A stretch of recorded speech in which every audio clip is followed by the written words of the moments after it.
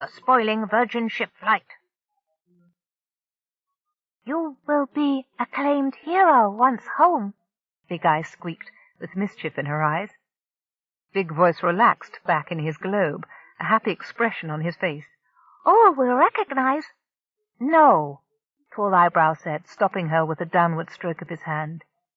He turned to Keff. Not for that reason.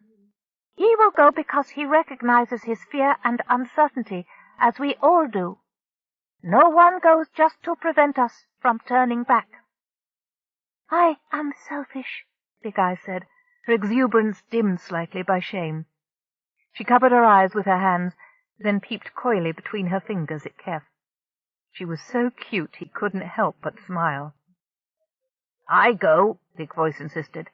Who else will see you do right? Also, I must meet the leaders of— Here he hooked his long thumbs together and spread his hands in imitation of wings. Griffins. I wish to know why they hate us. I must ask.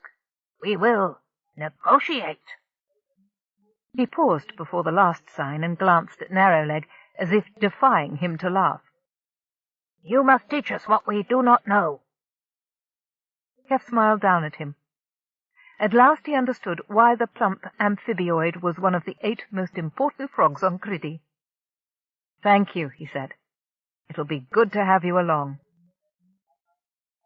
And we will teach you the joys of myths and legends, Tall Eyebrow squeaked happily.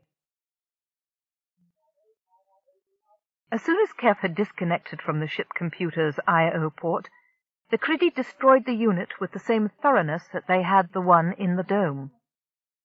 Keff examined the rest of the control board and indicated the communication set and guidance system. Tall Eyebrow delicately disassembled those, taking care to leave life support intact. The lights dimmed briefly, but came up again with a steady glow. At a nod from Narrowleg, the ship's engineer and 2 of the crew went aft ahead of the rest of the group. Keff heard clashing and breaking sounds. When the 3 Criddy rejoined the others in the ship's main cabin, they bore between them a core unit. It was old and looked to be in bad shape. I'd forgotten about that, Keff said. Narrowleg looked grim. We never, the commander said, and this ship will not rise again. We have destroyed the engine. Let us leave now.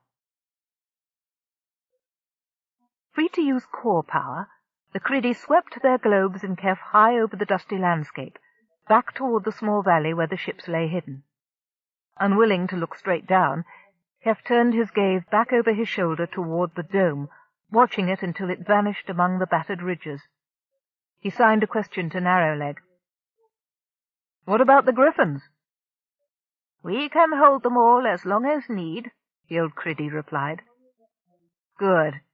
Release them when we leave orbit, Keff said. I think we're safe, but I want to make sure. Narrowleg sketched a quick OK with his long fingers.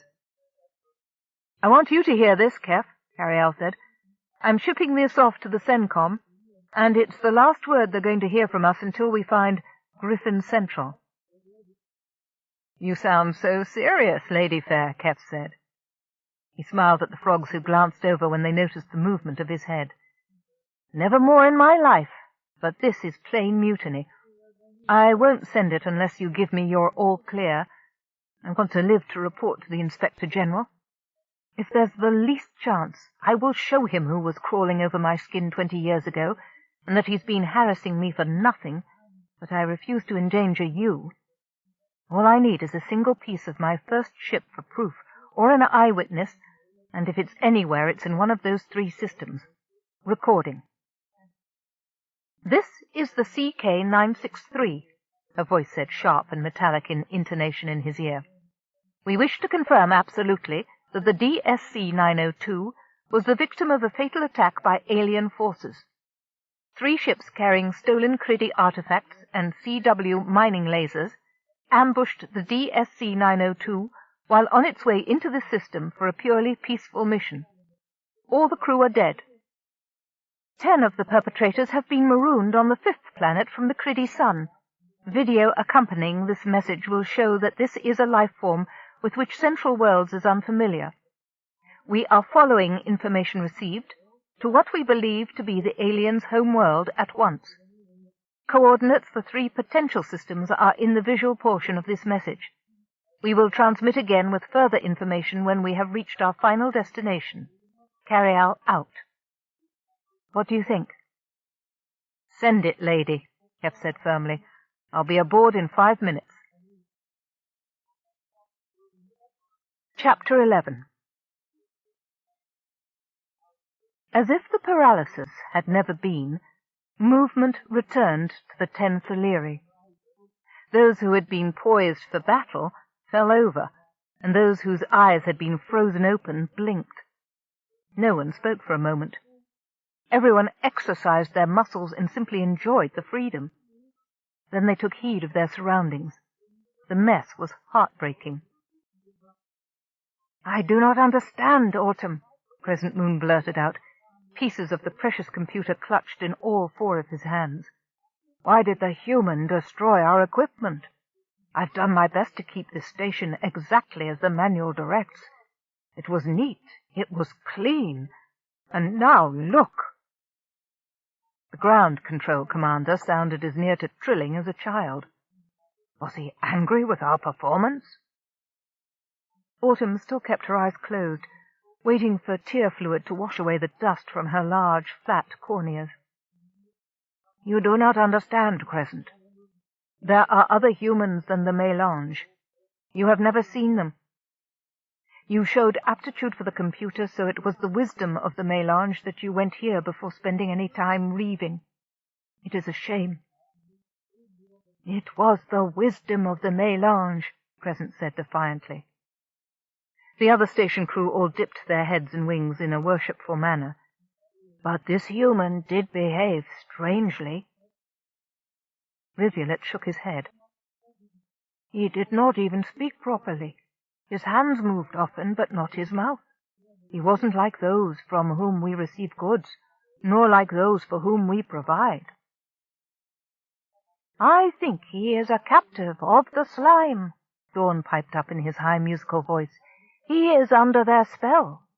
They've directed the slime ball," he pronounced the human phrase most carefully, "to alter his mind. You know the power the ball has. We do not know all its secrets." "Yes," Rivulet agreed, holding out a claw. "See how he cowered from us, when he should know we are his to command." "We are not slaves of humans," one protested. No, but they give us all gifts in exchange for our aid," Captain Autumn said, pausing to consider. She lifted a wing claw. "This human needs rescue. My eyes were turned toward the screens when I froze under the monster's power. I saw which maps he looked at. He wishes to go to Thaleri." Though he could not speak, his signs grew more frantic when he saw that chart. "He can receive aid there and be freed of the slime. He was trying to tell us." "Ah!" The soft voices chorused together for a moment as the Thaleri realized the truth in the leader's words. "We should warn the others the slime are heading toward the center," Rivulet insisted. "How?" Autumn asked. "The slime tore our communicator to bits." A wing swept over the shattered console. "I am sure they treated our poor ship the same." She turned to Dawn. "See how things stand. Send a message to the mélange if you can." The second flicked a claw at the rest of the crew. They dragged on their ship suits and pattered out into the corridor after him. Autumn began to pick up the broken pieces with all her hands. Crescent and the other 3 ground crew bent to help. Though distressing, the debris was finite. In a short time, the wreckage was all cleared away. "I feel better," Crescent said, sitting down on his haunches and blowing a puff of air so his upper lip vibrated. "Now I do not feel as though I broke the trust." Autumn smiled, showing her fangs. Crescent was a simple soul at heart. Once a problem was out of sight, it was gone. There is wisdom in hard work. She donned her ship suit and went out to her craft.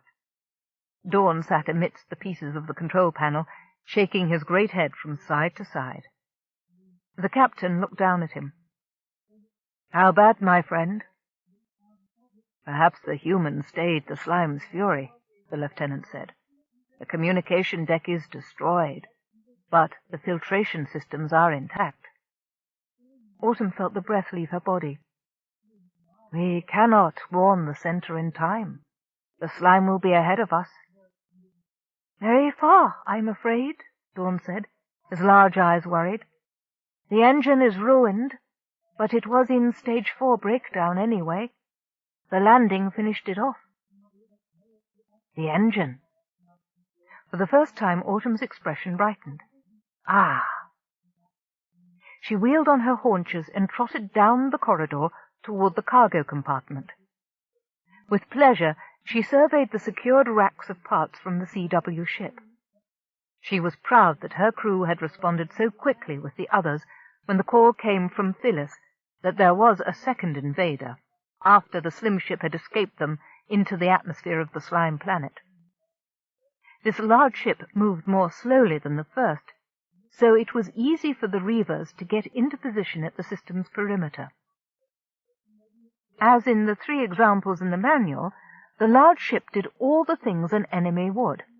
It signaled them, ordered them to halt, and invoked the authority of the Central Worlds. Virgie Bisman, and after him his child, Alden Bisman, had from the earliest days reminded the Thaleri that Central Worlds was the enemy. The CW comprised a few planets who stockpiled goods taken from decent beings and refused to allow access to them, even in great need. That was anathema to the Melange, who insisted that all people who could pay, in one coin or another, should have entitlement to all goods. That seemed right and proper. The Melange had taken goods from this aggressor to distribute or keep as need dictated. The prize under their feet would have fetched a good price, but Autumn needed it herself now. At her direction, Dawn and the others knelt to take up the floor plates. Their muscles swelled under their hides as they pulled the heavy metal panels aside to uncover the biggest cargo cradle of all. Nestled in it, a piece of machinery, an engine, a prize, a work of mechanical art. Autumn regarded it with affection and awe. The Central World ship must have been nearly new.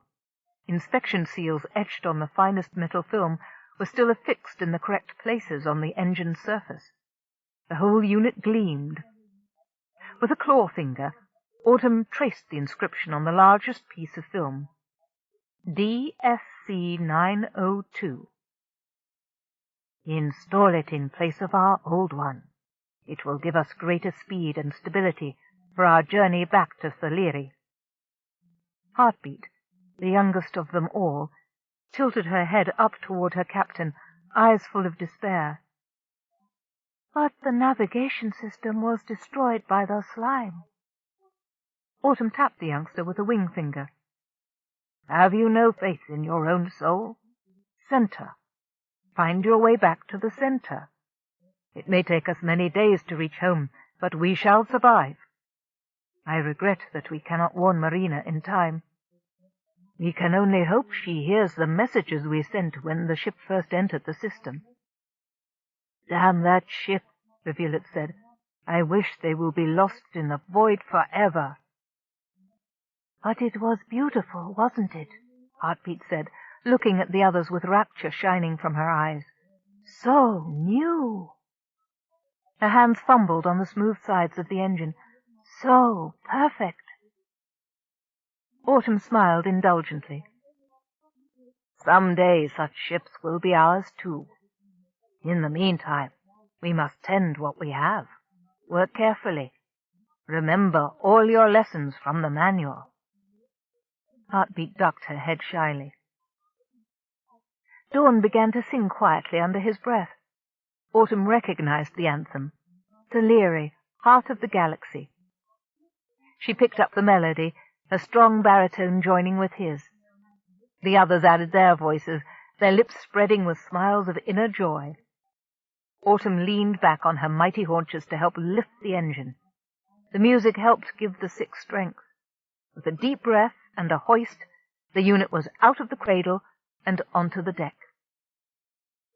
Sacred orders from the humans dictated that the drive mountings should be made adjustable to take any component that offered itself, though lesser manuals Autumn had seen did not allow for such open tolerances.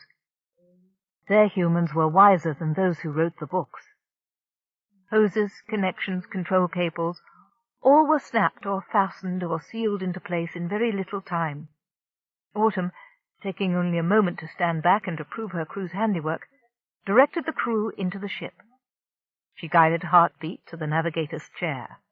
Dawn took his place in the pilot's sling and engaged the engine. Its soft purr surprised them all. It was so mild, yet so powerful compared to the old one.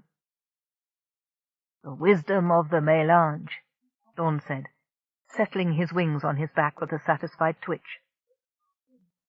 "They are wise," Autumn agreed, and turned to Heartbeat. "Now, center, child. Center. Make the wise ones proud of you." The youngster bent her attention on the tank full of stars before her. Autumn stood back to watch, half proud and half sad. They would mourn their lost ones on the way home. "Cold damned rock," snarled Bisman from behind the pilot's chair as the ship swung into an orbit around Coltira. "Why in the hope of paradise would anyone spend more than a minute here?" "Because it's theirs," Zonzalo Don said, with a surprised look at the leader. "That's what this girl I met said." "Don't knock the place too hard in front of the inhabitants," Marina said, turning up a palm in appeal. "I don't want them to kick our base off planet." "Sacred High Lady," Bisman sneered sarcastically, making her wince. "I was born here. I flew with my father around those moons when I was a tot. We brought them their first replacement compressors. Don't tell me how to behave with them." "I apologize," she said, staring him levelly in the eyes. She was stung, but damned if she'd show it. "I know. The nag was automatic. We have few friends in any part of the galaxy. It's important to me that we keep them, especially if they're kin." The raider straightened up, surprised at Marina's easy surrender. "Hell, yes, it's important, Miri," Bisman said slowly, sounding more reasonable than Marina had heard him in ages. "That's just sense. And you don't insult 'em if you want 'em to buy what you've got. Loyalty goes only so far. But space dust, they'd take what's in our hold if we called their mothers mudworms." He laughed and slapped Zonzalo on the shoulder. "Get Leader Fontrose on the line, kiddo. Tell 'em who we are and what we've got. Then call Twilight and tell her we're coming in for refueling." "Aye, sir," the youth said with a humorous glance at his sister. "Fuel pods, radioac insulation, enviro suit. I smell profit," Bisman said, rubbing his hands together in pleasurable anticipation. "So do I," Marina said. For a moment they forgot the pressures of the past and hard times, and smiled at one another the way they used to. It didn't last. In an instant Bisman reverted back to his normal, harsh self. Marina hugged herself against imagined cold as the older man turned away with brisk efficiency to the board. She felt eyes on her. When she glanced up, the young Thaleri, Sunset, was turning his head quickly back to his control board. Marina had seen sympathy on his face. She walked over and patted him on the wing joint. "You've got a kind heart, youngster," she said quietly, "and you do good work. Keep it up." He looked up at her, his huge eyes glowing with worship. "Thank you, Marina." "Which way's your homeworld?" she asked. Sunset put up a wing finger at once, directed aft and to starboard, tracking Thaleri upward as the ship he rode in transited an orbit around the planetoid. His natural gift was a comfort to her, something constant to hold onto in their chancy travels. She wished she could do that. Point to her home, no matter how distant it was. She wished she had a home to point to. The ship on which she had been born was scrapped and recycled before she started primary education. Sunset looked at her with a soft, mournful expression, and Marina realized she'd let her feelings show on her face. She slapped the Thaleri on the shoulder in unconscious imitation of Bisman.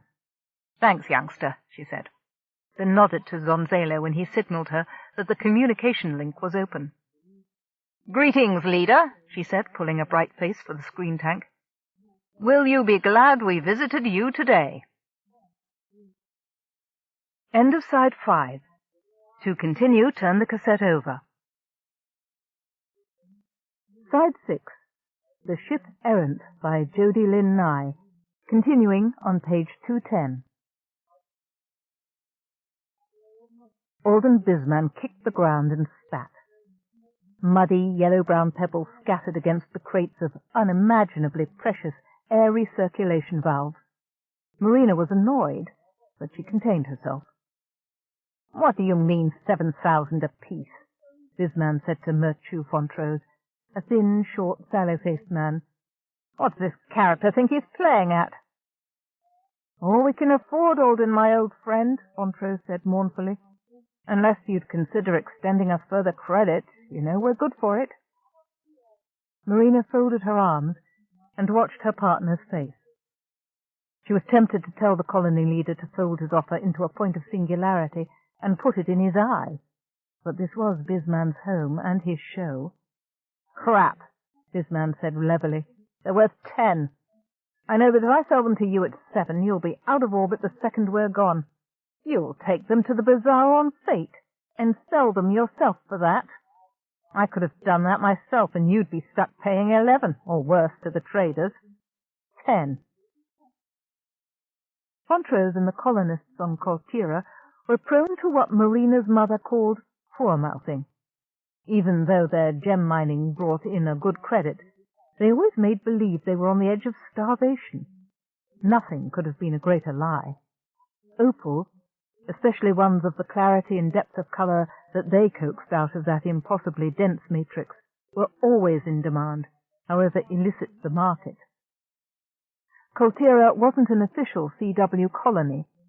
The independent miners who discovered the strike had checked ownership of this small and marginal world. They hid the signs of success and squatted, staking a homesteading claim through the housing office, as if only one family lived here, registered as subsistence wheat farmers. Ridiculous, Marina thought, since there was no soil. In the meantime, the opals began to appear on the grey market, traded for fabulous profits that were split up among the whole of the colony. The irony of it all was that the family registered with CENCOM government received a subsidy for earning below the poverty level. A lot of independent thinkers had elected to disappear and end up here, falling off the CW tax records, much as she and the raiders had. When one didn't pay tax, one had money for a lot of things, like pressure units. She glanced around the cul-de-sac at the raised mound that surrounded them on each side. Behind every one of those doorways was a domicile, half a mansion in size.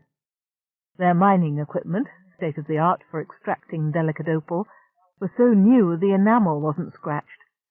Marina caught a glimpse of their shabby red ship standing among the rock loaders, and was sufficiently irritated into speaking. "The price goes up while you stall," she said, tapping her foot, deliberately sounding unreasonable. "When it goes up to 12, we leave." Fontrose cringed away from her. All right, don't rush me, That's a lot of money, you know. I suppose you came by it honestly, eh?" He peered from one face to another. Bisman quirked one side of his mouth. "Salvage," he said simply, flipping a hand up towards space. "Found it out there somewhere, you know." Fontrose raised his hands in surrender. All right. I won't ask." 11, Marina said warningly. Wait. Fontrose turned to her, alarmed. "Please, dear lady, don't raise things until we've had a chance to talk about your first offer. Now, I thought 8.5.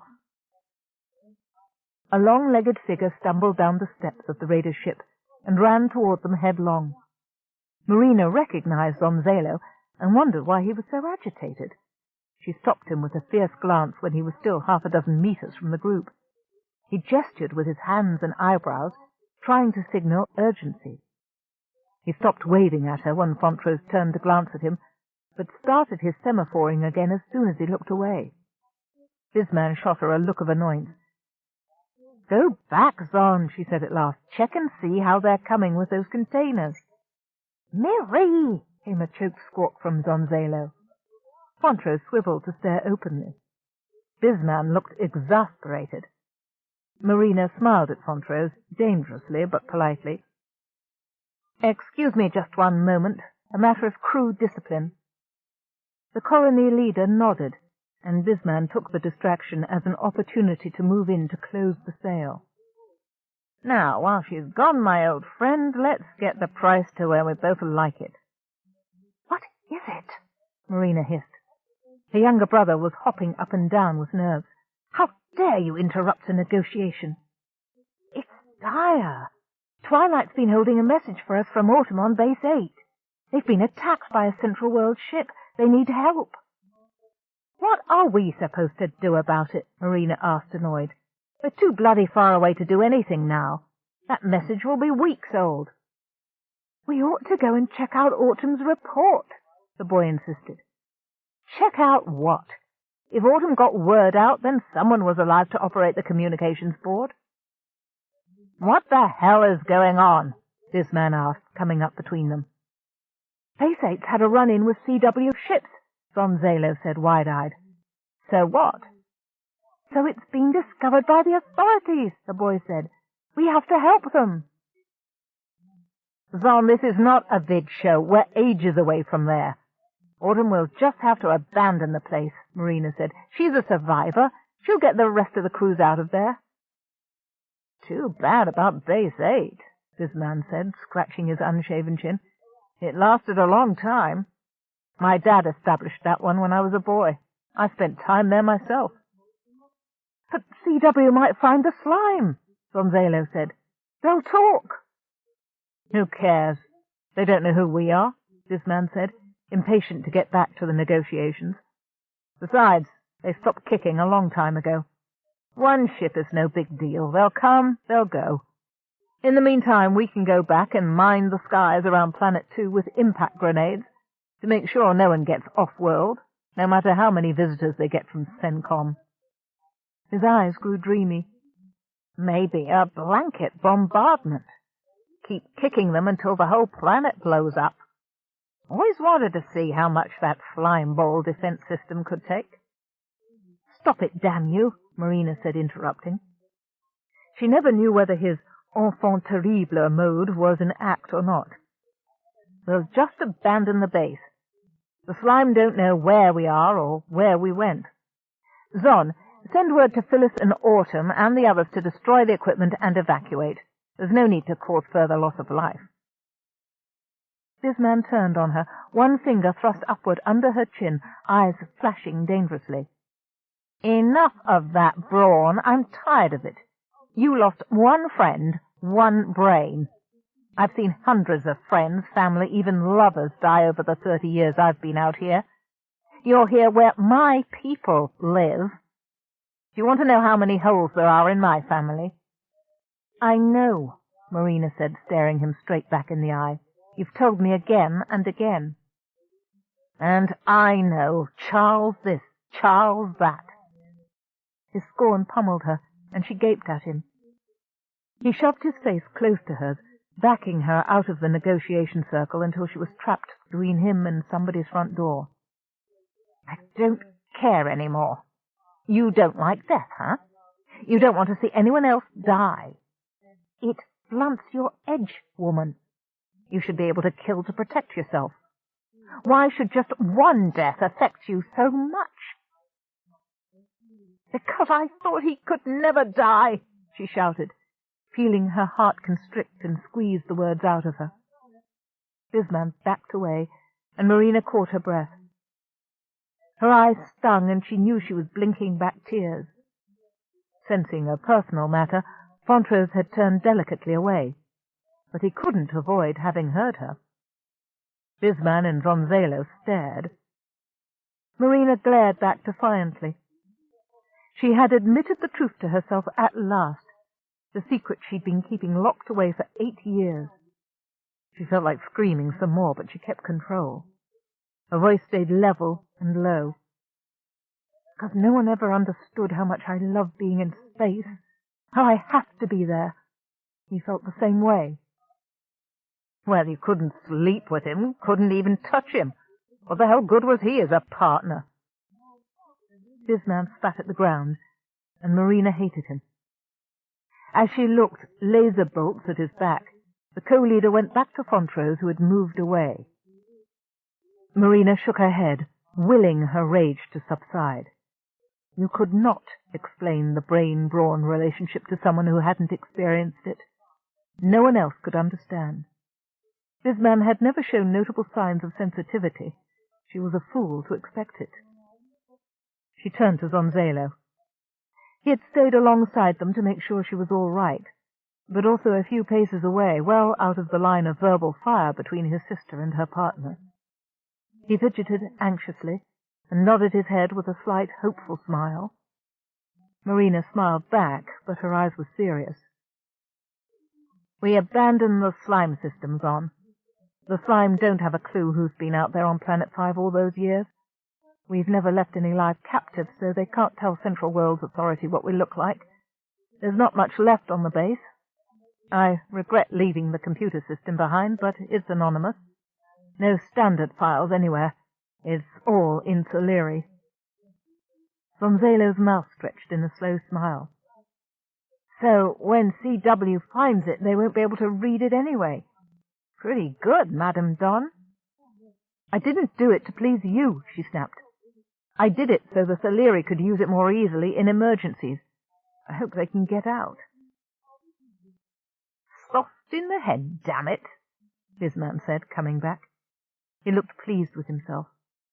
He brandished a plastic card in his hand.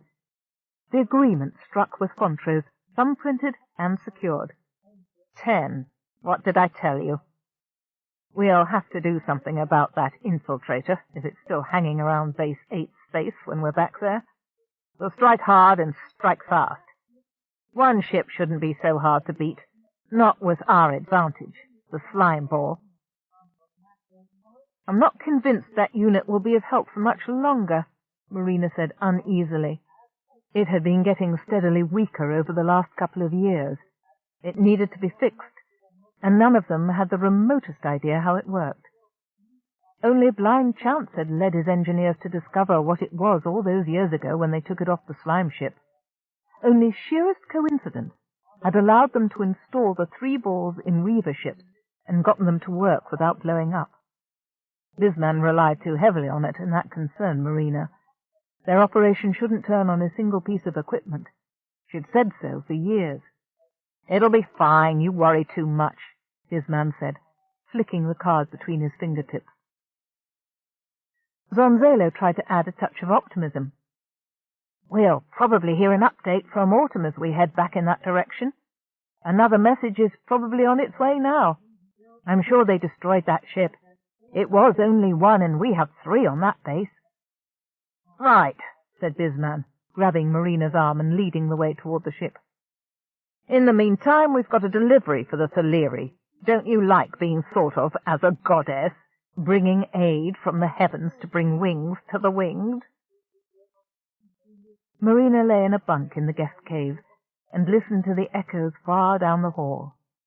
Bisman and his old cronies had decided to make a night of it in the settlement, and dragged Ronzalo and Sunset along for fun. No matter how hard she pressed to keep the youngsters on the ship, Bisman countered her every argument. He couldn't see any good reason for sequestering them on his home planet. At least he didn't insist on taking them off on strange ports. Marina was responsible for Ronzalo, and she felt responsible for Sunset. He was the most gormless, innocent creature she'd ever shipped with, even more so than any other Soleri.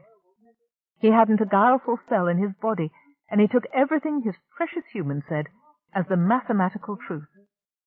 Stars knew what a less moral band of humans might have done with him. Moral? Huh. It had been 8 years since she'd shipped on with Bisman. 8 long, damned years. When she had paired with Charles on the CM702, she'd only kept in touch in a sporadic fashion with Gonzalo. She was sorry now. She should have been more of an influence in his upbringing, taking more of the role of their deceased parents instead of trusting it to boarding school counselors. But brain ships were on almost constant duty in exploration. Marina couldn't get free just to mediate a grades dispute or a behavior violation for her brother. Sometimes she didn't even hear about problems until months after they had occurred. She'd failed in her parenting, and that still bothered her. Not long after Charles died, she got a message that Gonzalo had left school and fallen in with Bisman. She hadn't liked the sound of the man at all. Anyone with charm and perseverance could gain influence over her poor, silly, gullible brother, who was still looking for a strong role model to fashion himself after. In this case, it could get him killed. Gonzalo hinted deliciously of danger and secret raids accomplished in a fast scout ship. Marina knew she'd have to go and get her brother away from that crowd. He was the only family she had. With the reputation of Jinx riding her, Marina couldn't get anyone to help her ship out to find him, nor even get a full hearing on the subject. The authorities paid little attention to a troubled woman babbling about a distant brother and malign influences. The counselling they had given her after Charles' death was inadequate, as if her emotional recovery was of secondary importance to the enormous catastrophe of the death of a brain ship. It seemed that no one cared at all about her. She resented that her supervisor in exploration hadn't intervened more closely in getting her another berth, any berth, when it would have done wonders for her sanity, not to mention her patriotism. Marina felt that Central Worlds had let her down at every single opportunity. Refusing to untangle the red tape to help her find Gonzalo was the last crumb that upset the scale. Never mind that she thought her brother was in the hands of pirates, and CW might be able to solve robberies in that sector. The official budget wasn't set up to handle freelance missions, her boss had said. Then he'd mined her file with false complaints of insubordination, so when she went over his head for help, no one would listen to her. She left, cursing Central Worlds and all bureaucracy. Now, and forevermore, she was on her own. It took every last credit she had to charter a scout craft to Gonzalo's last known location. Lucky thing it was a base the pirates used all the time. She hadn't intended to stay once she had rescued her brother, but face to face the pirates were a truly pathetic lot. Their equipment was 100 years outdated, but even bad equipment will work if maintained. Their diet was so unbalanced that crew members were going down sick with fragile bone disease and scurvy, even the ones who weighed 160 kilos. Marina needed so badly to be needed that when Gonzalo and the younger, much handsomer Alden Bisman pressed her to stay, she did. Central Worlds had rejected her, but these people wanted her. They'd pay her anything she asked just to stay. At the time, the offer was hard to resist. It took 2 years before she had them whipped into a kind of military order that preserved resources and actually allowed them to build their network outward. She was a good organizer. But for 8 years now, it seemed, she'd operated on autopilot. She found it harder every day to break away. The activity kept her from thinking too hard about where she had come from, about Charles and the horrifying accident that killed him, and what she was doing. At long last, Marina was thinking again. She needed to take Gonzalo and leave, cease aiding and abetting criminals. She had become one herself. Little niggles and twinges from her conscience told her that she still owed something to Central Worlds. Even after all the wrong CW had done her, she'd never have met Charles and shipped with him if it wasn't for the brain ship program. He had been the single, most wonderful thing in her life. An old-fashioned but worldly gentleman. Charles himself would have said it was Marina's duty to turn herself and the others in. And he'd be right. She shouldn't be here. Not that she ought to try and return to the Brawn program. She couldn't. She couldn't even go back to the Central Worlds and try to fit into the mainstream. No job would be safe for her. The authorities undoubtedly had a criminal file on her that would cover a small continent, and she would rather die of torture than be locked up groundside.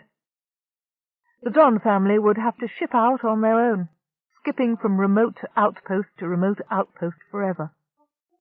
Again, the sensation of desperate lack of belonging rose out of her belly and clutched her throat until she gasped, sobbing. Marina sat up in bed and braced herself, elbows akimbo, with hands on her knees, just breathing. She was doing good here, too. She was. The work they had done with the Theleri was benevolent and worthwhile. Look at the advances the winged ones had made in only a few years. She hated to leave that, but she needed to go away and take Zonzalo with her. A good organizer knows how to organize. She lay back on her bunk and began to take stock of her assets. Chapter 12. The Criddy were green in every way. They were inexperienced, scared witless, and, well, physically resembled the chorus line for a production of the comedy musical Frogs in Space. Keff's natural exuberance and energy were proving to be just shy of what it took to buoy up an entire crew of aliens through their first experience of long-term space travel. Every day brought new anxieties and fears that just proved how quickly a space-going race can forget how it once adapted. He fell into bed at night completely exhausted. Things were slightly better now that they had passed the halfway point. Their passage around the trapped magnetic Oort debris, pooled at the balance point between the Criddy system and its sister sun, when all of Carialle's sensors had gone briefly insane, had caused hysteria among the Criddy. It had taken all Keff's tact and patience to keep the other ship's crew from mutinying against Narrowleg and diving through the anomaly, fatally, back toward their homeworld. Carialle's suggestion, voiced at thunderous volume over all speakers, that both systems must be of identical galactic mass and weight to hold this particular configuration, lured some of the scientists out of their emotional shells to study the phenomenon of twin systems. Narrowleg and Tall Eyebrow rallied everyone into the project. Keff spent plenty of time answering questions and supplying telemetry scans for their use. An intelligent people, they understood that to occupy their minds fully would help defy the dark. Yet bogies crept back nightly, leaving Keff to buoy their hearts up again in the morning. As he staggered out into the main cabin at the beginning of his shift, in the middle of the second week in space, he glimpsed Criddy from the corner of his eye in half a dozen screens, all staring. They relaxed perceptibly when they saw him. Keff deliberately met each pair of eyes in turn, smiling with confidence. They must have been up since the dot of first shift, waiting for him to appear. Tall Eyebrow, Small Spot, Longhand, and Big Eyes were in the corner of the cabin near the food synthesizer, the only ones who didn't look nervous. "I'm not used to this much company," Keff growled under his breath to Carialle. "We've had too many years alone, just the two of us." "It won't last forever," the brain reminded him, speaking through his oral implant, the lone communication signal that they kept as a private channel.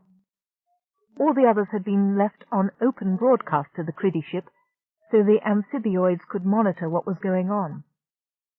Carialle was also tapped into the frequencies of both functioning cores. She kept her frog image on the wall of the CK-963 and on one screen of the Criddy ship, in case they needed to ask questions while Keff was busy or asleep. "They're doing a public service for them, and they're out to help us with our mission." "But they're still so scared," Keff said, frustrated. "They'll get over it once there's something to do." "I hope so," Keff said. He sat down at the control console and let out a huge yawn. "They're wearing me out." On the screen over it, two of Narrowleg's crew stared out. He smiled at them. Hello, Gaptooth and Widefoot.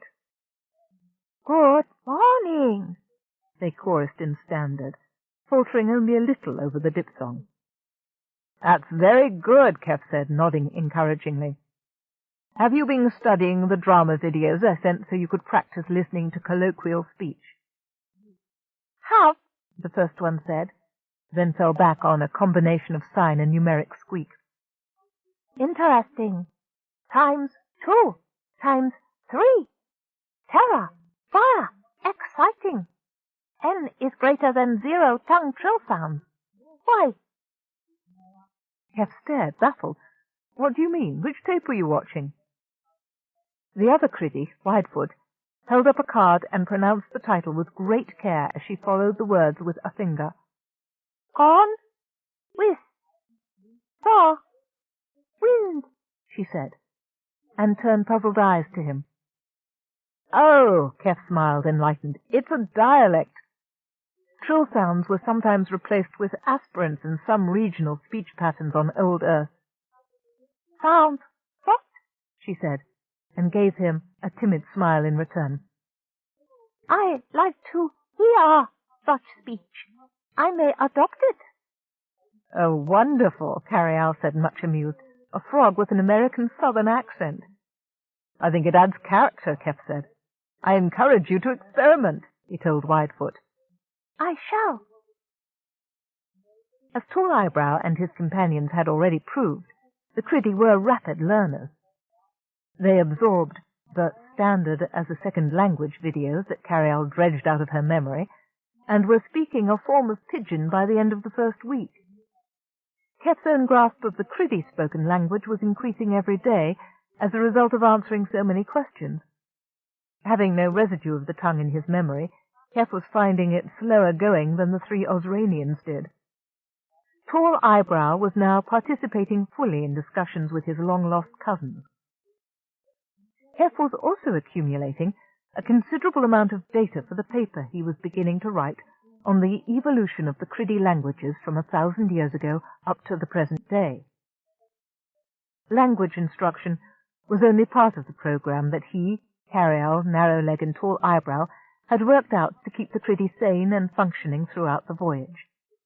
It also included cultural exchange, elementary space travel, survival techniques, and, of course, lessons in how to play myths and legends. The new Criddy were about evenly split so far on whether or not they liked the concept of the game, but all agreed it helped to pass the time. Criddy video screens weren't sophisticated enough to produce the quality of holographic images Carialle projected, so they didn't see the same charm in it as the travellers aboard the CK-963. Or the Criddy loved her 3D puzzles, which did translate reasonably well. Carialle also shared the extensive on-board collection of entertainment tapes. Because of the language barrier, she gave them mostly music. The Criddy adored symphonies, folk music, stage musicals, operetta, plain chant, and whatever else she could winkle out of the nooks and crannies of her memory. During one communication period, they sang an improvised cantata in the human fashion for her. The shrill quality of their voices sent Keff to his knees with his hands over his ears, but Carialle was touched. Only a little in return for all your kindness, the guides had said. With your help, we are learning not to be afraid of the journey, though all of us wonder what we will find at the end. Since the Criddy ship ran easily using the remote control manipulation of core amulets, the crew was able to pursue many activities in the long, empty stretches of space. Narrowleg had set up a process to manufacture more travel globes. He used the ones Tall Eyebrow had lent them to explore the 5th planet as models, and now the native Criddy had a supply of their own, with plenty of backup units. Tall Eyebrow insisted that part of each day be devoted to learning to use the clear shells, and part for an exercise program to build up the muscles needed to manipulate them easily on a variety of terrains. Though he was aboard the brain ship, he monitored exercise periods in both groups of Criddy. He was showing the kind of leadership that had impressed Keff back on the Griffin's outpost. There had been a certain amount of bickering before they'd left the 5th planet, over who would travel in which ship. Keff invited any of the Criddy to fly with him and Carialle who wished to, and inadvertently started a three-tongued argument. Narrowleg insisted that there was room in his ship for all the Criddy. Tall Eyebrow claimed pride of place with the Central Worlds pair. Big Eyes wanted to travel with Tall Eyebrow. Narrowleg demanded that his daughter stay with him. Big Voice couldn't decide which one he wanted to travel on, and demanded a vote of confidence. They appealed to Keff to mediate. While on the surface all Keff's statements had to pass through Tall Eyebrow's globe pickup. From there they were translated into the subtleties of the spoken language over the amulet linked to the Criddy, and through sign language to Small Spot and Longhand. It was a lengthy process, sometimes frustrating, sometimes amusing. In the end, Keff had excused himself and let the Criddy battle it out among themselves. The Brain ship wound up with only 4 guests. The original Ozran contingent, plus Big Eyes, who shared the second spare bunk with Longhand. Narrowleg wasn't happy having his daughter miles away across the cold void, but he had plenty of responsibilities to keep him occupied. This morning Keff could see the Criddy commander over the shoulder of one of his crew, who was plastered to a view screen. Narrowleg was having one of his daily arguments with Big Voice, this time over the travel globes. The stout counsellor stood, arms folded, in the bottom half of his globe. He was up to his knees in water, but still trying to maintain his dignity. "Why do we do without our amulets?" Big Voice said in sign and squeak. "I do not like these bubbles. Why must we learn to use them? Technology is so far beyond this already." Tall Eyebrow automatically turned to translate for Keff in Standard Voice and Ozranian sign. Keff sat down, keeping one eye on the screen and one eye on TE. He understood most of this argument. It was an old one. "Because the ammonia in the atmosphere could burn your skin, and there's not enough oxygen to sustain you, and you may have other things to think of there than breathing," Narrowleg said, every gesture filled with impatience. "Because the engines of our host ships have only so much energy, most of which must be saved to launch us back home, not to be used by the Corps. I have told you before, and again." Tall Eyebrow relayed the answer and added, "He does not like discomfort. I would give him a mild sample touch of the gas to show him what he will not believe." "It would sting," Keff said, "but you could be right. Prove one point and he might begin to take your word on others." "I will suggest it to Narrowleg when we can speak alone," Tall Eyebrow said. "But I have another notion. Big Voice," he called, interrupting the argument. The counsellor used a flick of power to swivel and stood facing him. "What?" The impatient question came through loud and clear over both call frequency and speaker. "You do not have to learn to use the globe," Tall Eyebrow said, standing up and stretching to the maximum of his great height. "I do not?" Big Voice asked, with a shrill squeak that went up almost above human hearing. "Not at all," the Ozranian leader said. "You shall gather information for us. You shall remain safe in the ship at all times, while the rest of us make our exploration. We will report back to you what we find." Big Voice stared and spluttered. "That is not correct. Think of my position. I am a high official of the Conclave. I should be in the first rank." Tall Eyebrow shrugged his thin shoulders, a gesture borrowed from Keff. "If you cannot use a globe, you cannot proceed us. The atmosphere is undoubtedly too dangerous. We would not put you in peril of your life. You are, as you say, a high official."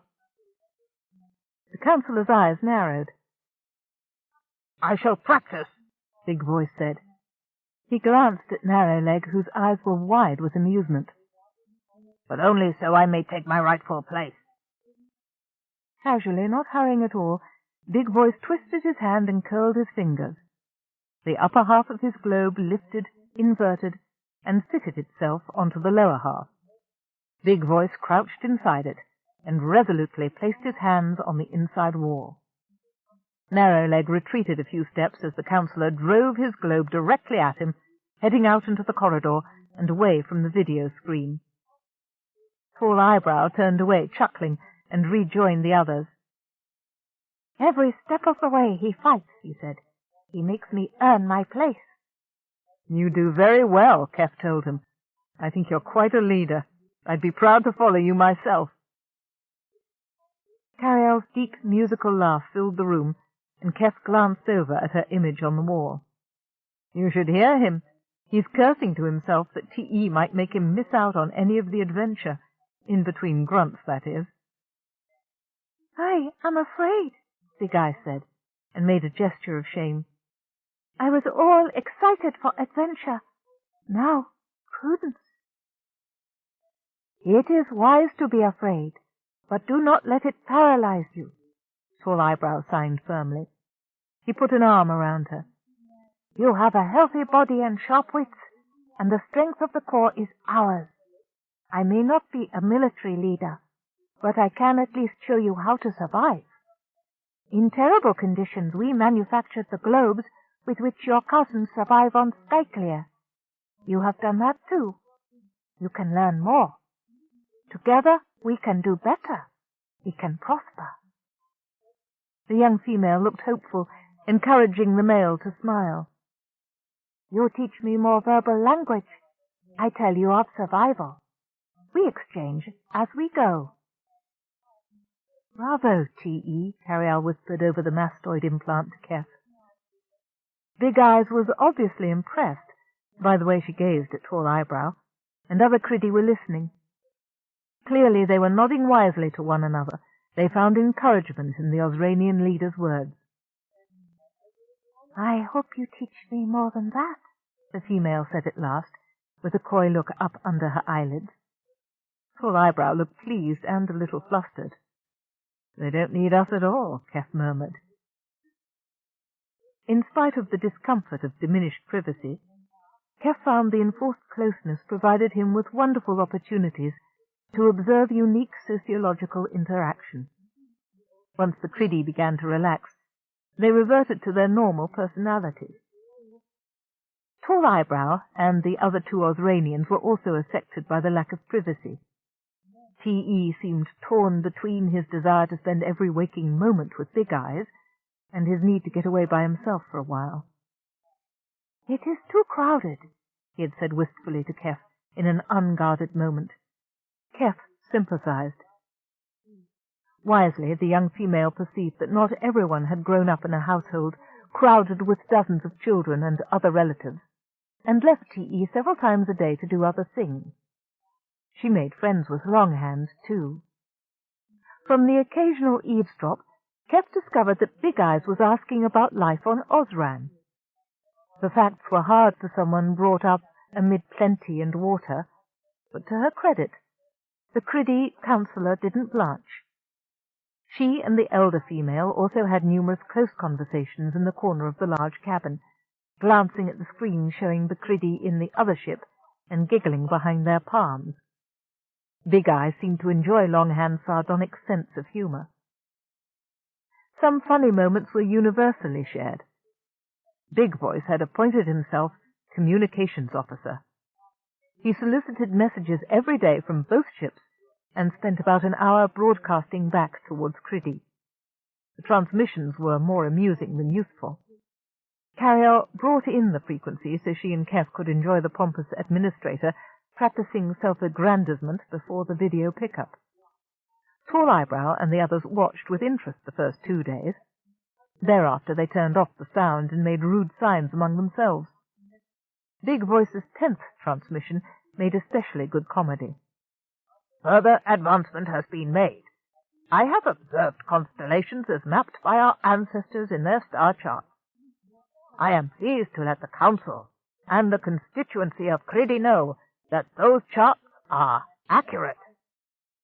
"Oh, no!" Big Eye signed merrily, waving her hands at the 3D image. "Get away!"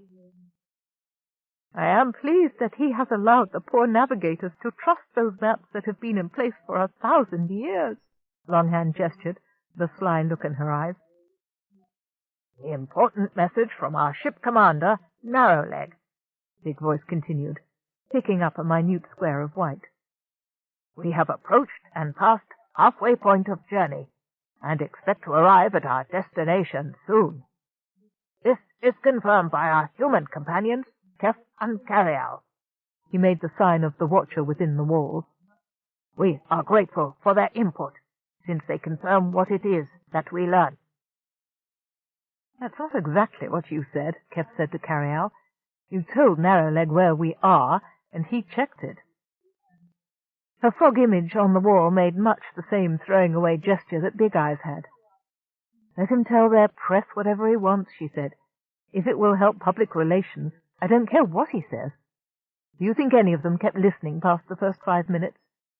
I doubt it, Keff said, sitting down with a thump on the bench of his Rotoflex exercise machine, at a good remove from Big Voice's screen. I don't know why Narrowleg lets him blather on like that. The commander, whose face was visible on the screen nearest Keff's bench, must have heard his last remark. It serves to unite, the old one said, his wrinkled pistachio-coloured face creasing in a friendly grimace. It does him no harm, because others have too much tact to tell him he is silly. Aren't you afraid all that nonsense will begin to pall? You don't want the folks back home to lose interest in what you're doing because he, Keff tilted his head toward the main screen, bores them to death. Narrowleg shook his head. He is too shrewd to allow himself to be boring. And he is not. Every day he finds a new way to make himself ridiculous. It does not matter what the media say, so long as they say something with one's name in it. That is what Big Voice thinks. Most importantly, it keeps our minds off what we are doing. If allowed to brood, I think my folk would go mad. That is why I like your games and puzzles and lessons. Thank you, Carialle said. I wish you'd say that to our administration. They think we are already mad for playing games on long flights. I shall, the old one said with a courtly nod, at the first available opportunity. How is our progress? Very good, Carialle said. I was right that the gravity well between the twin systems would destroy the ion trail where it passed closest. But now that we're past it, I'm seeing plenty. I'm also getting traces of low-power radio transmissions from the twin system. The old one cocked his head to one side and looked pleased. The fourth planet, yes? Yes. With your people's extensive history of space travel, I'm surprised you never explored in the system closest to your own, in spite of the gravity well. We did, Narrowleg said, the pixels in his image updating in waves as he swiveled toward his own computer. We knew of civilization. Our explorers had images of artifacts, buildings, perhaps houses, large. See here, now. He waved a hand, and the image that was in front of him superimposed itself on the communication screen between him and Keff. In the gritty format, the view was hard to make out, but on the sides of the rocky, steep gorge, the Brawn could make out structures that were clearly artificial. Well, I'll be damned, he said, his eyebrows creeping upward into his hairline. Then why didn't your people ever land there? Already inhabited, the pretty captain said simply, returning to the screen. We wished planets for colonization, so we did not pay attention to ones with intelligent life. It was remiss of us, he added grimly. We should have. Carialle's fog image looked thoughtful. Why didn't you make contact with them? They're your nearest neighbors. Narrowleg shook his head. Rude, too primitive. We knew they were too far behind us to share civilization. Some day, we thought. Keff snorted. Well, it looks like they evolved in a hurry. If there are pirates, Carialle said warningly, we might just be following the gang from base to base. Narrowleg, I'd like to copy your data and send it with ours to the CENTCOM when we transmit next. My honor, the captain said, bowing. Just a moment. Big Voice came up behind the commander. While the three of them had been chatting, the councillor had finished his daily tirade. Clearly he had overheard or overseen the last exchange. "I wish to send such a message to your Central Committee today." "You can't," Keff said quickly. He glanced at Carialle's frog image, which spread its big mouth in dismay. He knew they shared the same thought. They didn't want to alert the CENTCOM just yet that they were flying a joint mission with the Criddy. They had already disobeyed a direct order to return. The next time they made contact with CW, there'd be a hue and cry out after them, so they'd better have the proof they needed in hand. Big Voice looked upset. "Why not? You have communication frequencies, as we do." Carialle's frog image suddenly filled the screen. "Honored Counselor," she said, waiting while the IT program filtered her standard speech into Criddy voice language. "It would confuse matters for our diplomats. Keff and I are the only members of the Central Worlds with a working knowledge of your language. There is no translator in the CENTCOM who would be able to appreciate your most important words." "Ah, I see," Big Voice said, leaning back with his long, spidery hands propped proudly on his chest. "Naturally not. I must wait until I may see them face to face, which I hope will not be long." "No," Keff said. "It'll be as soon as we can make it." Big Voice left, looking very satisfied. "Well handled," Narrowlegs signed to them, with very small motions obscured from the rest of the room. Carialle's hand signs were equally discreet. "We have our bores, too." A soft sound woke Keff in his cabin. He opened his eyes to the darkness. "Yes, who's there?" "Keff." Carialle's voice came very softly from his oral implant. "Come on forward. I'm getting clearer transmissions from Planet 4. I think you want to hear these." Keff pulled on a pair of exercise pants and padded out into the cabin. A soft hum, the sound of the frogs breathing, came from behind the closed room across the corridor. Carialle illuminated a faint line of blue along the wall to guide him. He slid into his chair. "We just came into range where I could pick up those faint radio signals intact. I think it's telephone conversations, words and pictures." "Really?" Keff asked, interested enough to wake up almost all the way. "And are they the Griffins?" "See for yourself." "Pay dirt!" Keff exclaimed in an excited hiss. He glanced over his shoulder to see if the Criddy had heard him. He turned back for another good look. In the tank in front of him, a long, narrow image took shape. The being pictured was indeed a griffin. It was younger and slighter than any of the brutes the team had left behind in the Criddy system. It put the tips of its wing claws together under its chin in a sort of namaste, then let the wings flip around to its back. "Raiha," it said, the slit upper lip opening and closing breathily. "Sola Hyafon. Zai Hivon Akayela." A burst of static broke up the picture, and it reformed around the speaker, saying, "Volpacha." "You're right," Keff said. "It does sound like half a telephone conversation. I'm surprised you haven't picked up any mass communication channels." "Maybe they don't have any," Carialle said. "But isn't this better?" "1,000 times," Keff said, feeling for the keypad to activate IT. The server controlling the translation program beeped softly to tell him it was operating. I might be able to separate out some appropriate phrases between now and our arrival, starting with hello, if that's what that first word meant. "Raiher," he said, trying it out with a trill of his tongue. "How close are we?" "About 5 days," Carialle said. "Keff, I feel uneasy."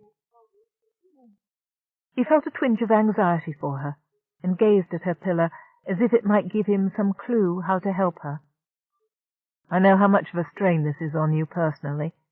You know I'm for you all the way.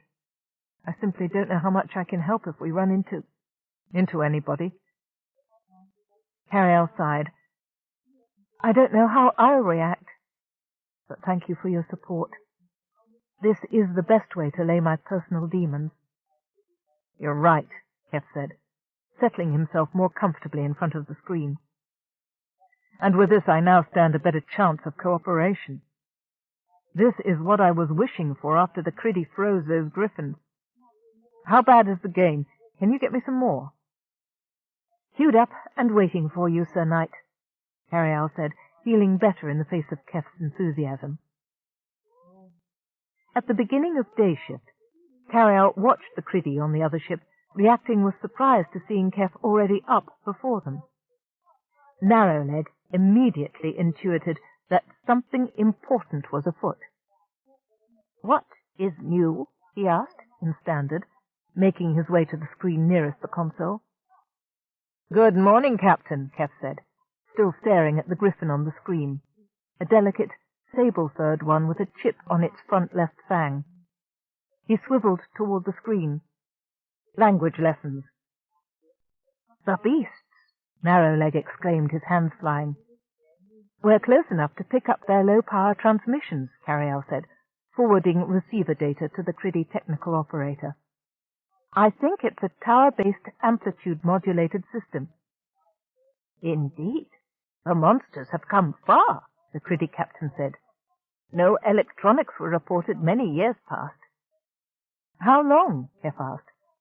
"My own species went from wood stoves to satellite technology in the same generation."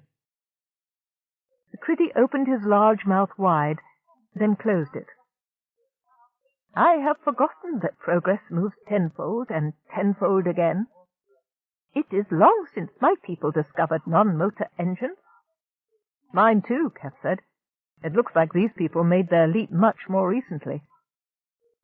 "Have done so without morals," the Criddy said, almost dismissively.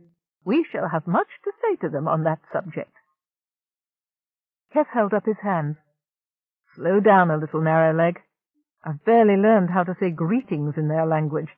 It is going to take time." "We shall help you," Narrowleg said resolutely.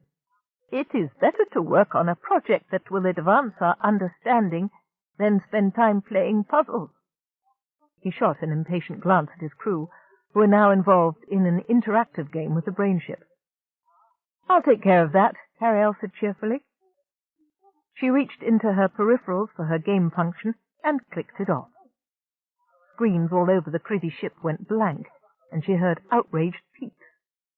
Disappointed crew members, suddenly noticing that their captain's eye was upon them, immediately tried to look busy. "I'll type-beam them all the linguistic data we have so far," she said. "Think of it as a new kind of game," Keff said, more likely than he felt. "They're stalking the wild syntax in its lair." "No, it is rather another weapon in our hand," the Criddy captain said. "This is the confirmation we have sought, after all, that the marauders are here. That is where retribution begins." "No," Carialle interrupted him with a touch of alarm. "Captain, we are investigating this system to gather information, not start an interstellar war. We're not armed." "No, you are not, but we are." "With respect, Captain, we must, and will, stand between you and the Griffins if you start a conflict." "Even though yours have also died at their hands." The old male made it a statement instead of a question. Keff gulped, the memory of the dead on the asteroid clear in his mind. "That only makes what we have to do that much harder, Narrowleg. That is the unhappy part of diplomacy." "In the end, such an outcome can only be a tragedy," Narrowleg said, with a sudden expression of sympathy. "I shall not be the one to sacrifice our friendship. We will help you." The radio transmissions from the Griffin homeworld were primitive and infrequent, but as the two ships neared it, Carialle had no trouble capturing and translating the broadcasts into pictures and sound. The files they'd gotten from the pirate base computer were put to one side. To Keff and IT, those had been no help at all.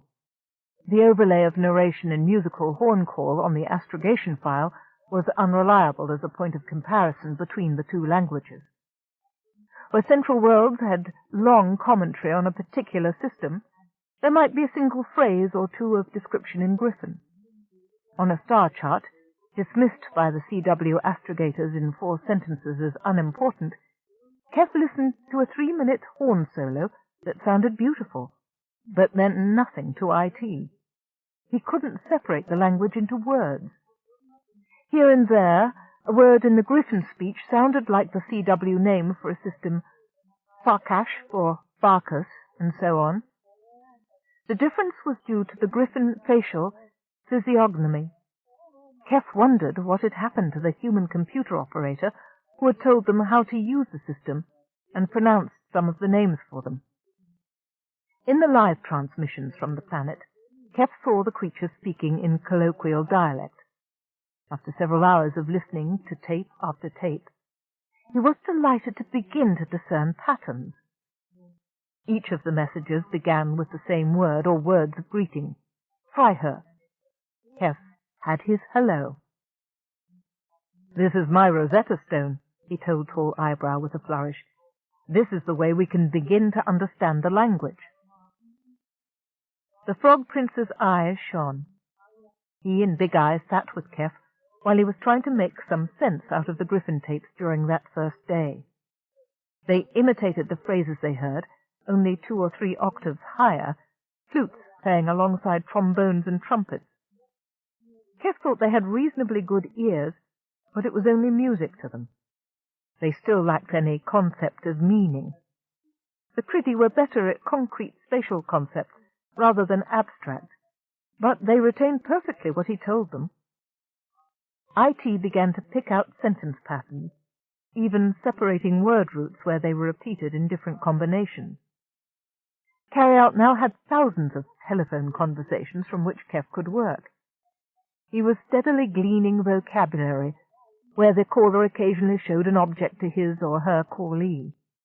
None of it was much help. He doubted he'd have occasion to refer to plants, babies, mixing bowls, or necklaces in a diplomatic conversation. But the use of noun and pronoun patterns was useful. Some of the extra memory that the CW had thoughtfully provided Carialle for the diplomatic mission was coming in very handy. They'd have to see what they could do about keeping it when they returned to base. Keff stayed at the console, still working on the language question, when the Criddy went off for baths and bed. He half listened to the excited chirps of conversation coming from the spare cabin as the frogs discussed the day's discovery. Soon the noise died away, and he glimpsed the light go out just before the cabin door slid shut. He was concerned about what he would find when they made orbit or landed on the Griffin homeworld. Would they have to run for their lives? Were they blundering blindly into a trap? And how would the Criddy react? It would be the end of his and Carialle's careers if they deliberately put the elements together for an interstellar conflict. And he was concerned about Carialle's state of mind. Their duties as hosts and teachers had taken up much of the personal time they usually spent together. For the first time in years, he couldn't guess what she was thinking. Her determination to pursue the hunt had led her to concentrate most of her attention on it. Her theory that the Griffin ship was transiting frequently between the Criddy system and the one next door was borne out by the discovery of the wispy threads of many ion trails. They were delicate, hard to see, and remarkably easy to overshoot. Carialle did a lot of backtracking when the thin traces broke and drifted away where they'd been disturbed by anomalies such as ion storms or comets. Picking up the odd bid broadcasts and confirming that they were heading for the Griffin stronghold should have made her relax, but she seemed more concentrated than ever. Multiplexing astrogation, running the ship, playing M&L with the Criddy, maintaining lines of communication, and acting as data librarian pulled her attention in a dozen directions at once. Keff worried that in the midst of it all she was thinking too hard about what lay ahead. What if this turned out to be another dry hole in her search for the beings that once threatened her life and sanity? Where would they go next? The team was risking censure, and worse, by CENTCOM, and Maxwell Corey in particular, by ignoring their orders. And yet they couldn't stay offline forever. Sooner or later they had to communicate, no matter what that brought in return. True, circumstances had changed a routine mission into an emergency. But would the IG see it that way? MC already doubted the soundness of Carialle's emotions, enough to jeopardize his own position by rigging her with a telltale missile. Keff felt his face grow hot, and realized he was still just as mad about MC's impossible gall as he had been when the message probe had launched. He stood up from the console, commanding IT to save his last hour's progress. Then he plunked himself down on his exercise bench and started pulling on the weight bars until he began to breathe in rhythm. Soon the resentment was driven out by the simple beat of the weights clapping together. The tension melted away, replaced by the honest warmth of a good workout.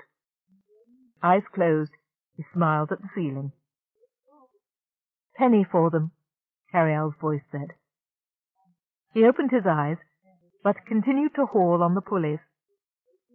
"I was just thinking we haven't talked in a long time, just the two of us." "I've been missing that too," she said regretfully. "It takes a lot out of a girl playing hostess non-stop." "Same here," Keff said, giving one last massive flex of his shoulders that took all the tension out of the part of his back between the scapulae, and let the weights down gently. "Just now I'm tempted to agree with the IG's assessment that we're nuts." "Still doubt we're doing the right thing?"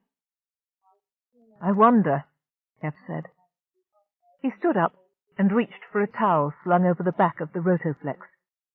"These people trust us enough to accompany them into the great unknown on their very first space flight, with their very first working ship after being grounded for 50 years. So many things could go wrong." "But they haven't, Sir Keff," Carialle said, manifesting her Lady Fair image on the wall. It was outlined in white. Keff smiled at her, feeling as if he was meeting an old and beloved friend again after a long, lonely separation. It occurred to him, with characteristic wry humor, that it had been a long time since he'd seen a flesh-and-blood woman either. Time enough for that at mission's end. "Don't over-anticipate, my dear friend. I'm not, I promise you. Don't worry about specifics, just keep on your toes." "Stand and deliver," a man's baritone voice barked from beside him. Keff jumped to one side, putting the weight bench between himself and the rude-looking villain in a tunic standing in a torchlit doorway. The man was leveling a fearsome sword at his throat. Keff grinned ferociously and edged toward his laser épée, slung handily across the back of one of the crash couches. He realized Carialle had created the aural effect by activating only his left ear implant. The villain paced him with his sword point, his black brows lowered over narrow eyes. "Clever lady," Keff said. With a quick lift and slide, he unsheathed his sword and assumed the on-guard position. "Put 'em up," she said in the enemy's deep voice. "We both need a good game, just you and me." "Right," Keff said, tipping the glowing red point of his blade toward the man's face and circling it slowly. "Shall we duel with or without conversation?" "Oh, with," Carialle said, making the man's image grin ferally. "With, of course." Chapter 13. The audio channels were full of excited chirping as Carialle and the Criddy ship shifted into orbit over the Griffin homeworld. "We are here!" Tall Eyebrow exclaimed with delight from the crash couch, where he was strapped in with Big Eyes. "We have succeeded in reaching this place, all together, and with no mishap." Keff watched as, on screen, the clouds parted gently beneath them to reveal a vast and mountainous continent, wedge-shaped, strung from north to south like a harp with silver rivers. On the horizon ahead a small silver moon rose. Carialle hurtled onward until it passed overhead and set behind them. A second, larger moon followed, and vanished in turn. A blue ocean swam up, flashed green islands at them, and was replaced by another continent long and narrow, also mountainous. Keff could see lines of smoke from active volcanoes. Another ocean glided by, this one wider than the first. Then the harp reappeared much closer and larger. Cities showed up in the folds of the mountains very near the peaks. On extreme magnification, Carialle saw small craft flying, then realized she was seeing griffins on the wing. She showed Keff and the Criddy, who cheeped and peeped over the marvel. Keff, listening as Carialle monitored active broadcast frequencies for a homing signal, caught Big Voice giving a live play-by-play of the new planet for the benefit of listeners on his homeworld. 11 to the 6th power inhabitants, 5 oceans, 2 major continents, but many archipelagos. Signs are humidity equals 0.1 atmosphere. Big Voice stated with great emphasis on the statistics. It will be uncomfortably dry and hot, but the landing party is prepared for eventualities. He grinned and turned to catch the eyes of the Criddy flying with him. Always, Big Eye said, exasperation evident on her small face. She waved her hands in derisive gesture. Longhand watched Carialle's telemetry indicators. So dry, she said. It is like Ozran. Some in the other ship will never have experienced such conditions. Well, you'll be in water globes, Keff said. That is, after I make contact in established parley conditions. I don't want you appearing until I'm sure no one is going to attack us. Ah, Smallspot grunted and raised his hand to show the gleaming finger stores. I do not fear. We have the cause. Don't manifest anything that looks like a threat, Keff said. Tall Eyebrow was studying the astrogation tank carefully, measuring the distance between the 2 stars that they had just crossed. So close. It is a great pity, he said. These people could have been friends of Criddy and Ozran. They still could be, Keff reminded him. Try to keep an open mind. It may be a fringe group of criminals who've been robbing spaceships. If the government promises to punish the pirates, you could still establish friendly relations, form a mythological federation of planets. If they themselves are not involved, Tall Eyebrow said, his small face thoughtful. The ship rounded the planet twice more at high altitude before beginning to drop. The harp separated into successive bands of tan and blue. I've pinpointed the largest population centers, Carialle said, illuminating the planetary map. But in spite of Keff's suggestions, I don't want to land right in the thick of things. Some nice suburban location. X marks the spot. I think I detected a flat place I can land. A blue dot began to glow on the chart, about 50 kilometers outside one of the large cities. Narrowleg's navigator glanced up from her console at the screen nearest him and nodded to Keff. Defenses are in place. Yours too. Right, Keff said, taking a deep breath. Down we go. Narrowleg's ship had dropped back to ride into the lower atmosphere on Carialle's tail.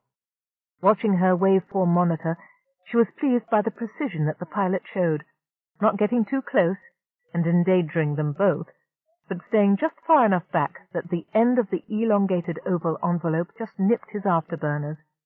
You'd think he'd been doing it all his life. The hull sensors went off, indicating Carialle's skin temperature had risen to normal re-entry temperatures.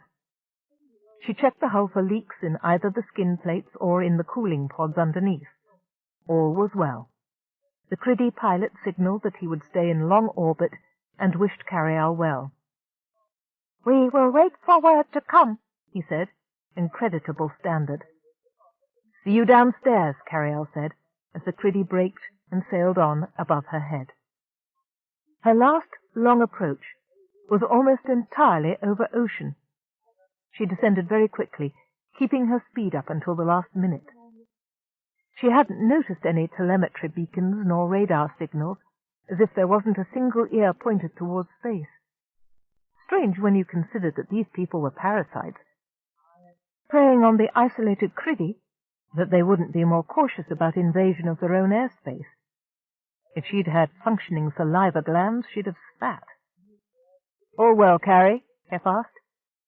"Yes," she said crisply, increasing visual magnification and turning it toward her chosen landing site. "Are you certain we shouldn't land in a covert location? It's possible, unless that clunky communication system is concealing a much more sophisticated technology underneath. No one can see me." "No," Keff said. He had prepared his environment suit and kit before strapping in for approach. The light, transparent gloves flapped loose at his wrists as he clutched the ends of his couch arms. "We're not going in to study them. We're entering as envoys of peace, I hope. If nothing else, this will put them on notice that we have observed their people's crimes and demand cessation of hostilities. What can they do? Attack the entire CW?" "It looks as if that was just what they have been doing," Carialle said softly. "One ship at a time. Be careful." "As Big Voice and the other Criddy are always reminding me, lady, we have the cause. I'll be fine." Unsatisfied, Carialle returned the greater part of her attention to what lay ahead. Gravity was approximately 1.2 times standard. That meant those griffin wings had to lift just that much more and stay aloft in very windy skies. They were strong. Keff didn't have the advantage he'd had on the base, when they were all fighting that oppressive gravity. He would tire more quickly than they. Carialle maintained respect for the griffin's musculature, having studied the scans all the way from one star to the other. She was trying hard not to admire the fact their bodies, from about the shoulders back, looked like a Terran great cat, a species which she was fond of watching for its grace. And those claws and teeth. Beneath her, the tiny islands flitted by. Volcanic in nature, they had been augmented in size by the growth of a calcifying organism, like coral, but less acid-sensitive. Her imagination and pattern recognition aptitude saw in the shapes of the most proximate 4 islets a dragonfly, a chick, an old-fashioned handbag, and a ketchup bottle. Vegetation on the islands was of the same gaudy colors as in the Pirate Base Conservatory, not as vivid, but healthier. That heavy ammonia atmosphere must not have been good for Griffin World plant life either. The trace in this air was much, much lower, below 0.5%. Keff could almost get along with just eye drops and nose filters, but she insisted he wear a full envirosuit. She knew she was being too protective, like a mother running after her child with overshoes. Keff meant so much to her, she felt an unhealthy twinge of fear at the thought that the griffins might be able to get past the Criddy's impressive shield and harm him. Quickly, she purged toxins from her internal system and allowed a dose of serotonin and stimulants to enter her bloodstream. She felt better at once. Keff wasn't a child. He had had plenty of experience in worse situations than this. He always sounded as if he was about to do something rash, but he also possessed a healthy sense of self-preservation. Carialle passed over the sandy coast, parting the trioids in her wake. She was low enough now that the flyers had noticed her, and some winged to catch up. With a burst of speed, for which she immediately chided herself as arrogant, she lost them over the first mountain range. There she noticed broadcast towers, of a design that hadn't been used by the Central World in 1,000 years or more. "Do you see that, Keff?" she asked. She froze the image, and was 10 kilometers past it by the time he responded. "Antiquities," he said, leaning forward against the straps over his chest. "Are they still using those?" "My monitors say that's where the broadcasts are coming from." "Phew," Keff said. Trimming slightly to follow the contour of the land, she dipped into a valley and up over the next higher mountain range. On the other side she found the first flat terrain. Even in the cultivated fields there were traces of the acid rainbow colors. She looked forward to finding out what those bright red grains were. "Crops look healthy, but there's very little heavy cover," she said. The Criddy were wide-eyed. She manifested her frog image near Big Eyes. "Enjoying yourself?" she asked. Yes, the Criddy squeaked, grinning in the human fashion. Clutching Tall Eyebrow with one arm, she signed with the other hand. a new landscape, the first. Videos of original landings and colonies do not compare to own eyes. In the other ship, Carialle could see the entire crew glued to the 3D tanks. She was glad they felt the way she and Keff did about exploration. The Criddy would be a wonderful addition to Central Worlds. When MC finally allowed the documents to be signed, that was. "Look, there's a spaceport," Keff said, picking out a distant feature on the horizon after they cleared the next mountain ridge. He peered at the spiky growth poking up from the flat plain on the terrain map. "That is a spaceport, isn't it?" "Yes, look, you can fit right in. Just land there." I intended to, Carialle said impatiently, as she was already dumping velocity. She extended visuals to extreme magnification, trying to discern the landing pads, and find herself an empty slot to set down. "What a collection of derelicts!" she exclaimed in dismay. "I'm never going to pass for one of those. I refuse to try. I do have my pride." Keff leaned up to peer at the screen and signaled for more magnification. Carialle flung up the image she was viewing. The tiny, irregular shapes on the cabin screen suddenly took focus. "Great stars, you're right," Keff exclaimed, looking as if he didn't know whether to laugh or not. "Those look like they've been cobbled together by committees of people who'd once heard a rumor of a story about a spaceship." "I have no idea how one of those would fly," Carialle said, "but hit me with a hammer if I ever let their ground crew do maintenance on me." The field reminded them of the scatter of ship remains on the airless asteroid at the edge of the Criddy system. The 3 craft that stood on the landing pads had been put together with no practical knowledge of the working details. Exhaust vents were ducted to the outside, where they would cause the craft to spin in frictionless space. Fuel tanks were exposed, and in one case, the single hatch hung open to show a control room unprotected by anything so pedestrian as an airlock. And yet, 2 of the ships showed clear signs of having launched and returned safely at least once. "My internal scans show no shielding in half the bulkheads," Carialle said. "The crew must be suffering from fierce radiation poisoning, if they lived." "These people are suicidal," Keff said flatly, "or perhaps they're kamikaze pilots who refuse to be captured alive." Carialle was silent a long time while she studied the ships. "I think it's buck ignorance," she said at last. "All the pieces necessary are there, but the instructions for assembling them were in a non-native language, so they did the best that they could." "Like the pedal cycle I had as a boy," Keff said. "No safety backups at all, but it ran." "Yes, and that's curious because the ships that were chasing us had full shields." Someone must have passed the word that Carialle was on her way. By the time she had tipped up and was beginning her descent, the field and the sky above it was full of griffins. Some of them fluttered gracefully to the ground at a respectful distance, but Carialle counted over 100 in the air alone, with more in sight in the distance. Their followers were catching them up.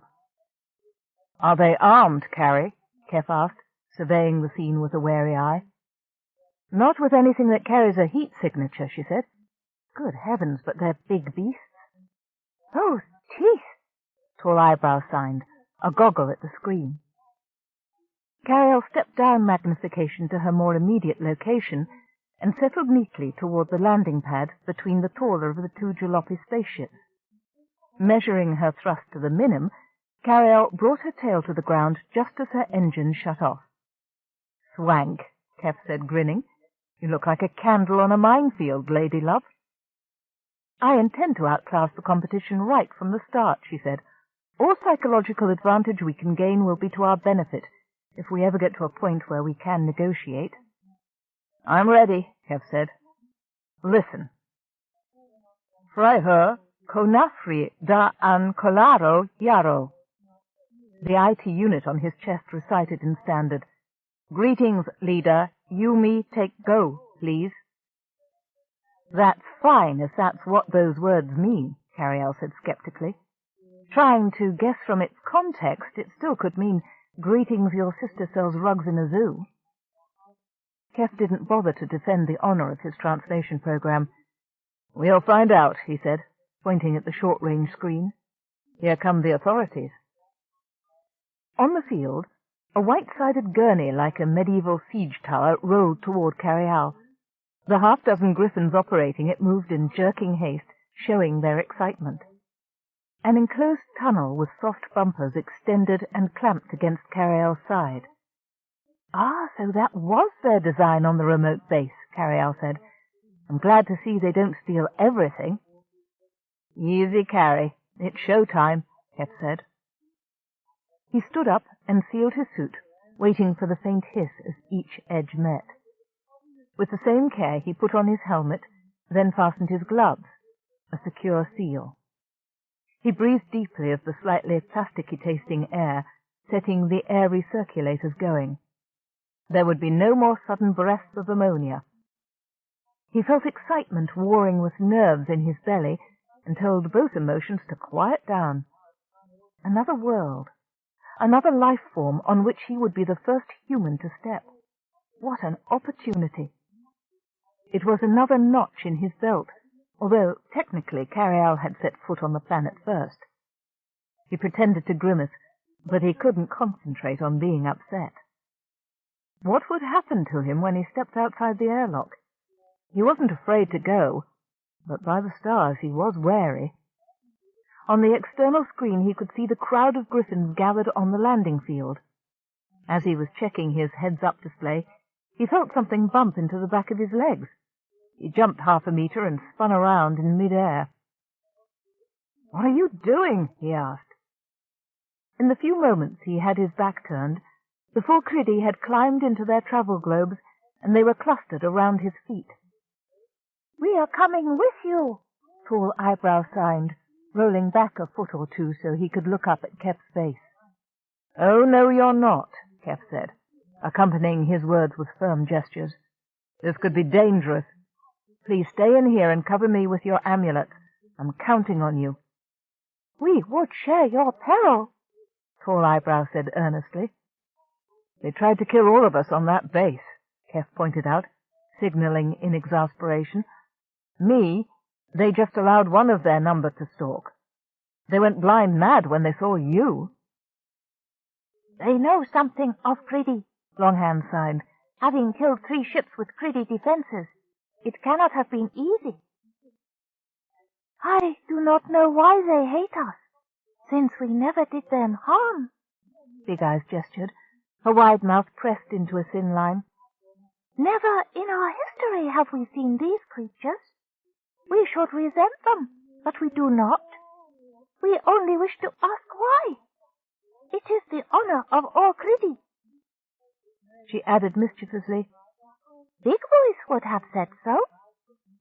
"Big Voice wouldn't be diving straight out into their midst. Give me a chance to get this on a friendly footing, then we'll ask them," Keff said pleadingly. The Criddy conferred for a moment, exchanging signals with the screen on the wall on which Narrowleg's face appeared.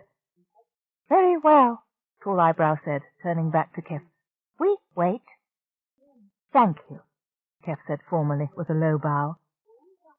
He strode into the airlock and heard the door slide shut, and felt the slight drag on his shoulders as Carialle pressurized the cabin around him. His suit inflated slightly around his knees, crotch, elbows, and chest. He braced himself, legs well apart. "Now, how's that go?" he said out loud. "Hello, please take me to your leader. Freiherr ko Nafri da Ancolaro Yaro." "Relax, you've done it a dozen times," Carialle reassured him. "Hold on, they're scanning me." Keff frowned up at the ceiling. "They are? I didn't think they had anything as sophisticated as scanners." "I didn't say they were sophisticated scanners. It feels like elephants are walking on my hull," Carialle grumbled. She paused, and Keff heard a low hiss beyond the airlock hatch. Just a moment. If the race we're about to face is hostile, Why are they pumping a 90-10 nitrox mix into the airlock? They're what? Keff demanded. I swear it by my sainted motherboard, Carialle said. Look for yourself. The monitor beside him lit up with a spectroanalysis of comparative atmospheres. You'll find the air fragrant, too. Plenty of plant esters. Perfume? Keff felt his jaw drop and yanked it closed again. I have to speak to them. Open up. He hurried forward, helmet almost bumping the inner hatch. The door slid part way open, then halted. Carialle's usually crisp voice was almost tentative. Be careful, Sir Knight.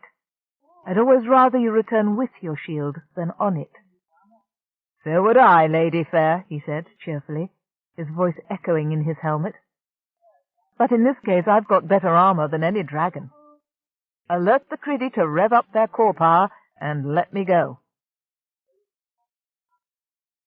The airlock slid open onto a wide, flexible tube filled with griffins as far as Keff could see. With one hand flat over his pounding heart, he bowed deeply to them.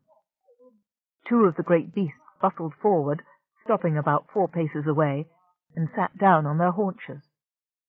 The narrow, clawed hands met under their squared chins, in the same gesture of respect he'd seen in 1,000-beamed conversations.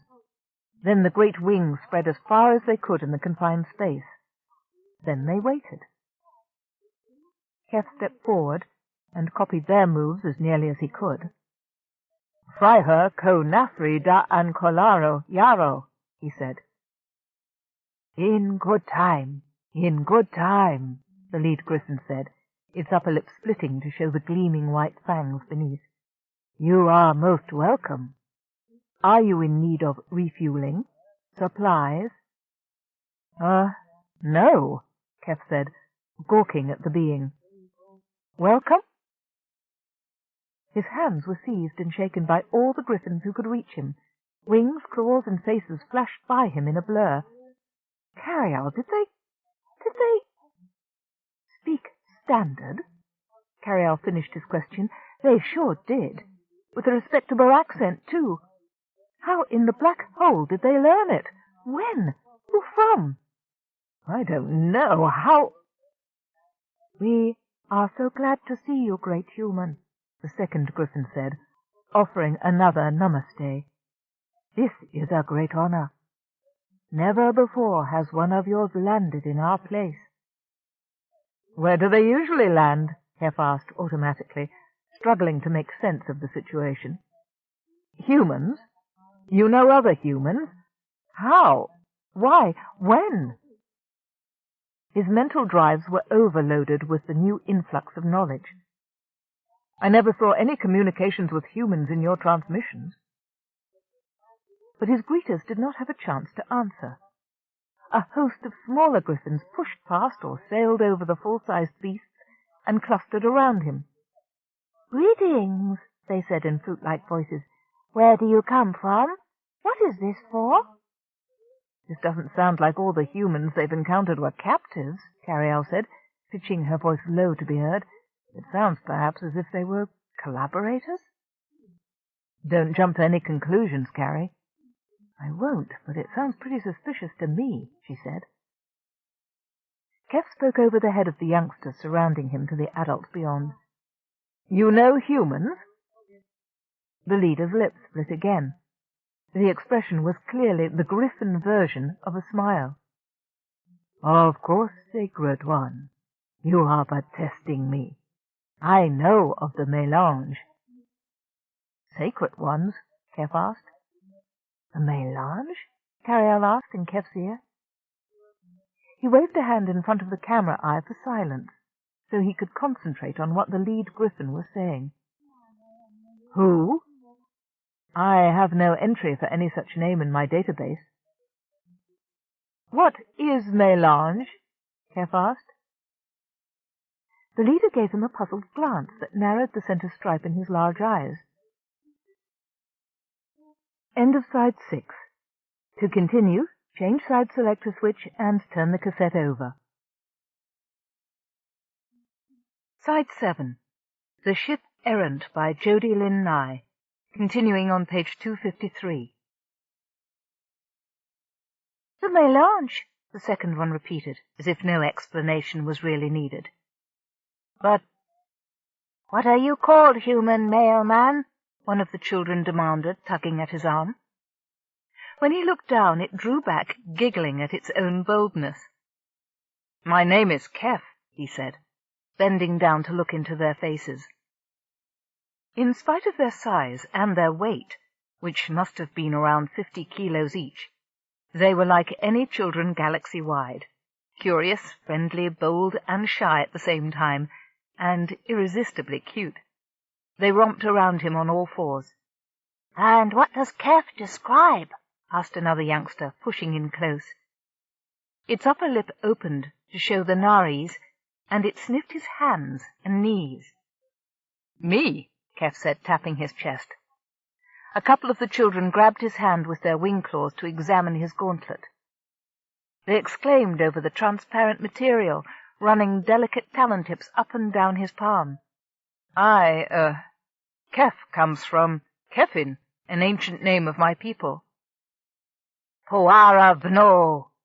One of the youngsters had discovered the IT on Keff's chest and pulled it down for a closer look. Please don't touch that, Keff said, pulling his hands free and retaking possession of IT from the enthusiastic fledglings.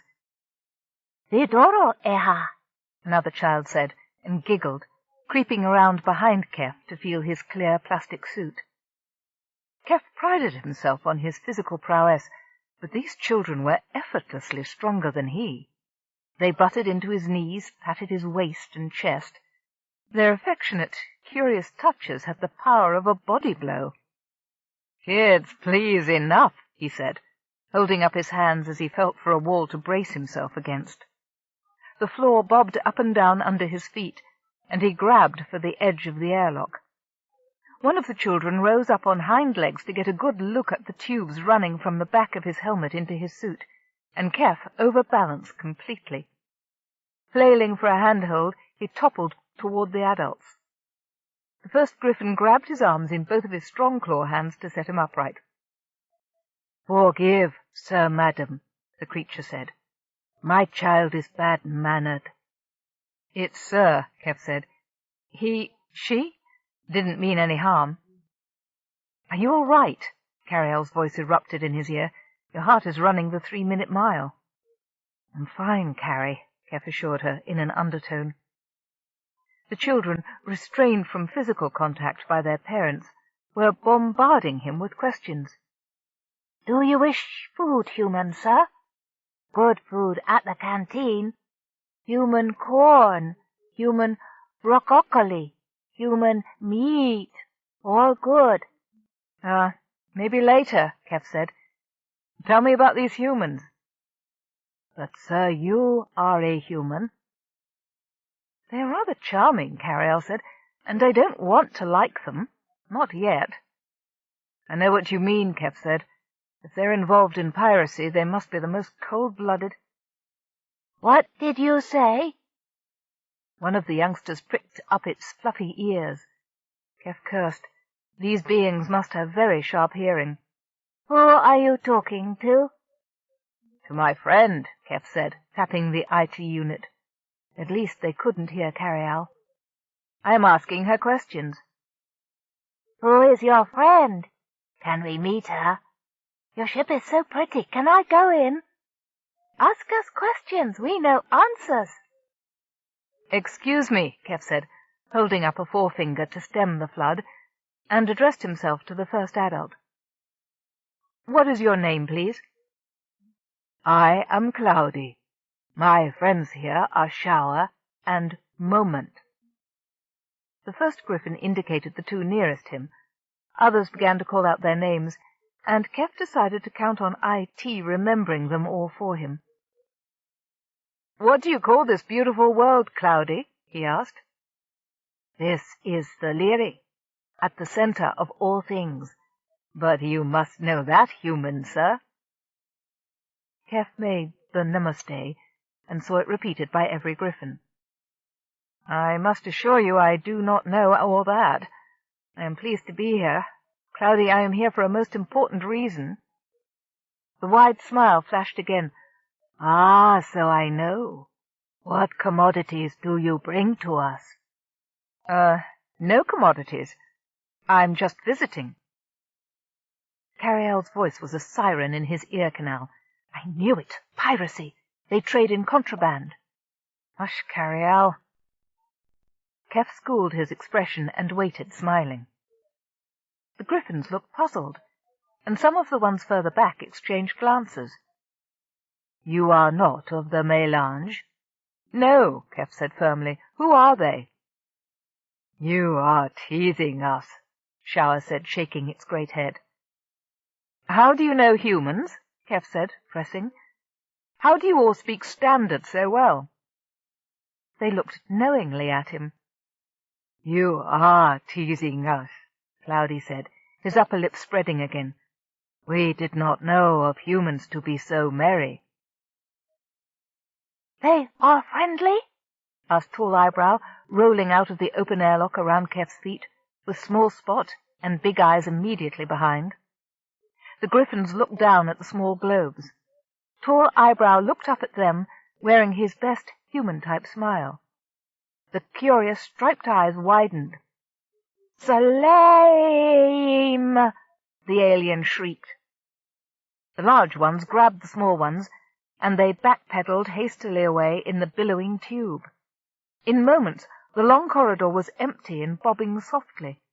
Keff, thrown off his feet by the jouncing, listened to the shrieks outside on the surface as he climbed up again, using the airlock for a handhold, but his gauntlet scrabbled on smooth enamel. As soon as the corridor had broken open to atmosphere, Carialle had slammed the airlock shut. Well, that hasn't changed, Carialle said into the silence.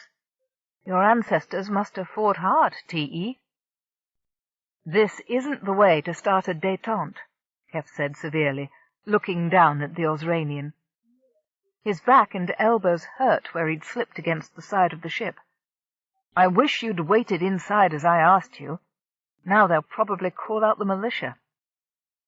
We will protect you, Big Eye said firmly, showing her finger stalls. Keff swallowed his exasperation. Please wait here. Please. He held up a hand to forbid any of the Criddy to follow him, and threshed clumsily down the tube toward daylight. Two of the globes levitated and started after him, but he held up a warning hand. The plastic balls subsided to the cloth floor.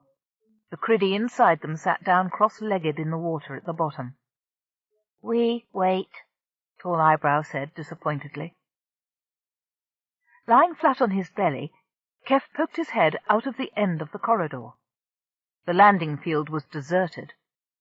He squinted up into the bright sky quickly enough to see hundreds of winged shadows fleeing off in all directions. Damn, he said. At least they aren't calling out the guards, Carialle said in his ear.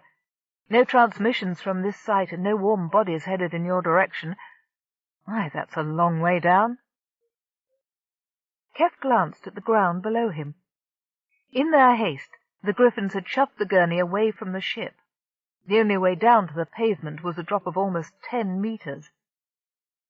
Do you want me to open my ramp? Carialle asked. No. Keff pulled himself back into the tube and waded back toward the globe frogs. I guess you four win after all. I need an elevator ride to the ground floor. To his credit, Tall Eyebrow tried not to look triumphant. We come with you? Yes, but under conditions, Keff said. 1, you do what I tell you. 2, you stay out of sight until I think it's all right. 3, well, I'll decide on 3 if I have to. Agreed? The Criddy all nodded vigorously. This visiting of a new world is fun, Big Eye said, her dark eyes shining. It is, Keff agreed, as they floated out into the sunshine on a wave of core power. The worst thing is that we're not the first humans to land here, Carrie. After all this, someone else gets the credit. Cheer up, Sir Keff, Carialle said. We're in this one for another purpose this time. I just wish all our witnesses hadn't run away, Keff said. He forced himself to stare straight ahead and not look down as the four Criddy carried him toward the mountain city where most of the natives had fled. Chapter 14. 4 heat traces inside that one, Carialle said, as Keff obligingly swept his sensors toward the nearest house on the edge of town. The habitations of the Griffins were a peculiar hodgepodge of modern and primitive architecture strewn throughout the ridges of the high mountain reaches. No one seemed to like to live in the valleys. All of the buildings were of stone, unsurprising in a landscape with few trees. Each house had been constructed with considerable physical labor, using hand-hewn blocks, and yet on top of this building, and the ones visible nearby, were delicate metal antennae, the communications transmitters Carialle had detected from space. The houses were roofed and decorated with the local clay, colored blue and green with trace minerals Carialle identified as copper extractives. "One thing you can say about them, they do landscape nicely," Carialle commented, focusing on various details in the large yard, although the preponderance of rock gardens would get old fairly quickly. "You," Keff said, as the globe frogs floated him over a pit. It was carefully bermed to prevent its strong stench from wafting toward the small blue house, so the only place for the stink to go was straight up, toward him. He gestured with frantic hands. "Put me down, now!" He dipped dangerously towards the cesspit and waved for attention. "No, not in here, over there!" He rose through the air once more. Following his signals, the Criddy set him down in the long grass several meters away from the humped construction. Once on the ground, he could see that it was fitted with wide stone steps leading to the lip, and surrounded by handsome gardens that no doubt benefited from the natural fertilizer. "I see you found the necessary," Carialle commented dryly. "You can laugh," Keff said crossly, triggering the stud that controlled air recirculation. "You didn't smell it. It was so bad that it passed the filters in my suit." Grateful to be back on his own feet, he patted the nearest Criddy's globe. Small Spot glanced up at him with large, scared eyes. "These beasts are not secretly making an attack?" he asked. "I don't think so," Keff replied. "It does not appear as if we have much to fear from them. They're afraid of you." "Us? They are so many, and we are so few, and yet they do not attack?" "It would seem not," Keff said. He squeezed his eyes halfway closed to trigger magnification on the house. "Those wires are very new," Keff said. "The contacts have yet to oxidize in spite of the chlorinated atmosphere." "I am finding it very difficult to believe they continue to live in a semi-primitive state like this after having developed space travel," Carialle said. "Focused application of technology?" Keff wondered out loud. "Perhaps they have a cultural prohibition against wholesale changes in the environment." "Yes, but Keff, even sustainable technology could take care of that midden heap in a more aesthetic and less odoriferous fashion. Side by side with electric light and telecommunications is that complicated system of water wheels for ventilation." "Yes," Big Eye said. "Why do they not use electricity to run watermills and to ventilate? Much more efficient."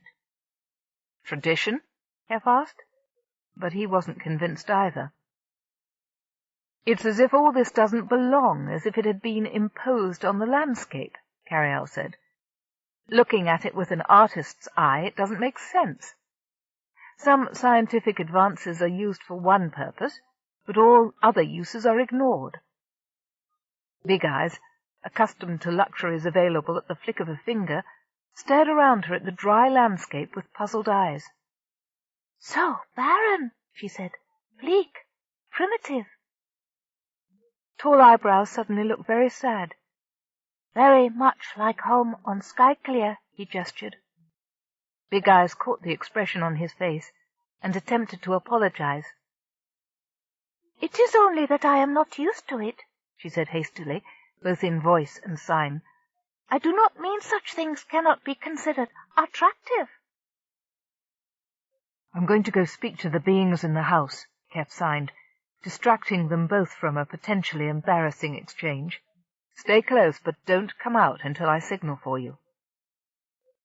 With the Criddy in their globe staying low in the tall, crisp grass, Keff circled out of the yard and made his way to the front. A wide but low door, elaborately moulded bronze to match the shutters of the wide windows, lay in the exact centre of the side of the house facing a lane. Not much in the way of road builders, Carialle said. But would you be if you could fly everywhere? Not I, Keff said.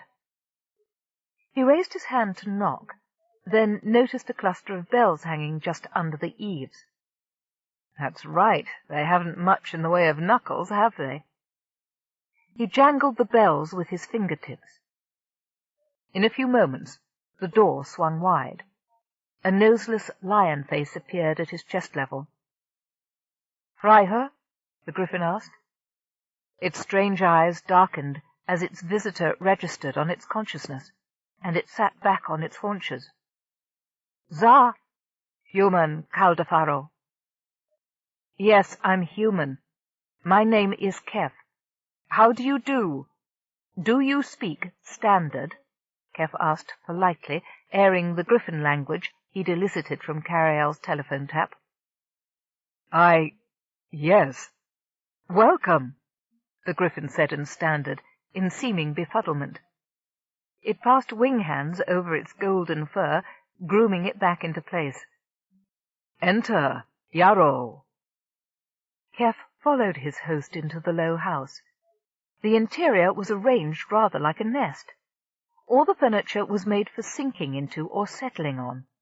The big fluffy pillows looked comfortable. The heavy gravity was wearing on his muscles in spite of the assistance of core power. Keff would have enjoyed flopping down on the cushion with the silky covering that lay under a sunny window amid potted plants. The windows were unglazed, a blessing in the heat, but were all fitted with screens of a microfine weave to keep out the blowing dust.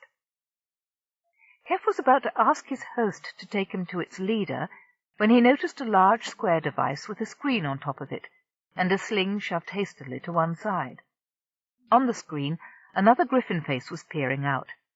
He'd probably interrupted an important gossip session, then realized that his host was looking at him with fearful anticipation. Vania! Vania! Sohio Slayim! Comedio Slayim!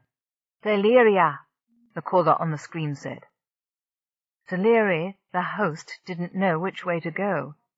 At last it plunged away from Keff and punched a button on the box below the other's image. The screen went black. Word spreads, Carialle said. Better to take the bullfrog by the horns. You're quite right, Keff said, and whispered into his helmet. By the time his host turned around, the 4 Criddy were clustered around his feet on the stone floor. The Theleri backpedaled, protecting its face with folded wings. Its claws scrabbled, and it felt for a piece of furniture to sink down into. It's true, you see, Keff said, standing in the doorway so the griffin couldn't flee. These are my friends. They are harmless and friendly, and wish to come with me to meet your government. Can you help us? They are not killers? The griffin asked. Its pupils were spread out across its eyes. I have children. It glanced nervously toward the corridor. Keff guessed the young ones were beyond one of the 2 closed doors he could see.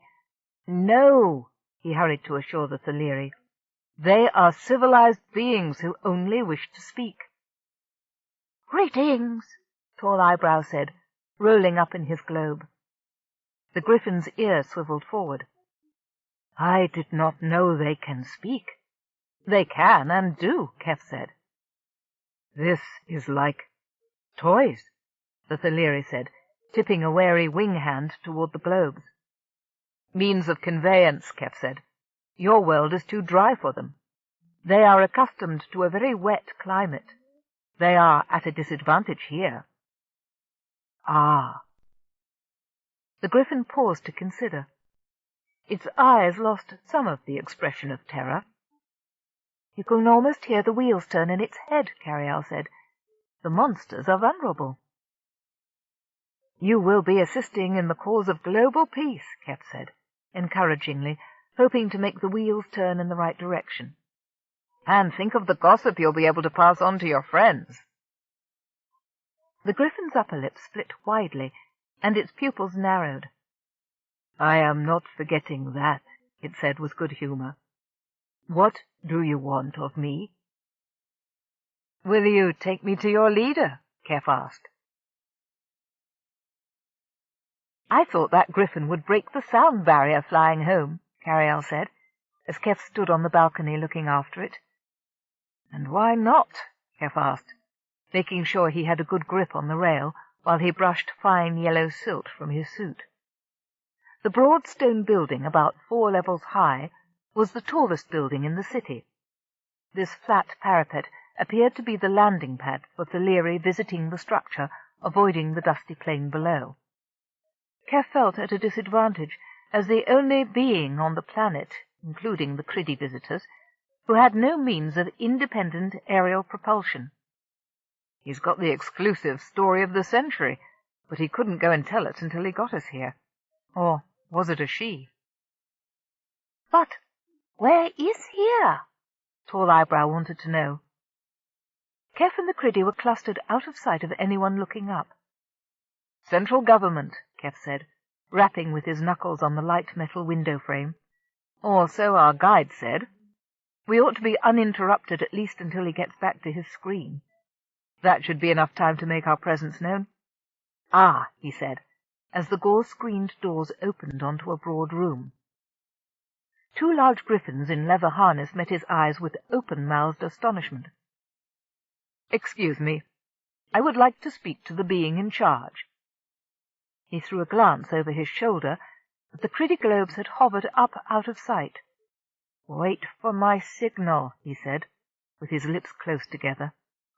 We waiting, said a soft voice in his helmet receiver. So am I, Carialle said. Keff marched behind his escort down a wide corridor to a chamber like a huge eyrie. The outward slanting walls and square pillars were of a mahogany-coloured stone, carved sumptuously in relief, and polished to a gleam. Tiny lamps glimmered in sconces around the walls. Keff saw that they were flames, but of intense brightness for their small size. A dozen Theleri, with white tufts in their golden fur, conversed respectfully with one whose coat was nearly entirely white. All of them lounged on embroidered pads before individual carved tables. Near the walls, a dozen or more young and muscular-looking Theleri sat, holding sharpened bronze weapons that resembled a cross between short highlight sticks and back-scratchers. In the corner was a griffin playing on a stringed instrument like a huge dulcimer. The music stopped when the musician spotted Keff. The Brawn bowed deeply and addressed himself to the eldest Theleri. Greetings. I am Keff. My partner Carialle and I come in friendship as a representative of the Central Worlds to extend the compliments of our government and to voice grievances brought by some of our member worlds. Then you must come in, the elder said, rising from his cushion and extending his wing hands toward Keff in a companionable gesture. You are welcome. I am Noonday, Seas of Theleri. These are the Ro Seol, the Assembly of the Wise. Murmurs broke out in the chamber as Keff strode between the guards to the centre of the room. He bowed to each of the councillors, centering their faces for his chest camera and Carialle. Slay 'em, he heard repeated over and over again. Slay 'em. Word has already spread here of our arrival, Carialle said. Slay 'em, slay 'em, slay 'em. Slime, Keff said under his breath, suddenly enlightened. That's what they've been calling the Criddy. For their wet skins, Carialle said, an uncomplimentary but not unreasonable pejorative. But it's a standard word. It won't remain a mystery long, I hope. May I address this assembly? Keff asked Noonday. The leader, after looking around at the others and meeting their eyes, nodded his great head. Not all speak your tongue, but I shall translate for those of us who do not understand. Thank you, Keff said, adjusting IT to pick up the leader's voice. But first I must introduce you to your nearest neighbours among the stars.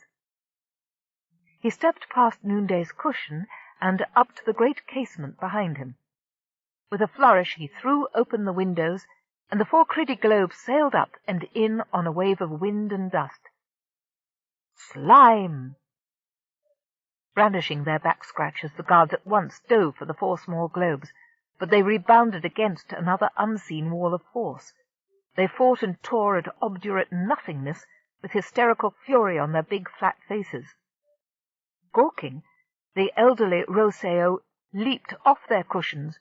They tried to break for the door, the other windows, even out past Keff, who flattened himself against a pillar out of the way. The Thaleri all but rebounded off invisible barriers put there by Criddy core power, and rushed to the next possible route of escape. Noonday held his place, but he looked aghast. "You dare to bring our enemy here?" he asked Keff. Keff hurried to the center of the chaos with his hands outstretched above his head. "Please, they are not your enemy. They mean you no harm. My friends are called the Criddy. They are your closest neighbors in this part of the galaxy. Their planet circles the twin of your star. They wish to speak because they feel a great wrong has been done them." "They?" one of the counselors said. It was backed into a corner. Its eyes were huge with fear. Its wings were spread out, claw hands poised to defend. "They feel wronged?" "They do," Keff said. "All they ask of you is that you listen to them. Please." It took some more moments of scrabbling at the air to realize that though the Thaleri could not leave the chamber, nothing else ill was happening to them. After many glances over their shoulders at the little plastic balls in the middle of the room, they soon stopped hammering on the doors and walls and windows. The small green aliens sat in the water at the bottom of their travel globes, almost hidden by the circle of guards. The first Thaleri to have spoken closed its big wings and daringly edged back toward its cushion. "That's good," Keff said, his voice soothing. Noonday's voice sounded forth one of their multisyllabic sentences, like the mellowest of brass horns. "Won't everyone else please sit down?" "They fear us so," Big Eye signed, her hand shaking. She was almost invisible behind the wings of the guards, but Keff heard her small voice over his helmet speaker. "I guessed nothing of this. For so many years we pictured the destroyer of spaceships as great unknown." "And they saw you as unmentionable monsters," Keff said. He moved in and pushed the guards aside. "We must put an end to those misunderstandings now and discover the truth." The guards looked to the Sayers for direction. At Noonday's nod, they withdrew to a distance of only 3 meters and settled onto their haunches. Keff sensed that they were not really relaxed, but ready to pounce again if needed. Slowly, all of the griffins but one resumed their places. The last, a young and slender counselor, found that its pad was closest to the Criddy. It crept close, set a single foot on the cushion, then fled, shrieking, to pound on the door again. "Jurlan Yarrow! Jurlan Yarrow, Yarrow!" it cried. Keff walked between the cushions to the end of the chamber, feeling every head swivel to follow him. He stopped and bowed to put a gentle hand on the Thaleri's back. It jumped a meter in the air, its wings outspread, and landed facing the Brawn. "I am a human," Keff said softly but clearly. "Your people trust humans. I mean you no harm. I promise you will not be harmed. Will you trust me?" The beast's striped pupils fluctuated wide to narrow to wide. It may not have understood his words, but it seemed to comprehend his tone. It nodded its head. Keff stepped out a pace or so from the wall and offered an encouraging hand. "Come, then, and take your rightful place," he said. It followed him like a tame deer, all the while staring timorously at the criddy. At Keff's signal, the globe frog stayed absolutely still. The young Thaleri settled down on all four legs, but its wings were open halfway, literally ready for flight.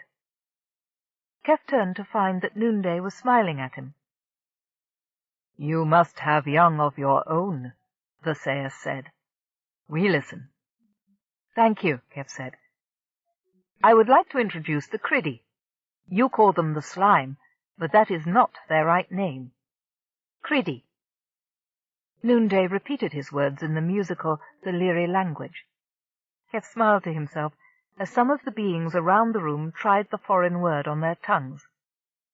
"My companions are Tall Eyebrow, leader of the criddy of the Sky Clear colony, Big Eyes, one of the 8 conclave council members of their homeworld of criddy, Small Spot and Long Hand, both of Sky Clear. Since unexpectedly we share a common tongue, you may hear in their own voices the complaints that they have."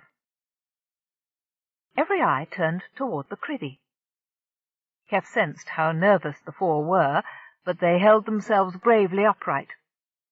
When one of the globes wavered slightly out of line, Tall Eyebrow brought it back to its place with a sharp gesture from the wrist. Big Eyes rolled closest to him and matched hands with him on the inside of their globes. Gradually the assembly was quiet, awaiting. "But they cannot speak for themselves," a white-headed Thaleri said, breaking the silence. "They are only creatures." "They are not," Keff said. "In my ship I have video of their homeworld, and I assure you their attainments in art and science are most impressive." "Impossible. They are dumb animals." "We can speak," Tall Eyebrow said, projecting his voice to carry as well as it could from his small plastic bubble. His words caused a sensation. As the hubbub grew louder, his high voice cut through the noise like a cutting torch. "But we choose Sir Keff to speak for us." "Thank the stars for that," Noonday said, removing the wing fingers from his ears. "Telling the truth, your voices are painful. We are not aware of any wrong that we have done these people, Sir Keff, but you may address us as you please." The senior settled himself down, flipping his wings to his back and arranging his haunches like a big cat. "I will," Keff said, "as soon as the assembly is complete. I await the arrival of the rest of the criddy delegation. If you will give permission, and the assurance that they will not be harmed, I will ask them to land." He bowed deeply, sweeping an arm around to the rest of the chamber. "There are more slime?" one of the Thaleri asked, flinging its wings about in the protective posture. An older assembly member scrabbled up. "We are under attack. Guard!" "Oh, where is the melange? They should be protecting us," a slender Thaleri said, wringing both pairs of hands at its breast. "Silence!" Noonday's voice rose over them like a hunting horn's call, though he did not move. "I give the guarantee. Bring them, Sir Keff." "Carrie?" "On their way," Carialle said. "There's just about room to land on that balcony, but Narrow-Leg shouldn't push his luck. He's going to set down on the roof just about now." There was a boom, and the thunder of rocket engines shook the council chamber.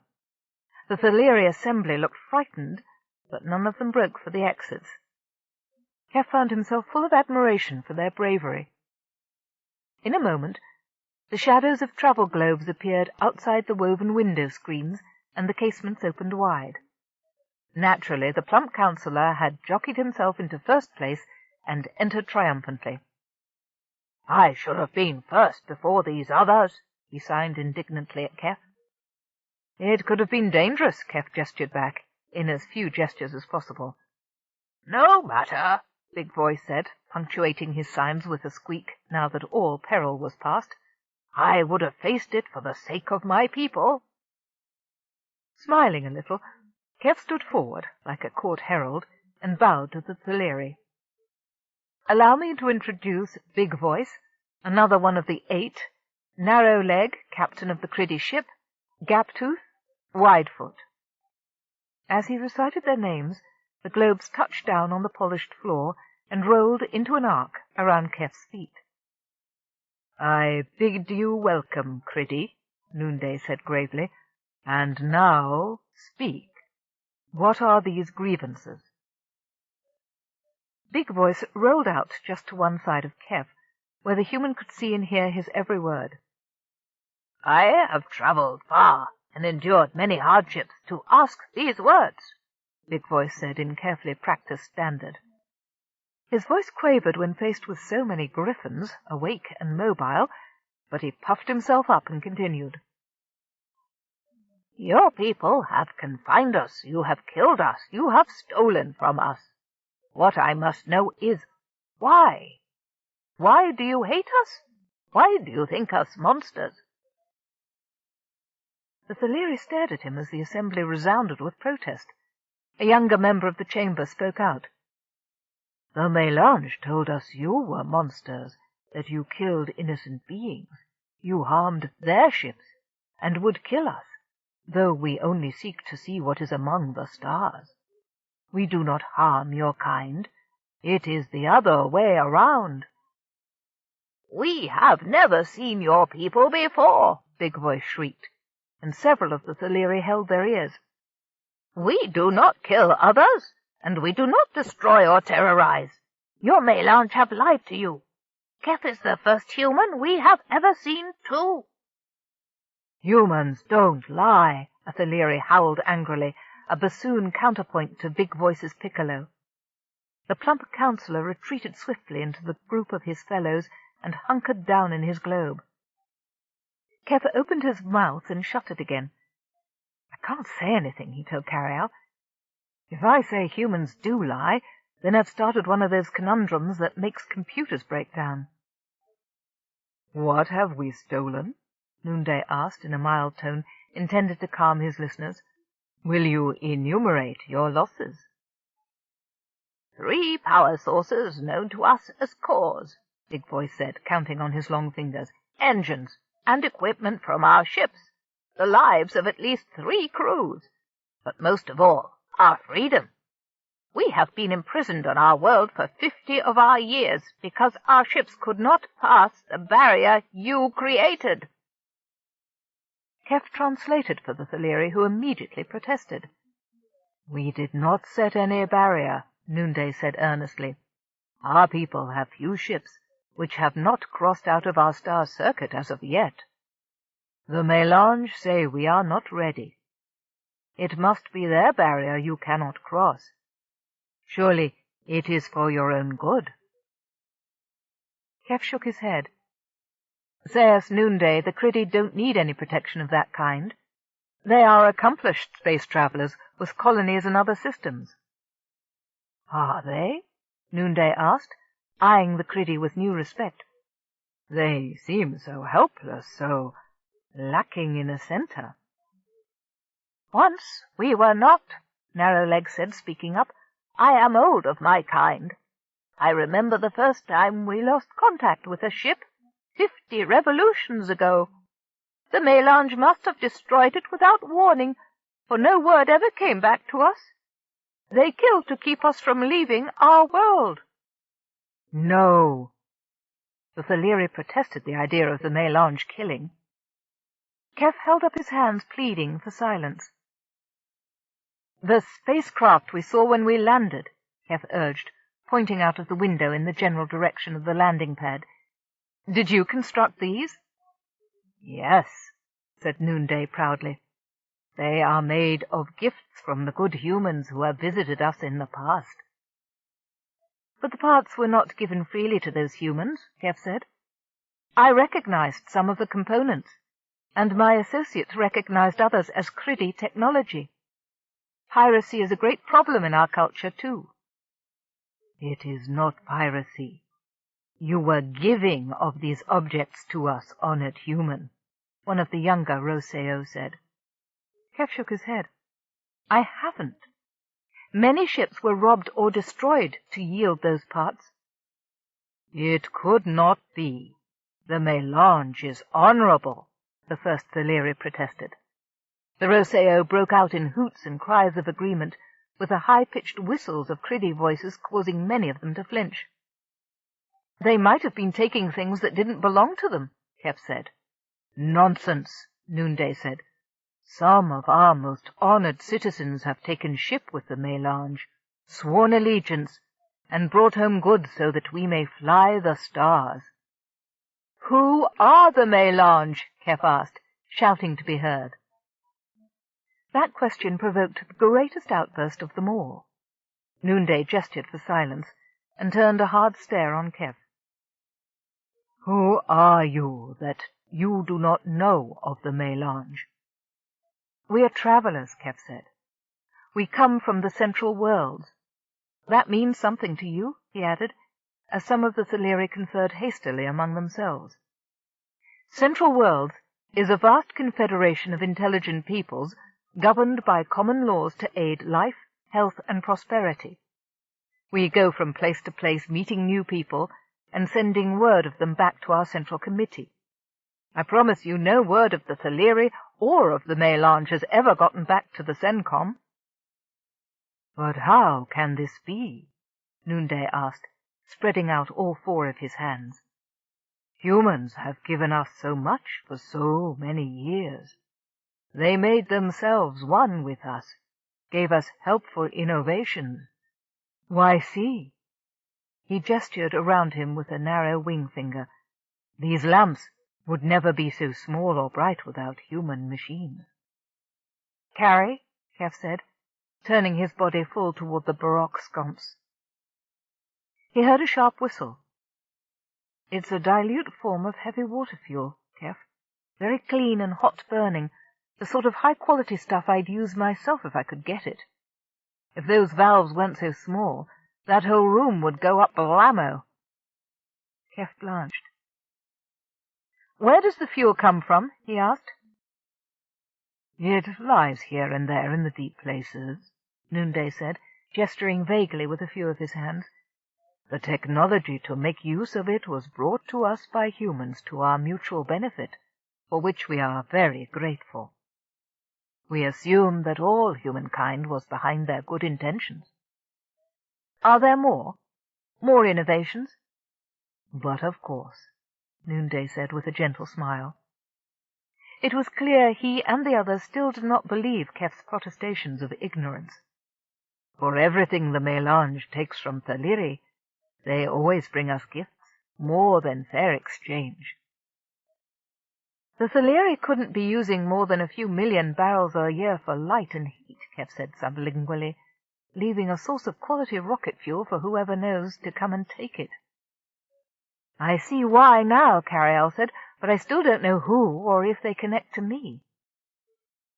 The youngest Theleri, Midnight, stood up and placed an indignant wing hand on its breast. You have come here with many accusations. You wrong us, and you wrong our friends and benefactors. We do not mean to be offensive, Keff said, but I assure you we tell the truth. You set great store by honesty. I tell you that we left behind in the Criddy system 10 of your people, and they were part of a force that lay in ambush for us. Keff continued over the horrified protestations. That force was responsible for the destruction of a human-run ship from the Central Worlds. The wreckage of that vessel was found near the ruins of at least 3 Criddy craft and parts of many others. I swear to you that this account is true. I have video records of this, and of the beings who confronted us on a planetary base. You see why we must find out the truth here and now. I would like to see these video, the young Rousseau said. You shall, Keff said. We do not bring these complaints without proof.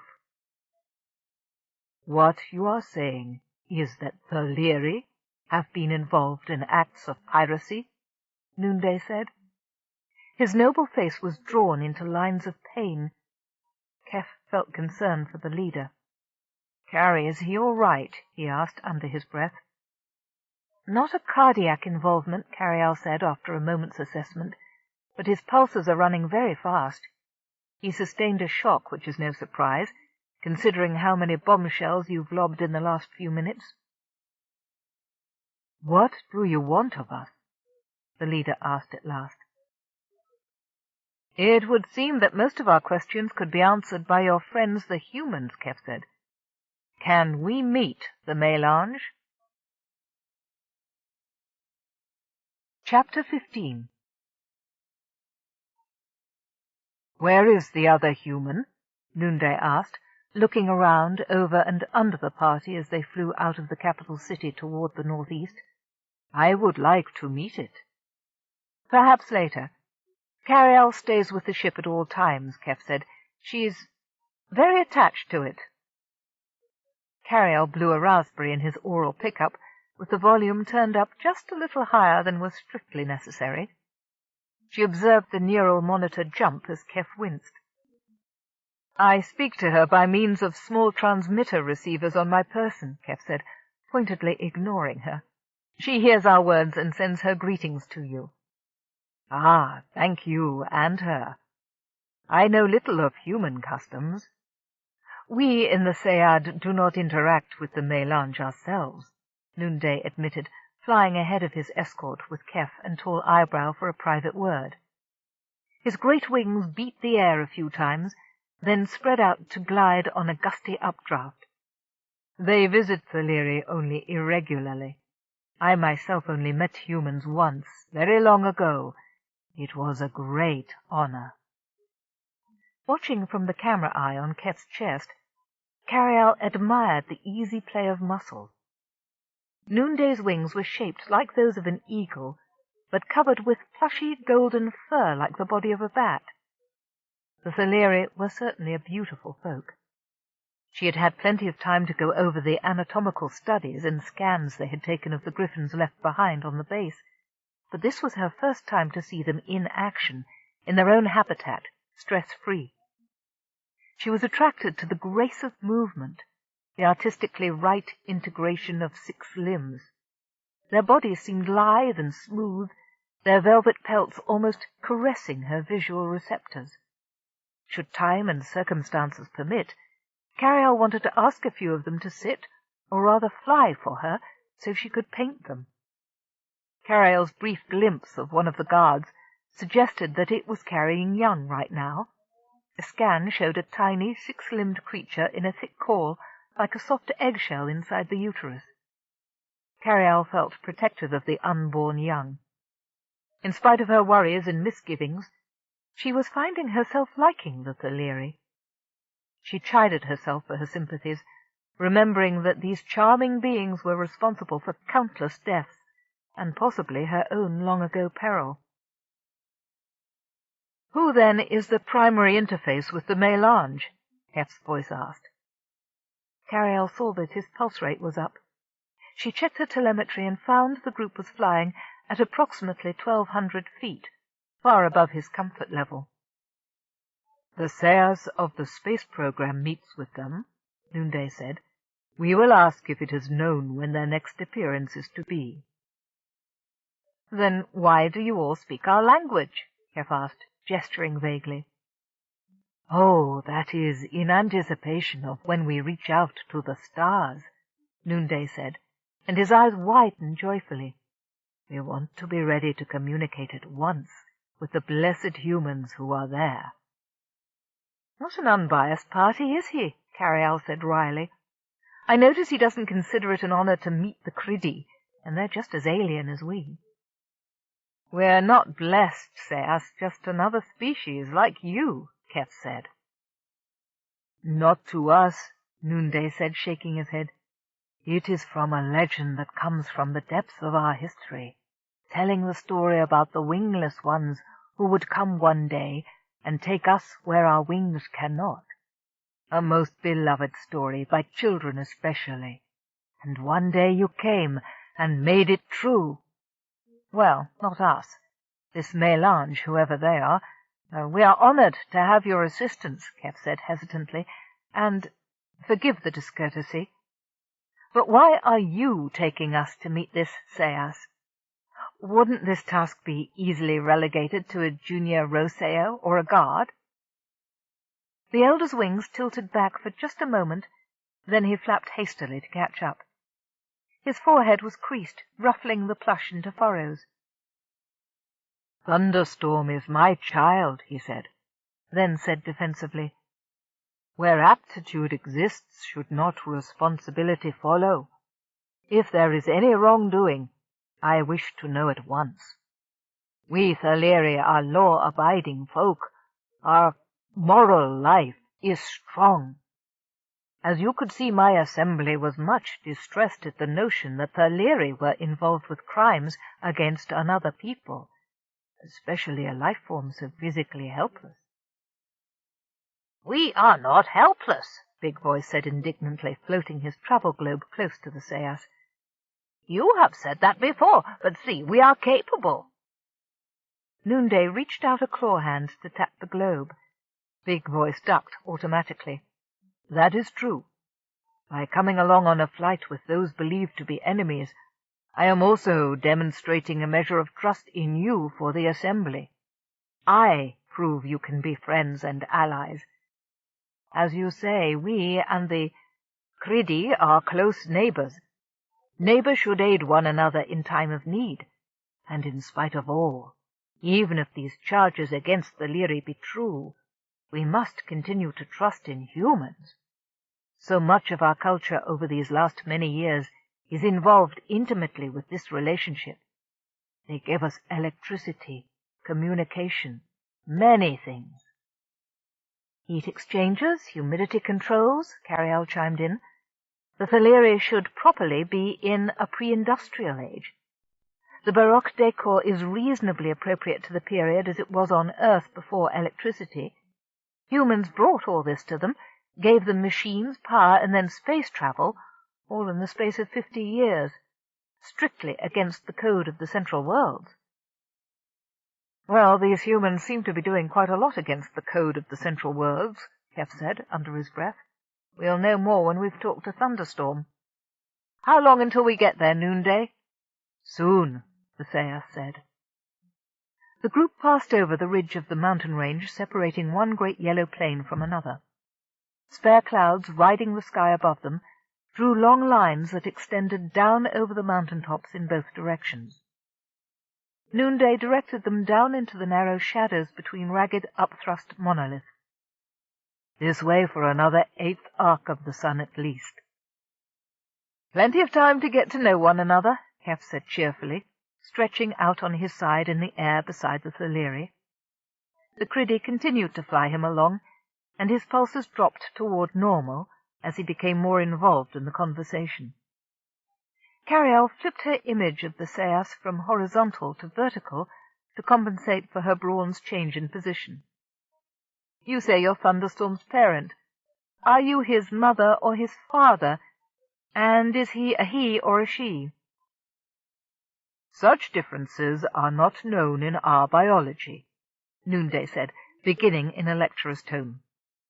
"Unlike you, we are all made the same way, only changing roles as we mate for offspring. I have borne or sired 4 children in my life. You would say I am Thunderstorm's mother, for I bore that child 67 turns of the sun ago. We live a long time here." Carialle made certain the recording on Keff's signal was perfectly clear. She boxed in auxiliary memory to act as backup to assure data redundancy. She knew her Brawn wouldn't want to let a single erg of information get away. It was a blow to him that the CK-963 team wasn't really the discoverer of the Thaleri, but he intended at least to be the documentarian whose data made the Encyclopedia Galactica, if not the Xenophiles. Carialle wished she could have such easy short-term goals, but then she'd never thought like a softshell. Keff had made her realize her humanity. even made her like it. But she knew they weren't very similar in their outlooks. He was ephemeral. One day, when their 25-year assignment was over, she'd be suddenly without him, and it would be a long and sad forever thereafter. It was times like this when she understood how very much she valued him. Keff, with his good humour, optimism, and his enthusiasm for diving into any task, no matter how difficult or unsavoury, was the best thing that had ever happened to her. He was so fragile, so easily injured, and she was so far away. If the Criddy allowed any harm to come to him— Realizing she was allowing herself to become melancholy, she gave her system a quick 1/8 measure of carbohydrates. If her brain was playing such emotion tricks on her, she must be hungry. She had surely been ignoring the gauges that indicated her blood sugar was unusually low. Carialle knew she'd been working her system hard. Ever since they hove into this part of space, old memories had been surfacing, giving her flashbacks during her rest times, and intruding into her conscious mind while she was doing easy tasks like calculations. She saw visions of her first Brawn, Fanine, relived the explosion and the rescue, even cast a critical mental eye on the early paintings she had done of spacescapes while in therapy. That should all be behind her, she thought. The interference had made her have to concentrate twice as hard. Her sensors had been gathering information on the Thaleri ever since they had landed. It was time and past time to send another transmission to the Central Worlds as a follow-up to the one she had sent from the Criddy system, but she was hesitant. Every event changed their perceptions of the situation.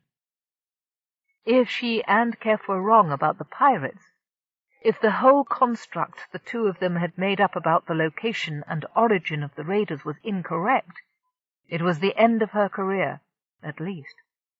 Carialle hoped Keff wouldn't be held responsible. They were her incorrect perceptions based on her mistakes, arising from her disaster. She could always plead guilty to constructive kidnapping, if worst came to worst, to spare Keff an official reprimand. Not that it was likely she would face criminal proceedings, but it was best to be pessimistic where the odious MC was concerned. And yet she found it difficult to believe that this charming and seemingly honest race was involved in piracy and illicit salvage. Of course, it wouldn't be illicit for them to remove parts from a derelict ship. They wouldn't know it was a legal requirement to post a claim to a wreck with the space agencies. The Sayad had no rules dealing with space salvage yet. And yet, Griffins, the Leary, had been aboard the ships chasing them with mining lasers. Who was fooling whom? She began to build up a dossier of facts to accompany her message. In it she stressed the pre-electronic environment in which the Thaleri lived. The most intriguing fact about the modern developments that she and Keff had observed was the limitation of their use. It said clearly that the Thaleri did not understand the mechanisms or the physics behind them. Therefore, another agency was at work. Or was it? Couldn't there simply be a group of Griffins who had demanded an education in practical science from space-going captives? Then how had they reached into space in the first place? She and Keff needed that final link in the pattern. With luck, they'd have it before her message reached the CENTCOM. On her screen, the Saya stretched out his beautiful wings and dipped down toward a cluster of buildings on the open plain. Their body harness glinting in the bright sun, the 6 guards flew into a protective formation around him. What a picture! Keff and the Criddy dropped back 100 meters, allowing the Thaleri to approach the installation first. My, what a nice little fuel storage facility, Carialle said, just before the image of the square stone building with fluid transfer towers disappeared from Keff's camera eye. Isn't it, though? Keff said. Now, our surmise has another leg to stand on. Thunderstorm's office was very elegantly furnished, though the structure itself was little more than a stone roof on pillars. The walls consisted of corner-to-corner screens that let in the fresh breezes and bright yellow sunlight. The cool wind felt so good to Keff after the dusty flight that he opened his filters a little more to allow the circulating air to touch his face.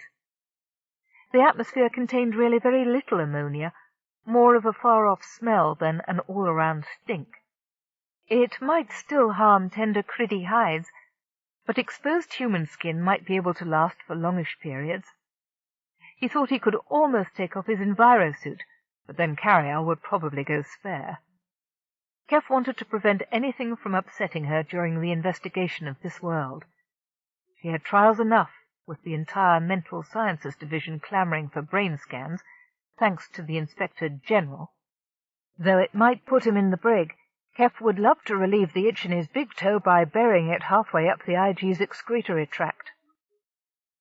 Keff occupied himself while they waited for Thunderstorm by studying his surroundings. This installation, at least, was accustomed to receiving humans. The doorframe was over 2 meters high, instead of the 1.5 meters that would be adequate for Theleri to enter on 4 feet. That seemed to be the only structural consideration. The furniture was all made for griffin comfort, not that Keff would have found it onerous to stretch out on floor pillows, and the sling behind the desk was perfectly adequate as a backless chair. As in the government building, Keff saw very little wood, all of it used as ornament rather than in construction. Some of the small outbuildings around the office seemed to be built of adobe, others of fieldstone and concrete. The Theleri might have had only one main building material, but they used it with imagination. To his surprise, they also had paper. Keff grinned at himself. He'd been looking for computer terminals in a culture that still had open cesspits. The broad-topped desk was heaped with white, square-cut sheets covered with the same square script he recognized from the attack ship's files. Those computers had been the aberration. This setting seemed more in line with their sociological development. "Carrie, there's hardly any trees here. What's this made of?" he whispered, moving close to the deskful of documents. His forefinger pointed at the paper in clear view of the camera eye. "Straw fibre," she replied at once. "A combination of rice and some native fibre. Hard to tell which one without a closer molecular scan. The ink's a combination of an organic compound and finely ground mineral powder. Like India ink, it'd last for centuries. Here comes someone." Keff looked around. Carialle must have detected the approach of a flying body on sensors. Yes, there. Keff saw a shadow steadily growing in size as the body that cast it neared the ground. He heard voices, the Sayad guards calling out greetings, and a single mellow reply as a Theleri of middle years rounded the corner of the pillar and entered. Thunderstorm looked remarkably like his mother, but with a broader head and wider feet that lent him an endearingly awkward gait. His coat had only begun to show flecks of white. His smile, when he saw Keff, was an echo of noonday sweet expression. Thunderstorm looked suddenly wary as he came closer, and realized he did not recognize Keff. But the evidence was clear. This being interacted frequently and closely with humans. "We found our connection, Carrie," Keff muttered under his breath. "A stranger?" Thunderstorm asked in very good standard, attempting to show surprise. "Forgive, I am rude. Parent, to what do I owe the honor of your presence?"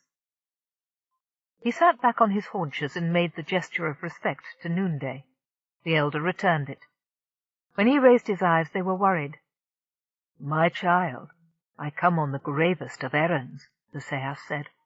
"This human has told me many things that in him—" He looked up at Keff apologetically.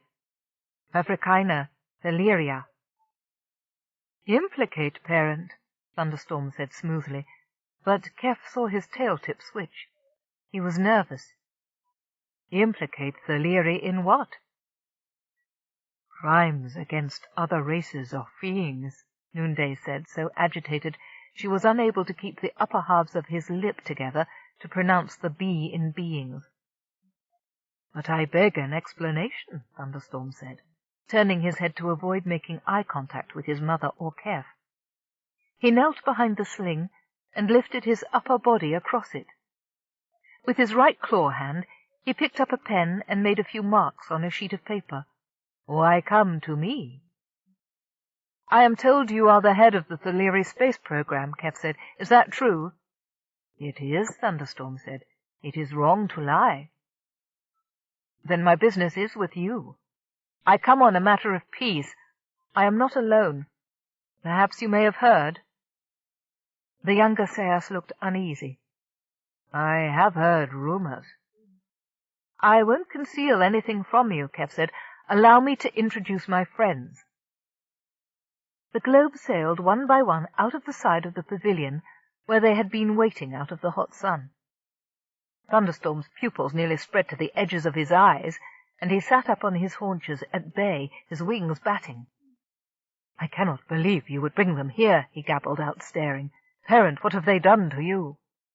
"Nothing at all," Noonday said, refusing to let Thunderstorm distract her. "What do you know about them?" She lifted her eyelids warningly. "I have encountered them," Thunderstorm said at last, his wings wavering, "when I served my apprenticeship with the Mélange. They are evil beings." "Not evil," Tall Eyebrow protested. "By the temple, it can speak." "You didn't know, did you?" Keff asked, leaning across the stone desk. "You never saw one alive. Did you assist in the ambush and destruction of one of their spacecraft?"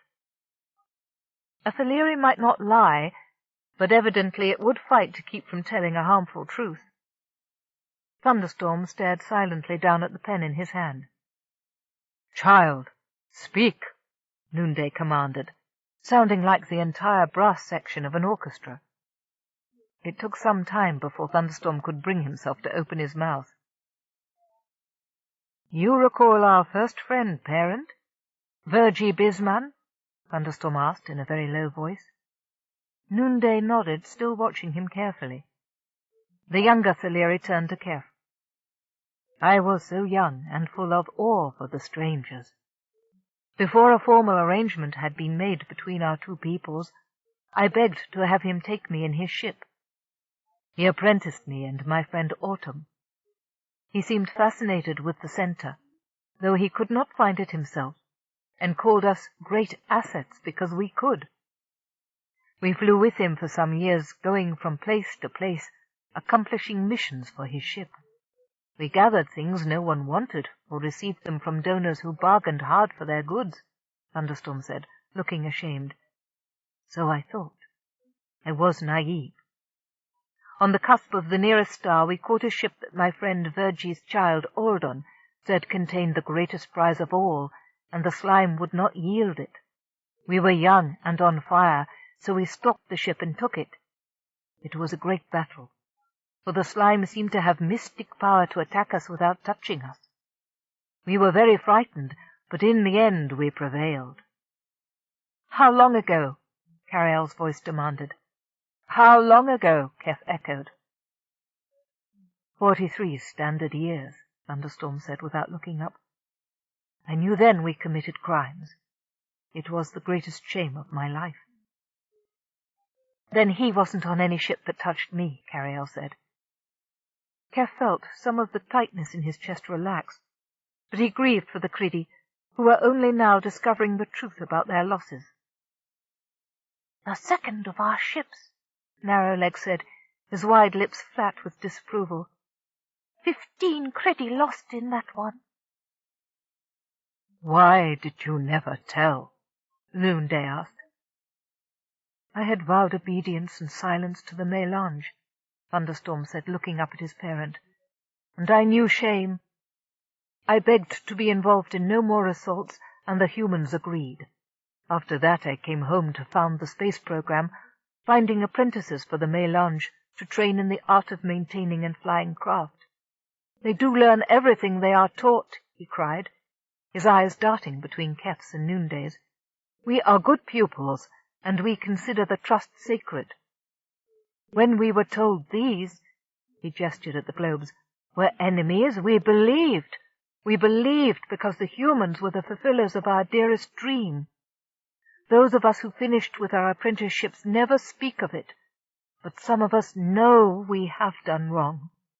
That is why some have left the space program. I stay. I am weak."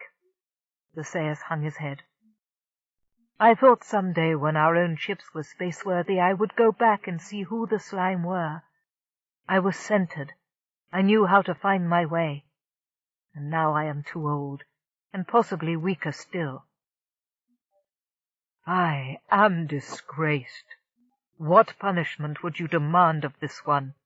Noonday asked, turning to Tall Eyebrow, who deferred at once to Big Eyes and Narrow Leg. Keff could see the pain in her eyes, but she faced the Criddy without wavering. "Only weeks ago we might have demanded his life," Narrow Leg said, eyeing his daughter in Big Voice, who rolled forward, bursting to talk. "We want cooperation. Such raiding must stop. We want peace. We want friendship. At what point in our requirements of reparation would such things be impossible?" "I am the Sayus," Noonday said, "and Sir Keff is of the four limbs of the legends. Though Thunderstorm is my child, his life is in my gift. I would prefer to withhold such a gift if I can. But in the name of peace we will do anything you ask. We can't keep back one life when you have lost so many." The two councillors rolled away from the group, followed by Narrow Leg and Tall Eyebrow. Longhand, glancing over, decided she'd better be part of the discussion, paddled her globe into the circle, leaving Small Spot by himself staring up at the Theleri. "We, too, have recently reconciled with a deadly enemy," the Ozranian said. "I know what I would say about you, but it is not my decision." Thunderstorm went down on his belly and folded his wing hands under his chin to the younger Criddy. "I do not deserve the consideration," he said. "I understand my crime, and I have abetted others. Time does not dull my shame." "What are they doing?" Noonday asked, watching the Criddy sign furiously among themselves. "Is it a ritual? Why do they not talk?" "They are talking," Keff said, always happy to teach. "They speak both with their mouths and their hands." He spread his arms, palms outward. "This is the first word of theirs I ever learned. It means help." "Perhaps we shall learn this tongue too, child," Noonday said, miming the symbol with his wing fingers. "It has grace." "I will do anything I can to make amends," Thunderstorm said earnestly, getting to his feet, "if I am given a chance." "First, you will stop calling us slime," Small Spot said with emphasis. The conference ended. Big Voice led the group back to the waiting griffins. Narrow Leg confronted Thunderstorm. "We will not be guilty of spilling more blood," the Criddy captain said, "so we do not want yours. Our council will be made to agree that we are doing the right thing by sparing you. But until you learn what is right, you don't belong among the stars if you cannot respect those you meet there. We will dismember those ships we saw when we landed. They are unsafe anyhow. Your space program is cancelled as of now. One day you will learn right." Thunderstorm's mouth fell open. "Don't take away my people's dream," he exclaimed.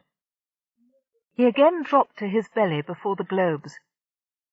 "Take my life, here, now, honoured ones, but don't let a foolish few close the door for all the others."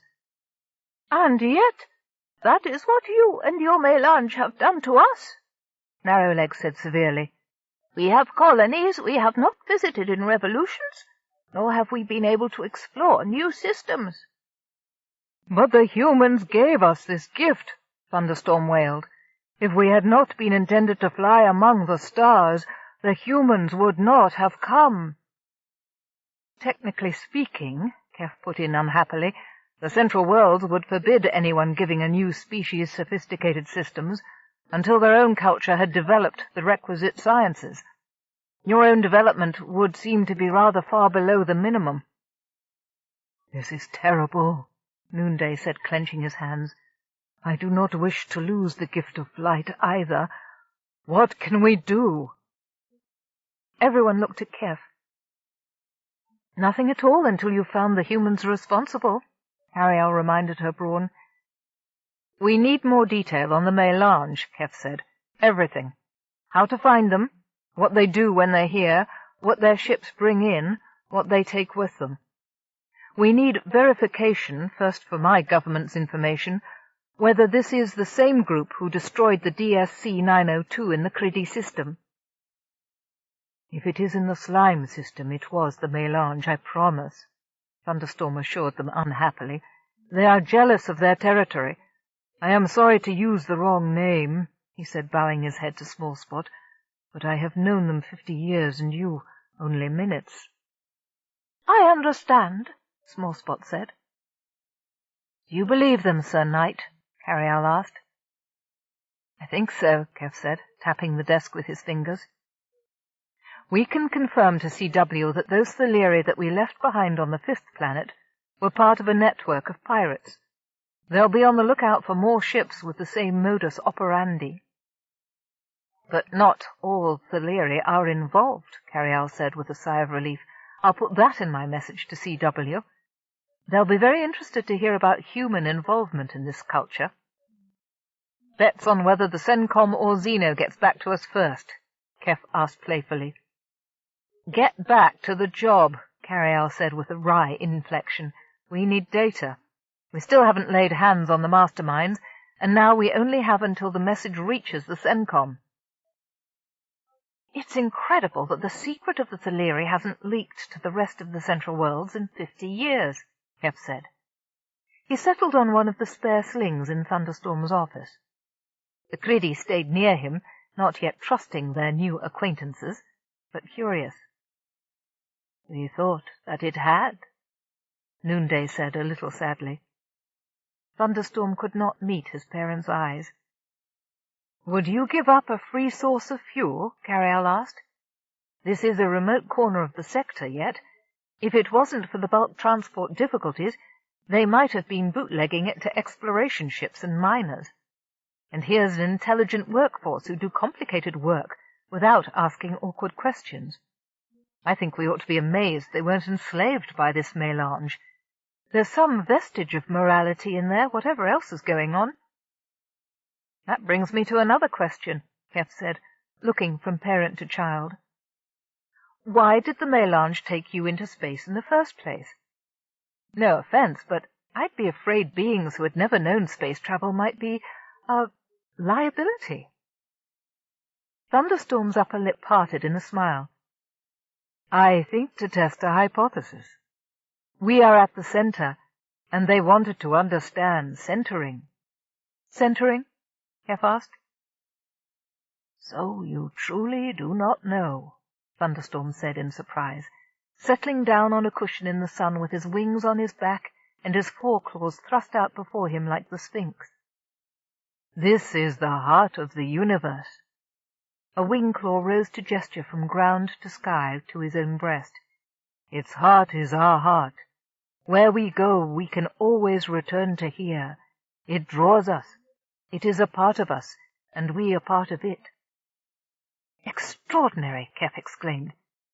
"You mean that if I blindfolded you, covered your eyes, and took you anywhere on this planet, you could get home unaided?" The sharp teeth showed in a quick smile. "Any child could. All do to prove adulthood. We are never lost. Our legends of long ago said the center would lead us home from anywhere, even the stars. But the wise ones of the past didn't provide us with the means to try the theory." "An internal homing beacon! Phew!" Keff whistled. "But this Mélange provided the means." "Don't lead the witness," Carialle said in his ear. "If we give the CENCOM this tape, we want it to be clear he is volunteering this information." Yes, Noonday answered from another divan cushion. Her large eyes lifted skyward and turned dreamy. One bright day in my youth, the humans came from the stars and took some of our people away with them, including my child. A wingtip swept toward Thunderstorm. The legends proved true. Those of our young people who travel far with the Mélange learn to go other places with relation to our center, but always return. The wing finger twirled around, but came to rest in front of Noonday's breast. The Mélange were fascinated by our natural talent, and said we could aid them. They find us worthy to travel with them, to fulfill our dreams of sailing where there is no air to tuck beneath our wings. It is a sacred destiny, one which, alas, has been defiled. And in return you give them things of value, Keff said. What besides innate navigators? It is only fair to trade value for value, Noonday said with gentle conviction. They have brought us electricity, useful machines such as distant talkers, knowledge, and the friendship of another race. We are pleased to know them. They have been benefactors to the Thaleri. Metal, ores, handworks, cut stones, smelly fuel water, the use of a few years of a young Thaleri's time, all seem of little worth in comparison. So for 50 years, someone's been cashing in on these people and giving them stolen spacecraft parts in return, Carialle said. The interplanetary revenue is going to give us a reward, Keff chanted in a sing-song under his breath. Don't count it yet, Carialle said. Let's catch these brutes first. We need the Thaleri to help us. I know, Keff said, and looked up at the two griffins, who eyed him curiously every time he stopped to talk to himself. He smiled at them, which seemed to make Noonday relax. Thunderstorm looked even more worried, his wing-tips clattering together over his back. I represent the Central Worlds, an affiliation of thousands of planets and many different species, Keff said. We have rules against the introduction of technology to civilizations that have not yet developed it themselves. Still, there are immense benefits to membership, if you were interested in joining. Then we would really become one with humans? Noonday asked. Much more so than with the Mélange. From our point of view, they have interfered with your development. Noonday looked puzzled. Keff struggled to explain in Standard, then in Pidgin Thaleri, and gave it up as a bad job. Well, what was it like before the Mélange came? Colder at night without house heaters, Noonday said. Less cohesive among our people. The comms, Thunderstorm explained. Most families have one now. Keff sighed. The CW won't actually take something like those away from a people, would they, Carrie? Probably not. There's no destructive potential in personal communications or home furnaces. The spaceships, on the other hand, will have to go.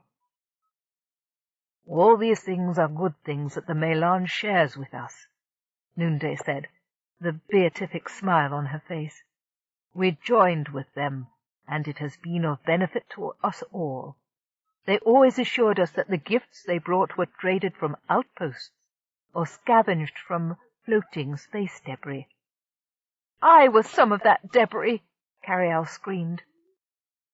Keff winced as his oral implant went into overload. They couldn't know, Carrie, he reminded her.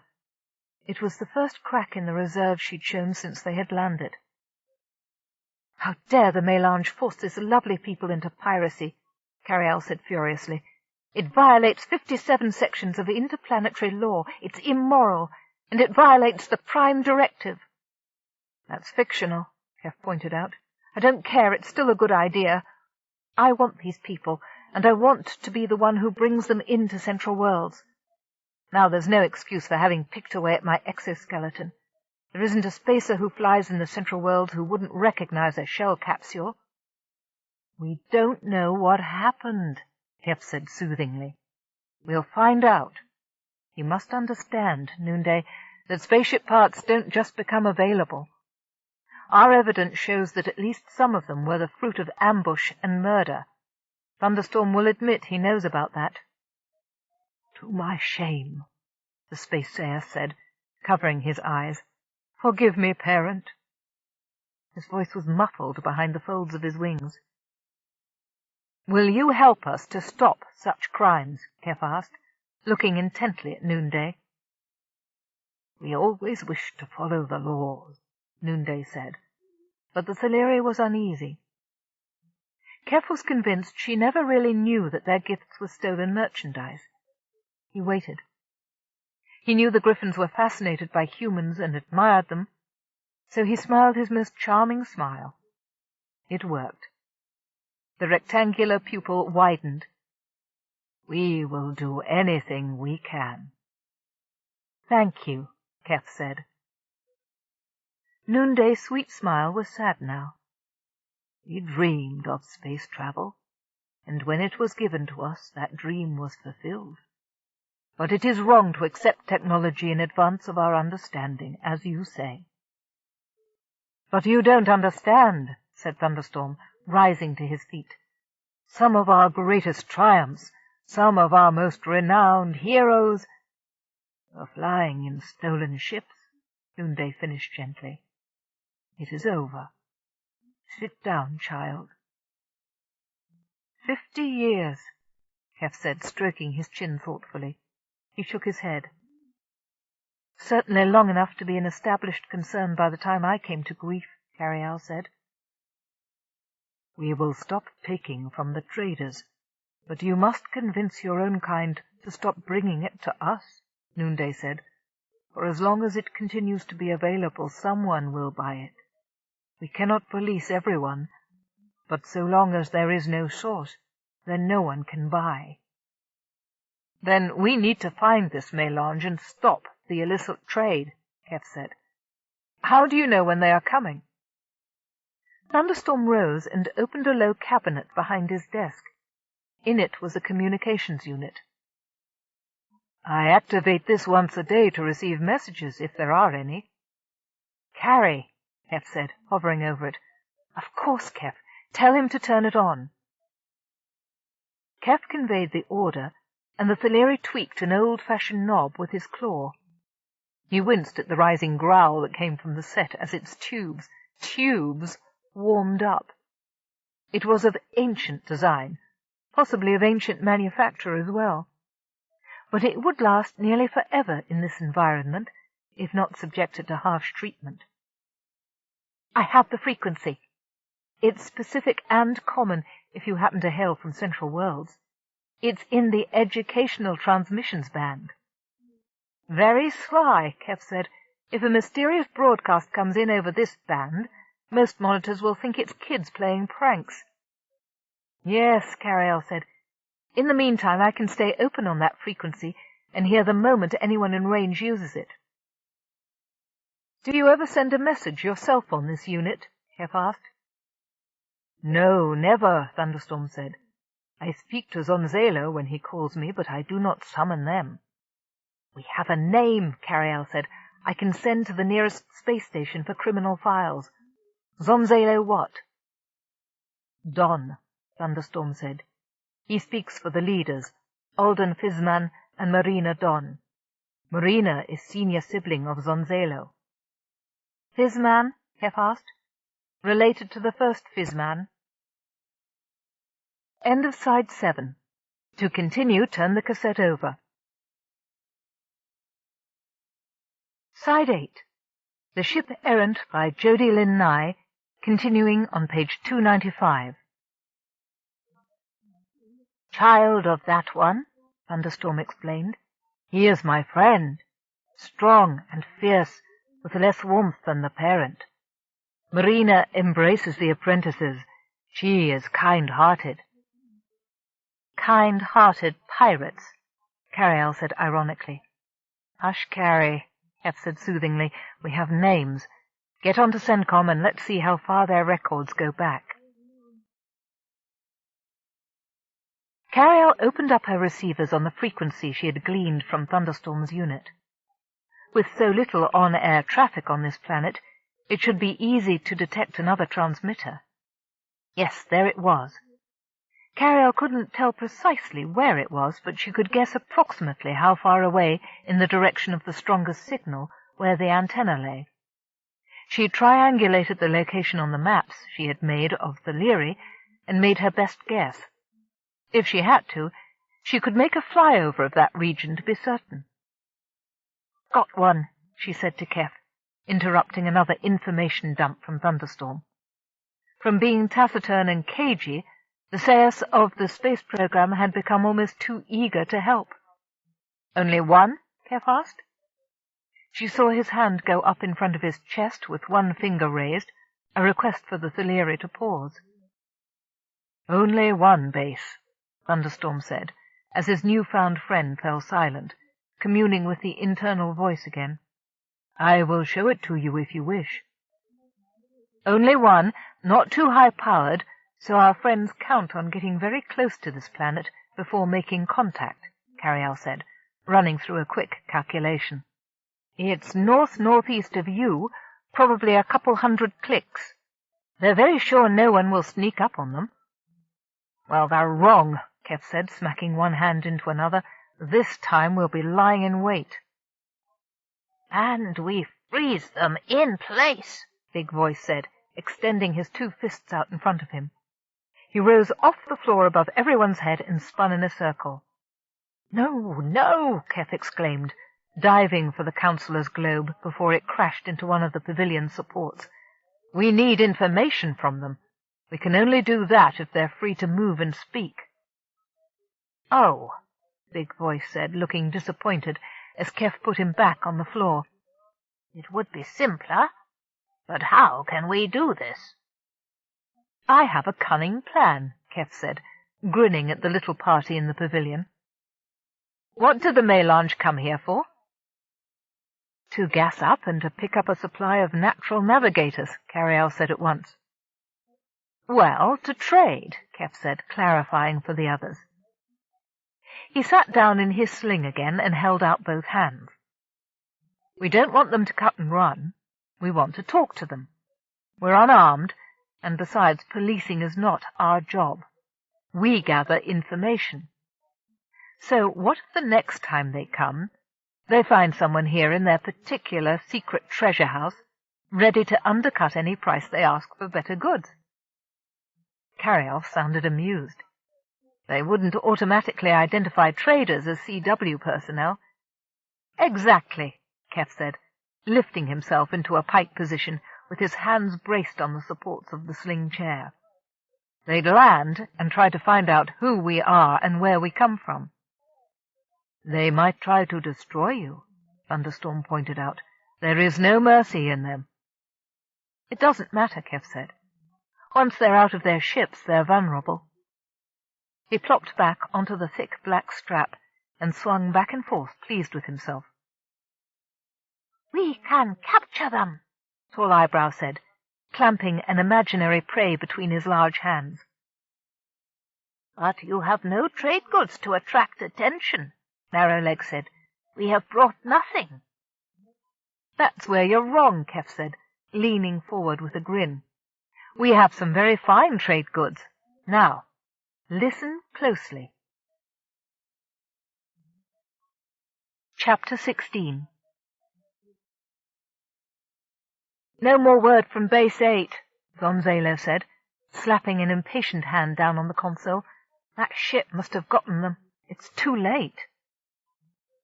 Marina bowed her head to say a quiet farewell to the lost crews. Some of them had been good friends of hers ever since the beginning of her association with the Mélange. Some of them were apprentices she had brought on board and taught the ropes, innocents like Sunset, who was wide-pupilled at the news. "Are they all dead?" the Thalieri asked, searching his beloved humans' faces. "We don't know that," Bisman said nonchalantly, brushing off the youngster's question. The radios might have broken down, that's all. All the stuff's old. All of them? Marina asked in a sarcastic tone, taking care to keep her voice low. 3 ships and the master transmitter and all the backups broke down at once. What do you want me to say? Bisman hissed between his teeth.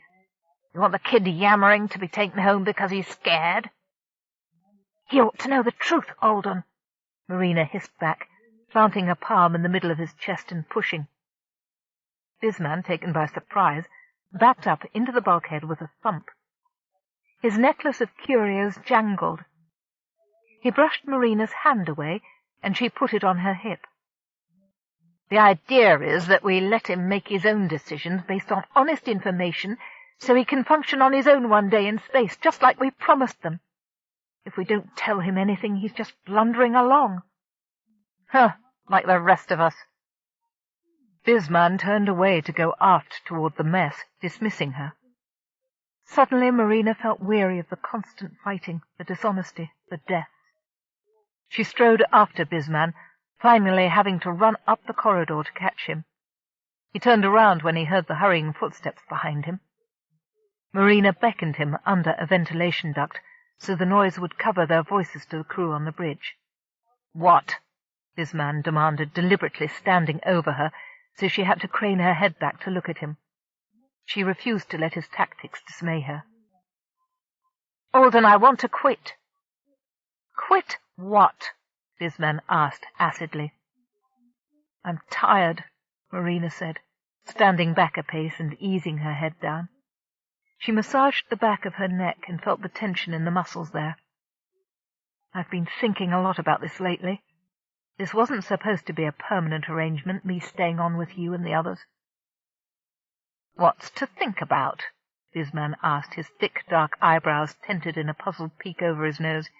"We've got an arrangement. We work together and we make money. That's what you wanted."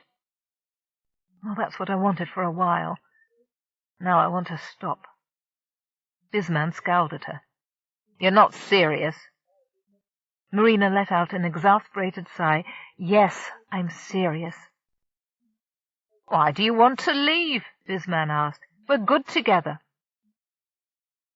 "We haven't really been together in a long time, Alden," Marina said, patiently trying to make him understand. She searched his face. "You know that. Everyone needs change after a while. I've been here 8 years.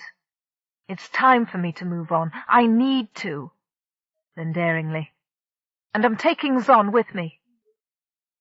Bisman was immediately suspicious. "Why?" Marina planted her hands on her ample hips. "Because that's what I meant to do 8 years ago when I came looking for him," she said without raising her voice. She could see by his expression that he finally understood her determination, but he still didn't like it. "I meant to take him and go. Then I stayed. Now it's time for us to leave, that's all." "Mirri, honey, you can't go. We need you," Bisman said, bending his knees so he could look directly into her eyes. He clasped her upper arms and shook her gently, a tender look on his face. He rubbed his thumbs back and forth on her shoulders to the indentation under her collarbone. Marina groaned inwardly as she felt the tingle spread through her body. She knew he was going to try emotional blackmail, and here it came. He hadn't touched her like that in over 2 years. The contact felt so good, reminding her of the days when they'd been lovers. But she knew it was only a tool he was using on her. Suddenly she felt angry that she could be so thoroughly manipulated. "You don't need me," Marina said, fighting for a clear mind. "You did once, Alden, but now the operation is running well. It's profitable and everyone's taking good care of themselves." "There, you see," Bisman said with another friendly shake. "We're in good shape because of you. You've done so much for us. We wouldn't have grown like this, couldn't have. We can't do without you. The mélange needs you." "You needed me," Marina said emphatically. "It isn't the same thing anymore. As soon as we finish this run to Thaliri, Zon and I are leaving." He heard the hard tone of her voice and let her go, almost pushing her away. Marina felt cold, like the void of space filled the gap between them. Shivers replaced the tingle. No, there hadn't been any residual affection there. "To hell with you, then," he said, his voice flat. "Go. You've got plenty of money from your shares to go anywhere you want."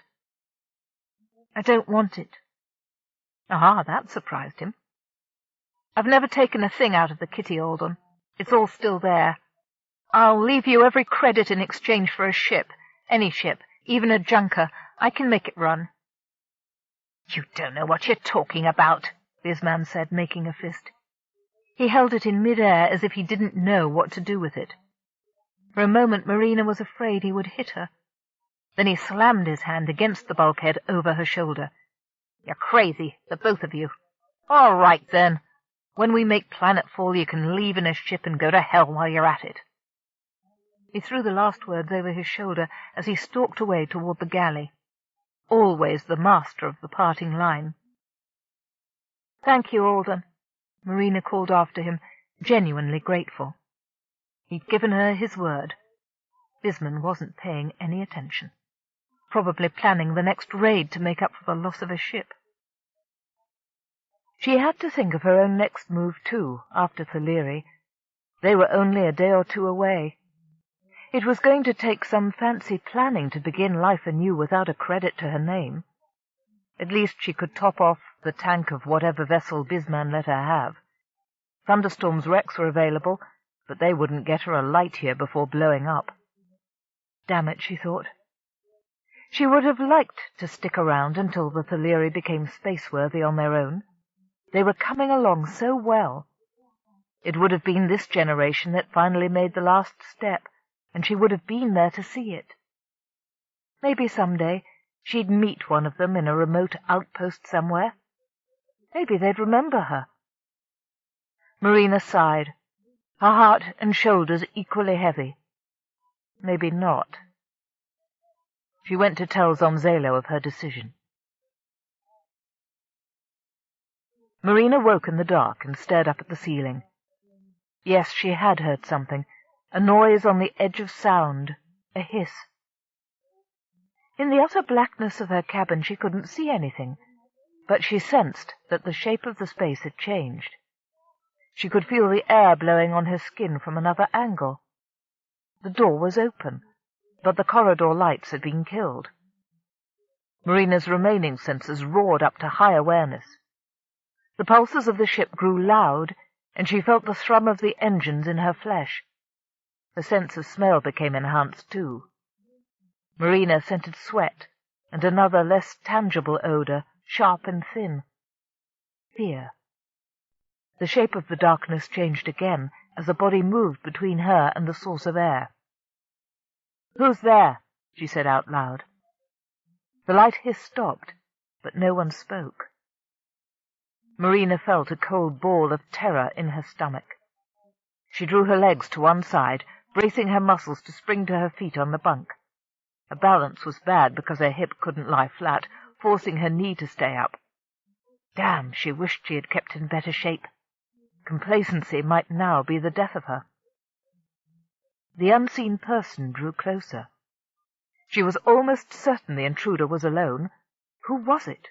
Why was it there? Such elaborate preparations boded no good to her. In a voice so calm it surprised her, she said, "I have a laser pistol in my hand. I don't give a damn if the beam goes through you or the bulkhead. I'll give you to 3 before I start slagging everything in this cabin. 1, 2... She threw back the covers from her arms. The small sound alarmed the intruder.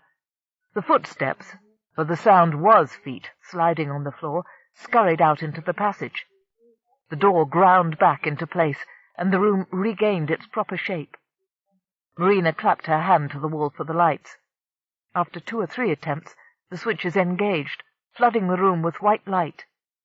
Marina blinked blindly. In a moment her eyes adjusted, and she scanned the cabin. Nothing looked out of the ordinary.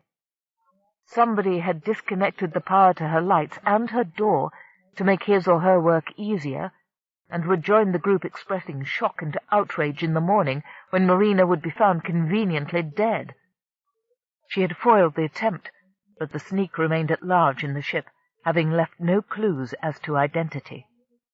She ought to go wake up Bisman and start an inquiry immediately and check who, right now, had an elevated pulse. Maybe the sneak left fingerprints on the life support controls or footprints on her floor. Then Marina realized that Bisman couldn't care less any more what happened to her. No clue was worth interrupting sleep. She beat her hands on her thighs in frustration.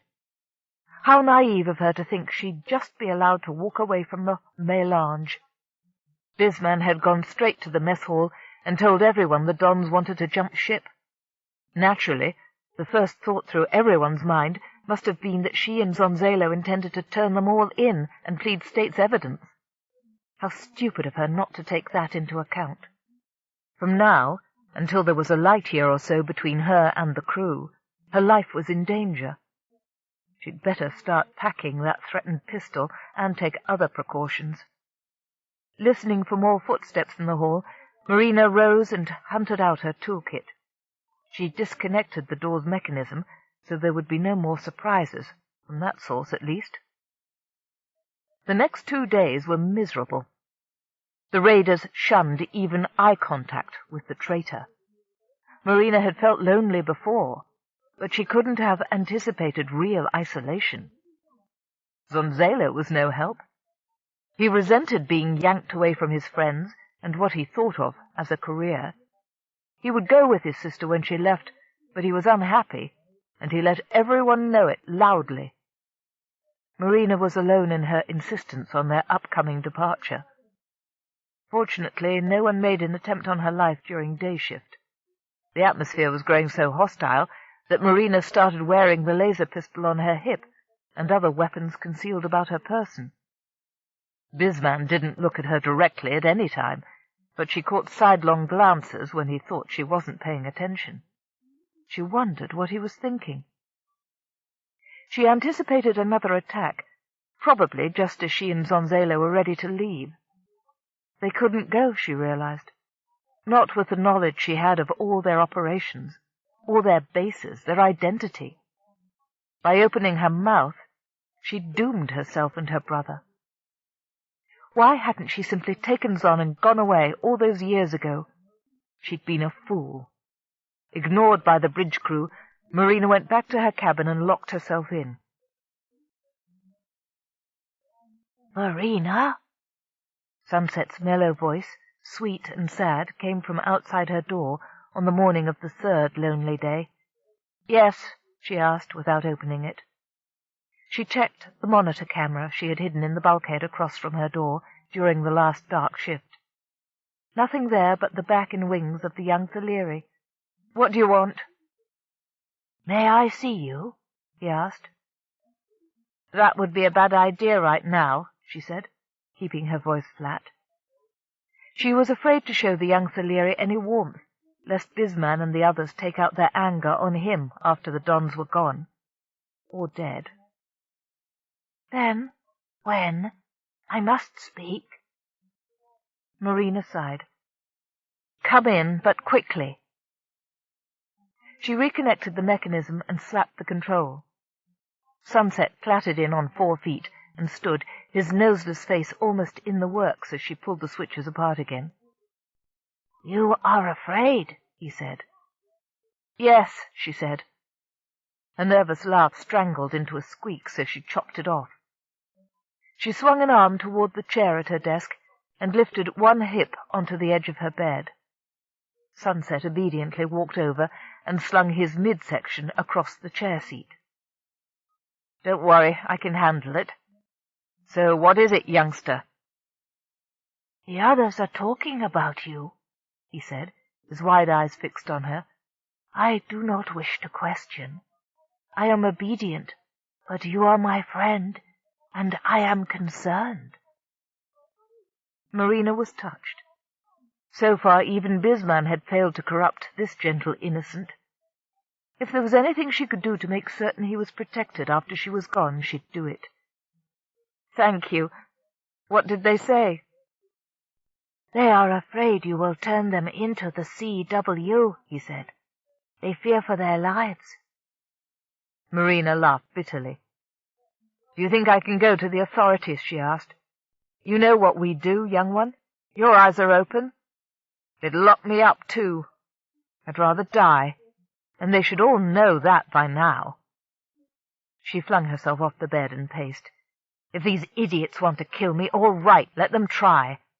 After 8 years, if they don't trust me, then I know I stayed too long.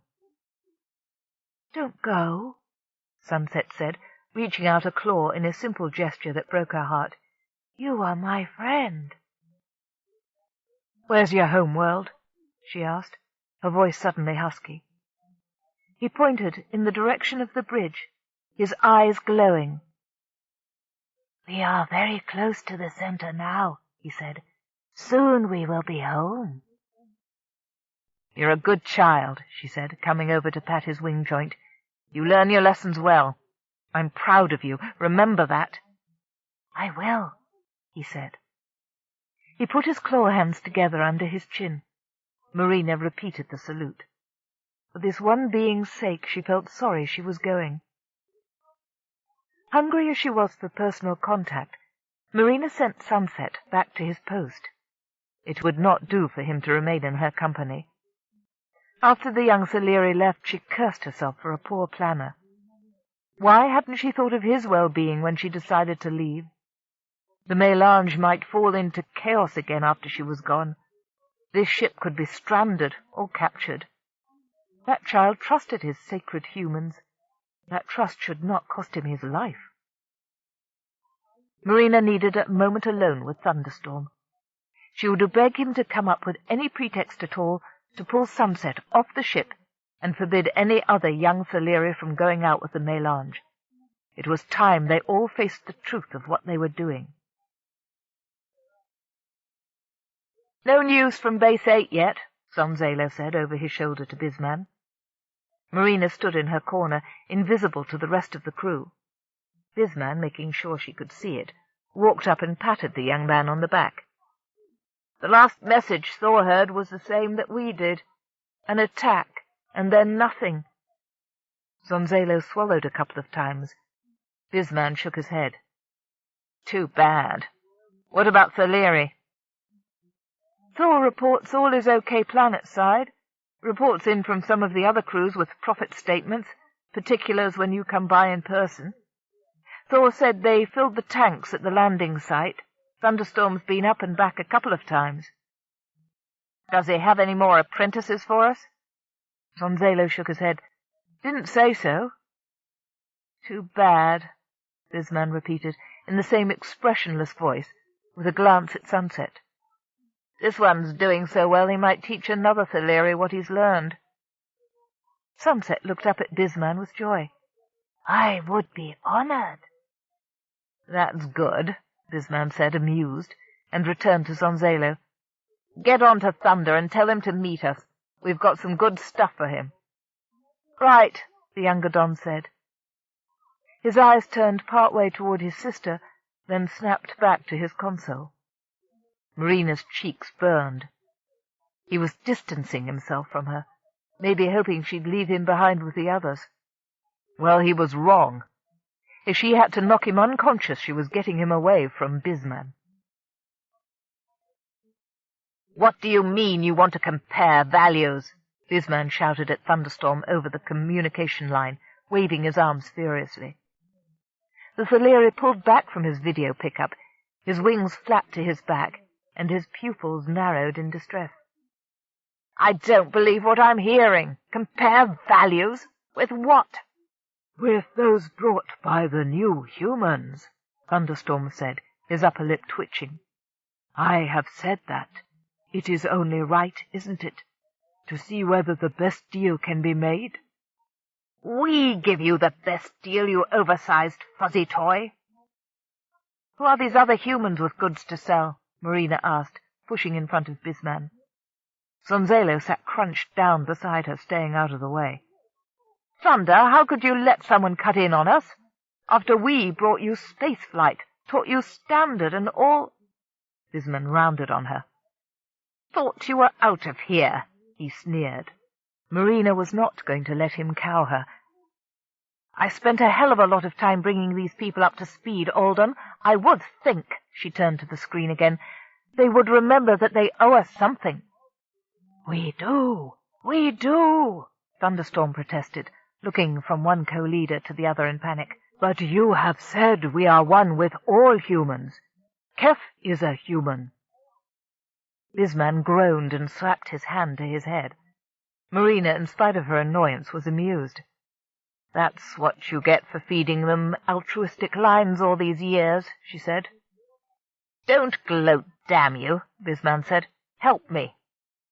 Marina, giving Alden a last humorous glance, turned back to the screen. "Who are they, Thunder?" she asked. "I have spoken with a human named Keff, as I say," Thunderstorm said. "He has many interesting goods. I have seen some of them. He has hull plates of supreme quality, thruster pods, engine conduits, good equipment almost new, some things we have not seen before, a garden that travels in a ship." "Who is this guy? What does he look like? Who does he represent?" this man demanded. "He is not as tall as you, Fishman, and broad in the chest like Marina. His eyes are the sky, and his hair is the color of good soil." And Thunderstorm described curls by circling a claw next to his head. "He says he represents the circuit." "The circuit?" Marina echoed, puzzled. "Never heard of them."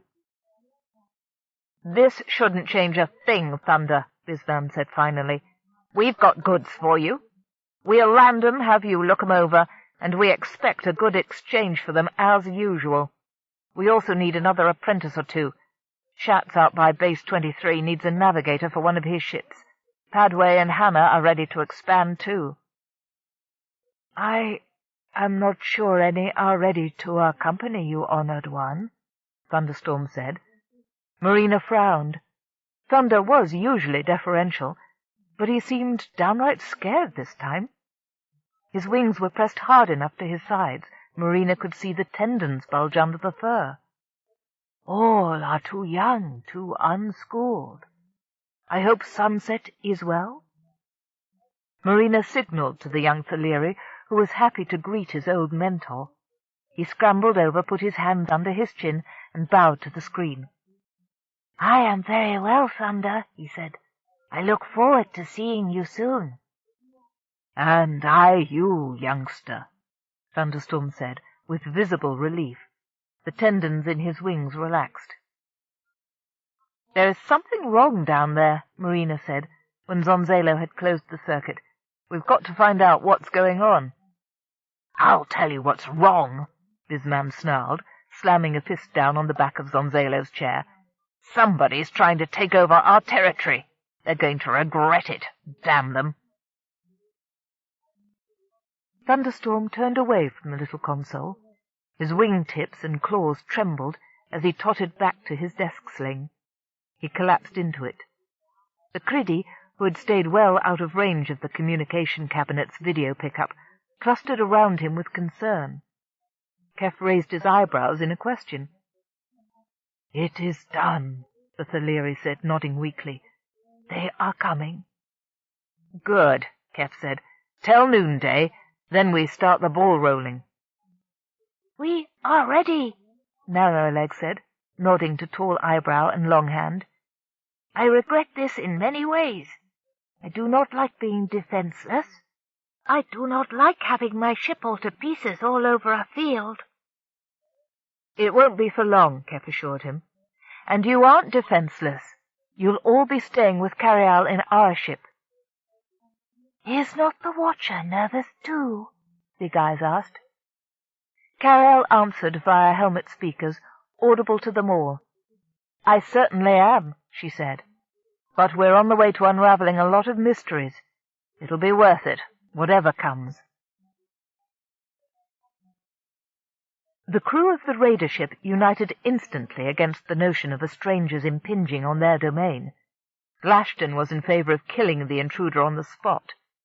When the idea began to gather approval from others, Marina pushed into the midst of them and, in spite of the possibility of danger to herself, shouted them down.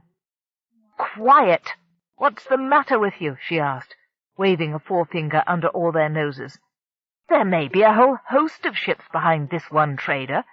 He could be the vanguard for a travelling fleet. Did you think of that? Sooner or later someone was bound to stumble onto Theleri. Well, now someone has." "I want to know all about this circuit," Bisman said, forgetting for the moment that Marina was persona non grata. "I've never so much as heard a rumor about them." "It's a big galaxy," Marina said, her hands on her hips. "I learned that back in exploration when we could find whole systems that had been hidden from scans by spatial anomalies. You'd be surprised how easy it is to hide an empire, let alone a rival trading group. Send a message to Varbon, Frost, Hannah, and anybody who might have access to a CW News computer station," Bisman ordered. "I want details. Is the scanner working?" "Intermittently," Glashton said with a grimace. "Take a look and see if this character's alone." "And what are we going to do in the meantime?" It was an automatic question, responsibility kicking in again. Marina realized it as soon as the phrase left her mouth. "We?" Bisman glared down at her, also recognizing the incongruity. She saw his face change from annoyance to the old, worn groove of cooperation. It was stupid of her to get involved again when she had so nearly cut the traces, but she owed the mélange some measure of gratitude too. She nodded. Bisman smiled grimly. "We are going to pay a visit to this Keff." He glanced up at Zonzalo and Glashton. "He'll be leaving pretty quickly. Prepare to track where he goes. If the scanner's not working, follow him. We've still got the slime ball. We can destroy him and his ship if he gets funny." "What a junker!" Carialle exclaimed. Keff had carefully turned his torso so she could see the huge red ship land on the field near Thunderstorm's pavilion.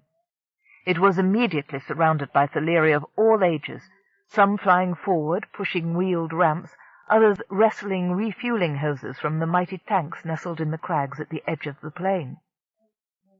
"No doubt about it now," Keff said, the consonants blunted because he was speaking sublingually. "The style is all of a piece with the ships we confronted circling Criddy. We have our culprits. The only question is, are these the leaders of the whole shebang, or will we have to go hunting further?" Carialle conveyed the question to Noonday, who was in her main cabin with two of her bodyguard and the Criddy. The Sayas glanced up from her perch on the weight bench as Carialle zoomed in as the hatch opened. "This is Alden Fisman," Noonday said. "I recall him much younger.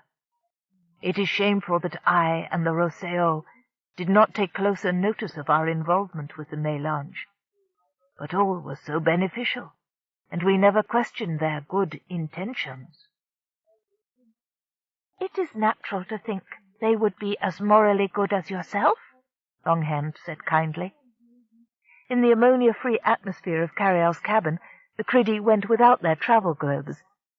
The visiting Theleri were fascinated, and studied their neighbours openly. In particular, they seemed interested in the Criddy's hands, which were nearly the size of their own claws, which in turn were the same size as Keff's hands. It was a sign, Noonday had said, that they all ought to be friends. "Bisman is their Sayas, in cooperation with the female who now descends," Noonday told Carialle. On the screen, a woman and a younger man who resembled one another followed Bisman down the ramp. Next out of the ship was a young Theleri, his eyes and jaws wide, taking in gulping breaths as if he could not get enough of the air.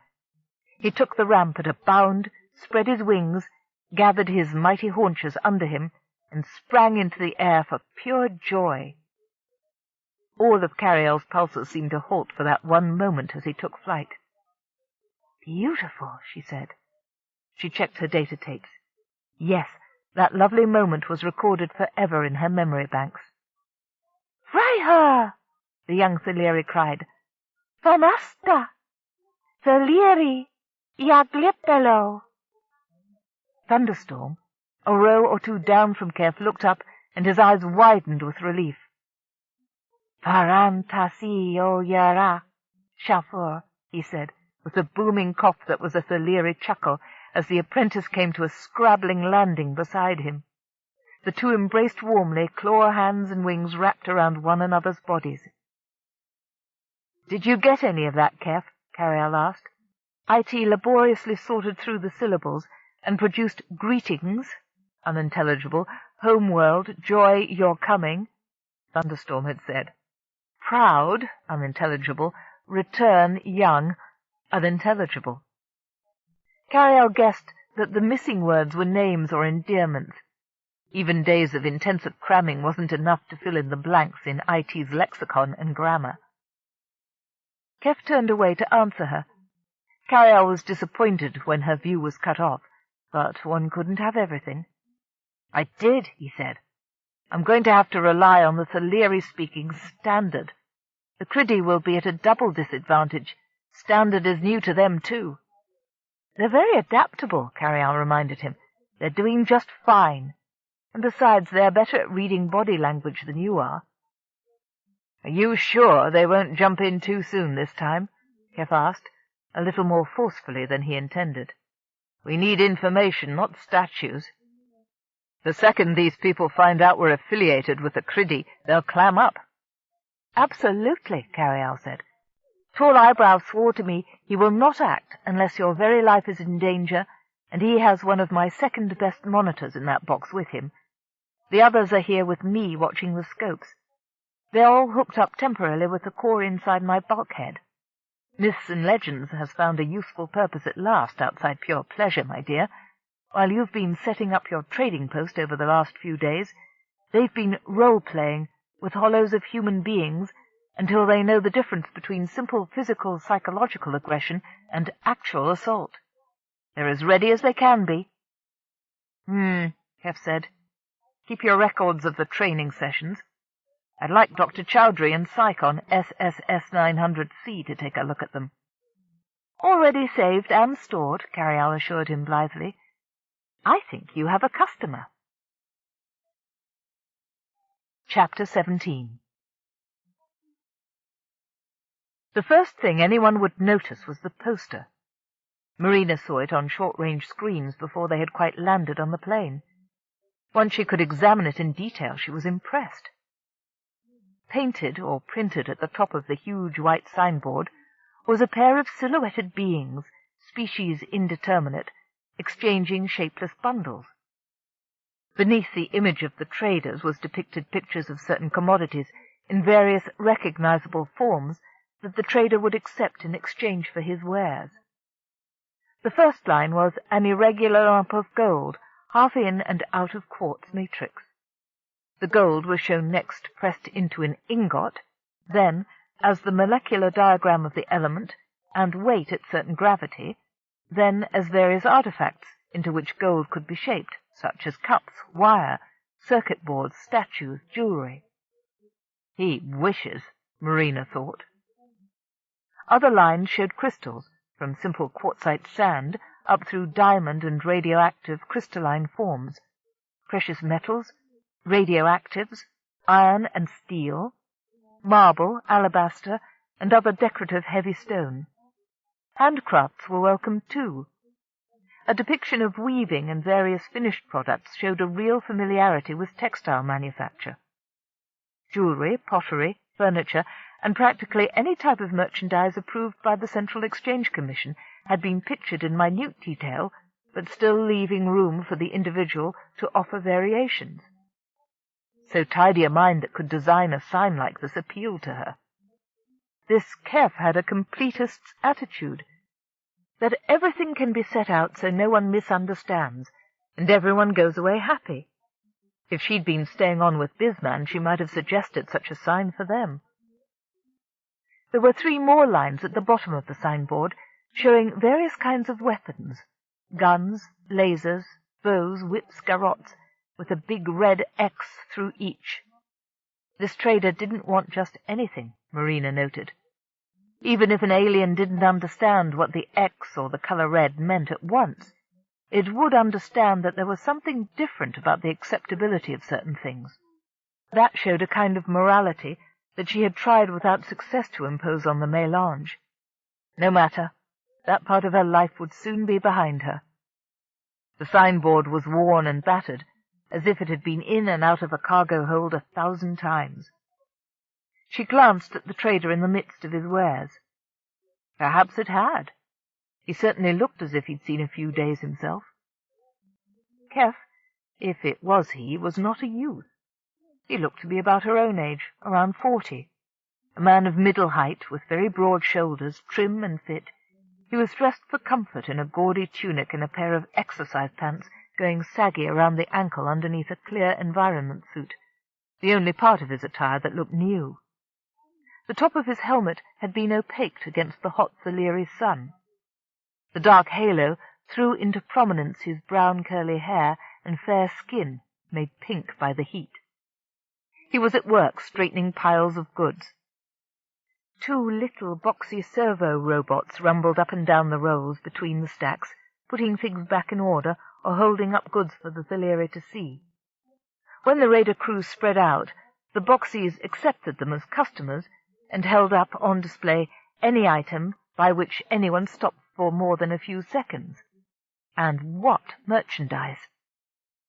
"He's got half a spaceship scattered on the ground," Marina whispered to Bisman as they pushed their way along the dusty aisle toward the stranger. "Look at that! Hull plates, exhaust locks, life support circuitry. I don't know what that is." She pointed at a green, pressed plastic tub about 3 meters across and 2 deep, that had several protuberances sticking inward over the lip. A couple of locals were looking it over with the aim of making a planter out of it. Thunderstorm and some of his staff were counting small circuit boards through the plastic of a storage pouch. They stopped to give the respectful greeting to the humans, but went back to their examination. Bisman's face crimsoned with suppressed fury over the whole situation. Marina thought he might go into an apoplectic fit. She was annoyed, too, at the nonchalance this character showed. "There must be 30 Valyri here," Bisman said furiously, shouldering past them. More natives were winging in at every moment, landing at a remove from the scatter of merchandise and loping forward curiously. "What happened to security?"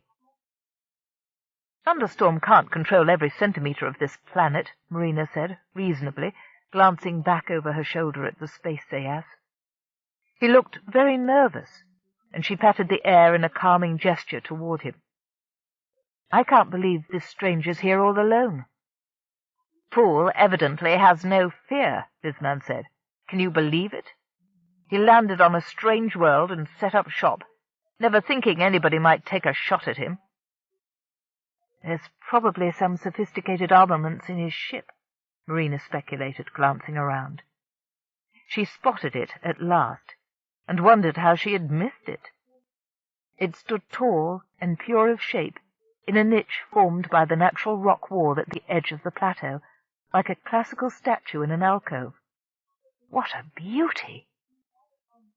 Bisman glanced up in the direction she pointed, and whistled as he made a mental estimate. "There's money behind him," he said at last. "We ought to be able to help ourselves to some of it." "You're Keff?" Bisman asked. "Who wants to know?" Keff said, stacking white enamel plates. The servo came over and took them away from him with a touch of impatience that was all Carialle's. He let go of the piece of hull and straightened up to greet his new customer. His eyes were a vivid blue in the pink-cheeked face. Marina realized with a shock how attractive he was, and, unconsciously, thrust out one hip and put a hand on it. Keff grinned at her. Abashed, she stood up straight, folding her arms across her chest. "Hot day, isn't it, friends?" Keff asked.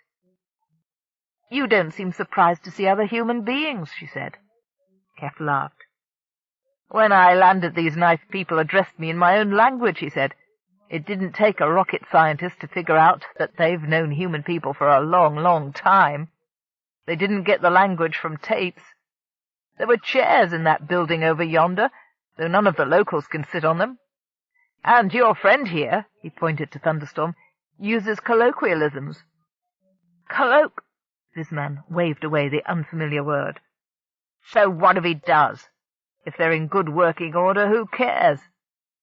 Though Marina could tell it was costing him something of an effort, he put out a hand to the stranger. "This is Marina Don. I'm Alden Bisman." "Thought it was Bisman," Keff said exasperatingly. "That's what the locals called you." "Just call me Keff."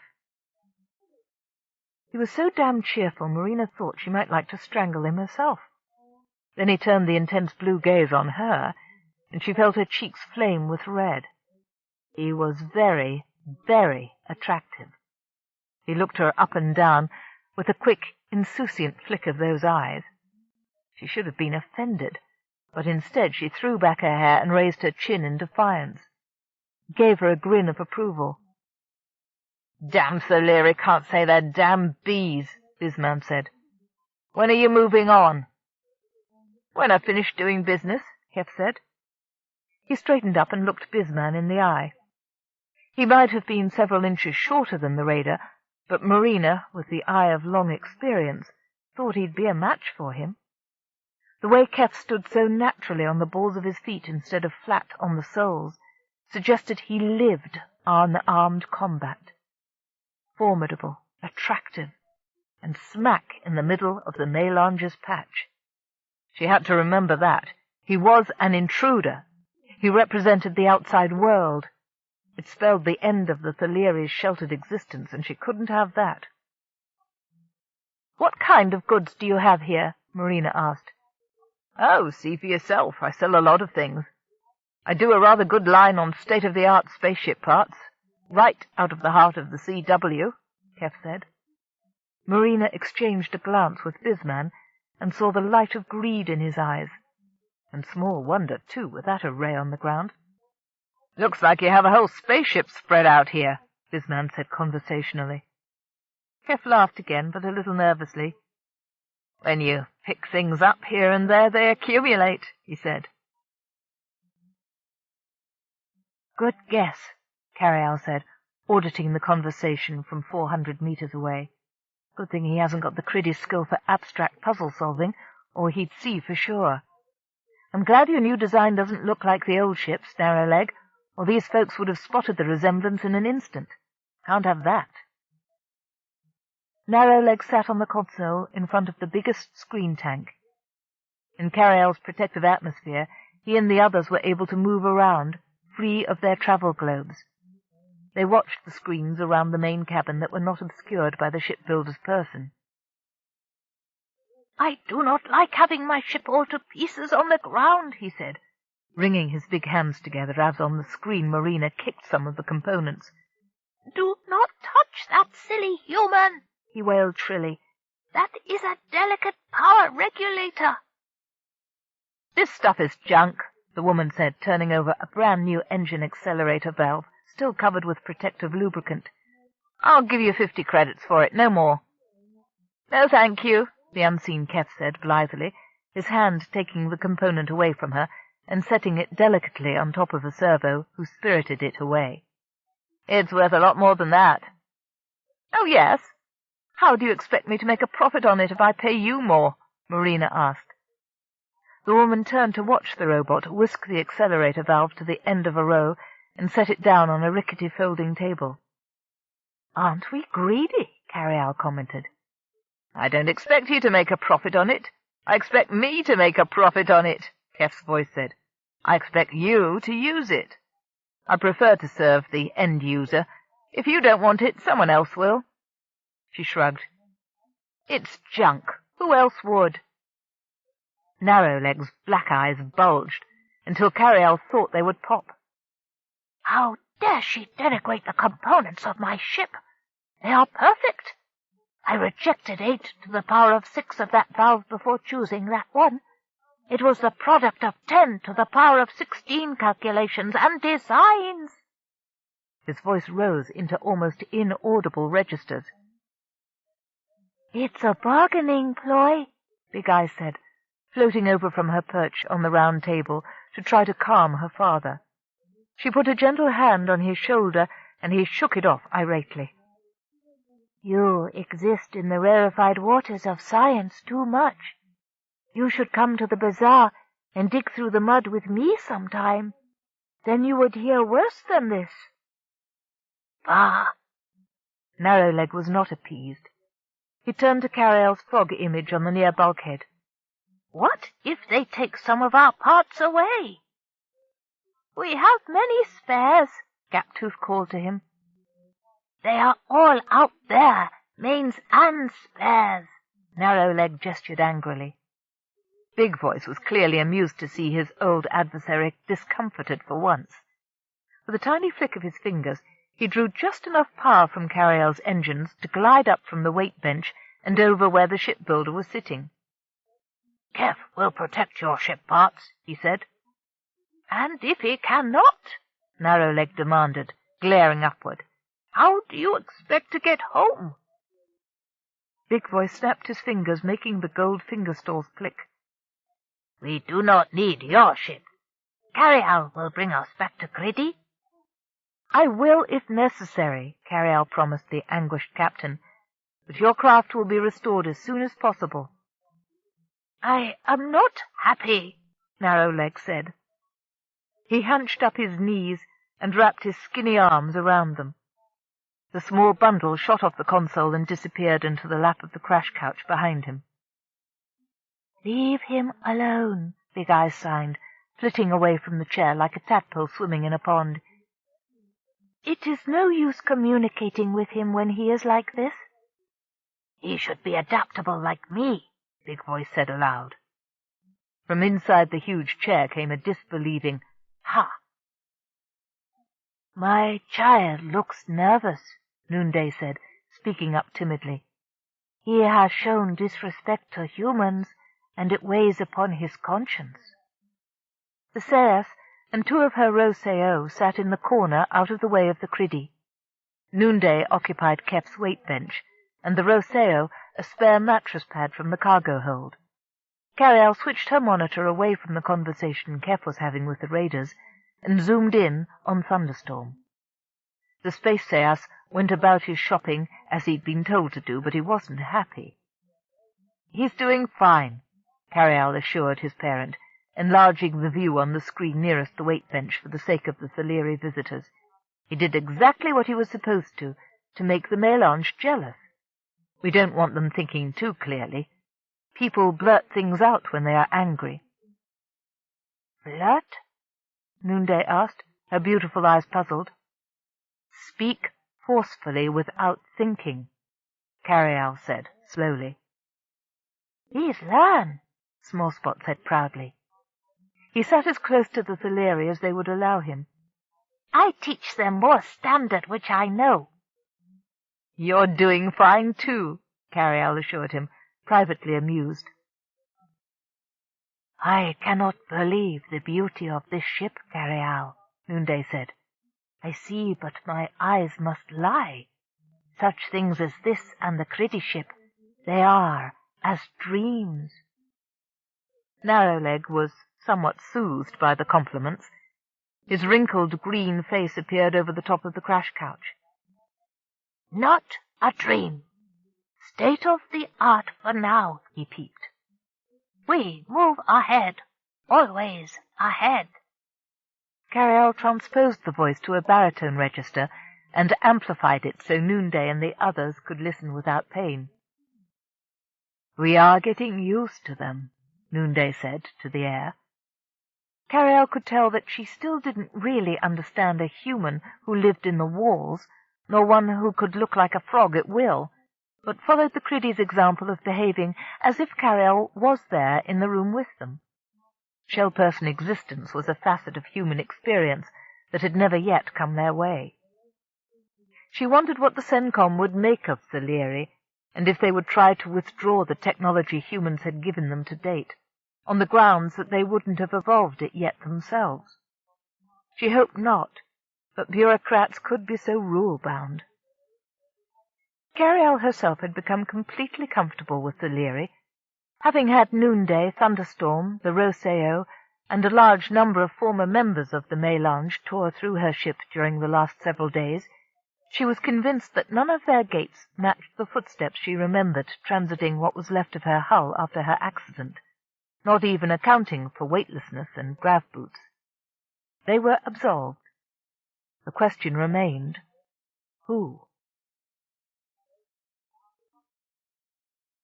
"Well, we might have an offer for you ourselves," Bisman said, rocking back on his heels and staring up at the sun.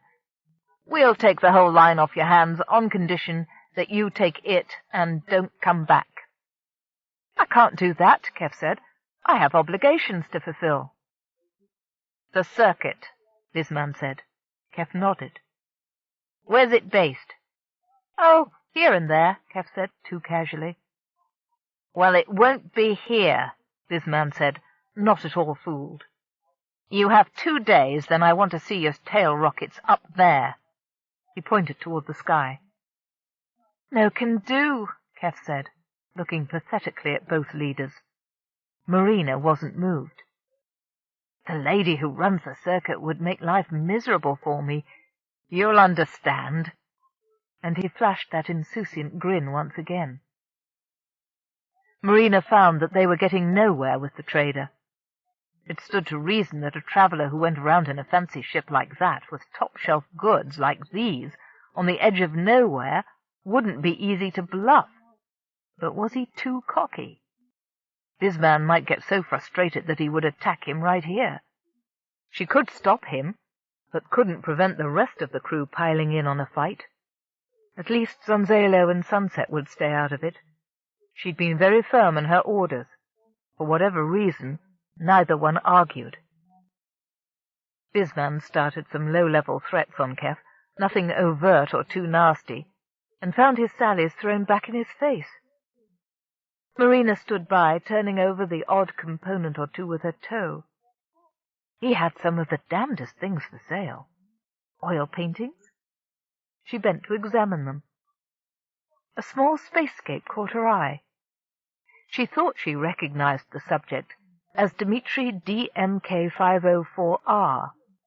Piled anyhow underneath it were the study of a planet she couldn't identify, a lake at sunset, a beautifully detailed portrait of a cat stalking a leaf, and a colour sketch of a couple in yellow and silver holding a baby dressed in deep burgundy red.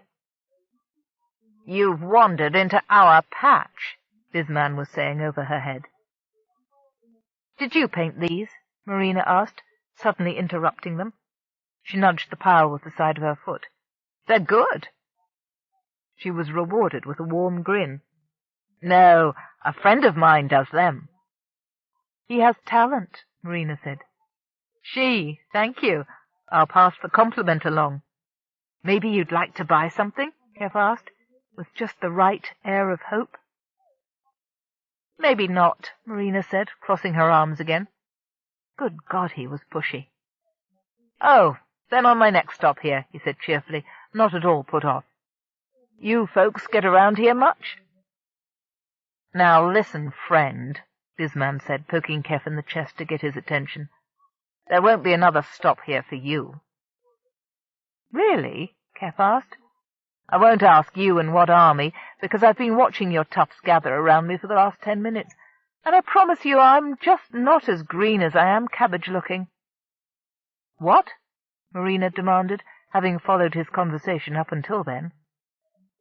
"Save the ancient colloquialisms yourself," Carialle growled in his ear. Keff clicked his tongue in acknowledgment. He had his hand on the top of the red box marked medical waste, where tall eyebrow was concealed. One rap, and these brutes would be frozen in place. He hated to show his trump card right away. He would never get what he needed if he was too cocky. "Sorry," he said, smiling at the woman. "I mean, I was not born yesterday. You don't think for a minute that I don't know how defenseless I look." She paused. Keff noticed Bisman's hand sweep down in a gesture that looked casual, but all the other spacers stopped moving toward them. So you have some kind of defense in that fancy airplane of yours, Bisman said casually.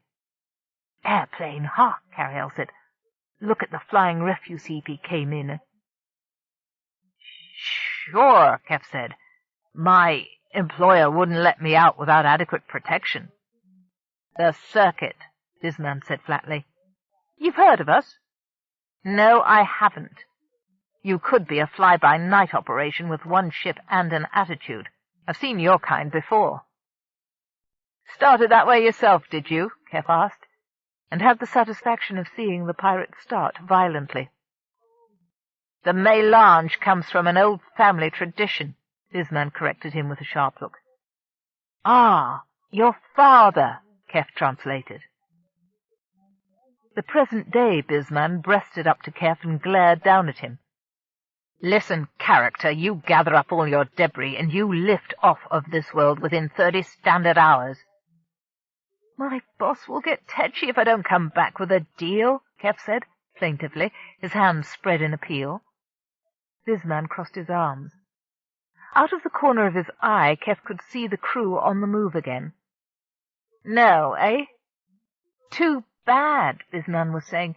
You tell him he's accidentally impinged on hazardous territory. She, Keff corrected him. You wouldn't believe how tough the Broad is at the center of the circuit.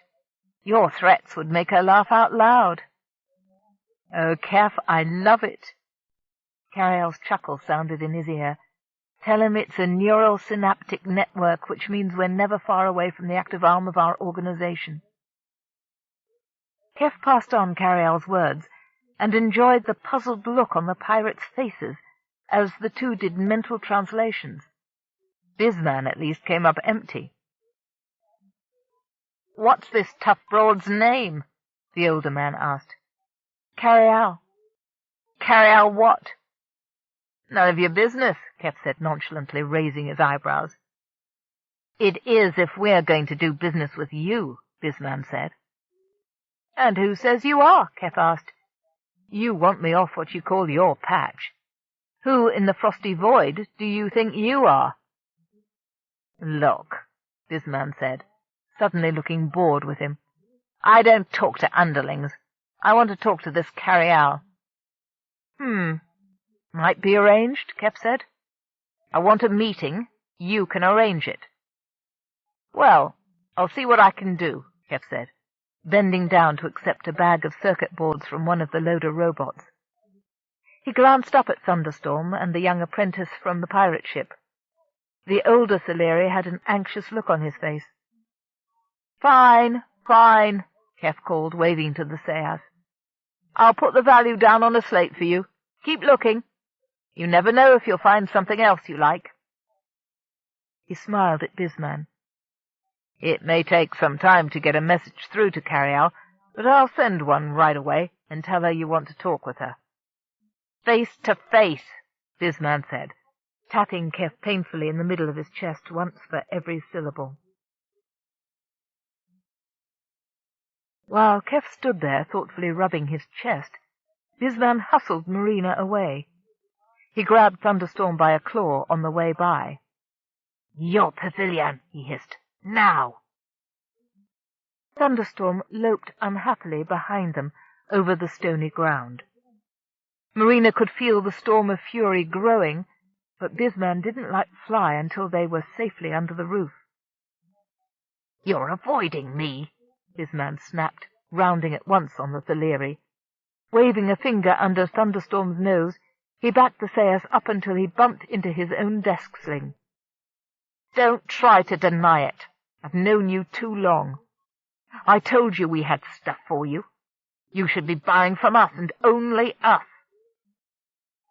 Tell us about this man, Marina said more kindly. The Theleri looked from one human to the other, clattering his claws together nervously. He settled over the sling and continued tapping his fingers on the desktop until Bisman glared at him to stop. This Keff landed here one day. He said he had goods we might like, and so we do, Thunderstorm said miserably. Things that the mélange has been unable to get for many years are here. You see, the temptation is great, and others saw him before I did, so I could not hide him. They like these goods." "I understand that," Bisman said. "He's got a few things I might take myself. What I'm talking about is no apprentices. You must have some about ready to ship out. Where are they?" I do not have any I am ready to send. There is more to know." "Haven't they memorized the manual?" Marina asked, puzzled. "Oh, yes," Thunderstorm said at once. "In that they are proficient." "Then what's the hang-up?" Bisman asked, banging a fist on the desk. "You know what kind of rewards there are in space travel." "Yes," Thunderstorm replied more thoughtfully than usual. "I know." "So why are you being cagey with us?" "The air is bad in ships," Thunderstorm said suddenly. "The old ones, who I see have weakness in the thorax from lack of elemental acids." "Chlorine?" Marina asked. "Yes," Thunderstorm said. "Hell, then we'll work out a medical system. Miri—" "No, I'll work something out," Bisman said, dismissing Marina. She glared, then realized she had no right to complain. He'd accepted her resignation, and he was letting her go. "It will still take time before any are ready," Thunderstorm said timidly. "The training continues." Bisman walked to the entrance of the pavilion. "Next time I won't take no for an answer, Thunder. There are ships out there who need the Leary apprentices. Just remember who your friends are." With an apologetic glance back at the terrified Leary, Marina followed him out. Bisman reported the conversation to the others on the ship. The reavers clustered in the galley grumbled about another setback. "Damn it! This tears the trip out to Sangali," Flashton said. "Hannah had a collection for us. It's not worth burning the fuel if we have to turn around and bring her a navigator on a separate trip." "At least we can't blame this problem on the trader," Marina said. "No, damn it, but he might have said something that set them off," Bisman said with growing heat. He kicked a battered cabinet door, adding a black boot mark to the damage he'd done it in hundreds of other temper tantrums. Marina wouldn't miss that part of Alden Bisman at all. "Perhaps he's tired of talking to the families of the ones who don't come home again," she said pointedly. "Shut up," Bisman said, rounding on her. "You want out anyhow. This isn't any of your business anymore." He slammed his hand on the countertop. "I've got to find the pressure point, get Thunder back into line, and soon. These Leary are a hell of a lot of trouble." "Well, why are we bothering to go to so much trouble for them, then?" Sonzalo said with disgust. "Because the soul-frigging flying barnacles can't get lost, that's why," Bisman exploded. "You know that, you young idiot. They always know their way back home, and everywhere in proportion to home. It happened to me once, being lost without a navigator. I never want that to happen again. Wandering lost in eternity may appeal to you, but it scares me juiceless." "And there's the fuel," Marina said thoughtfully.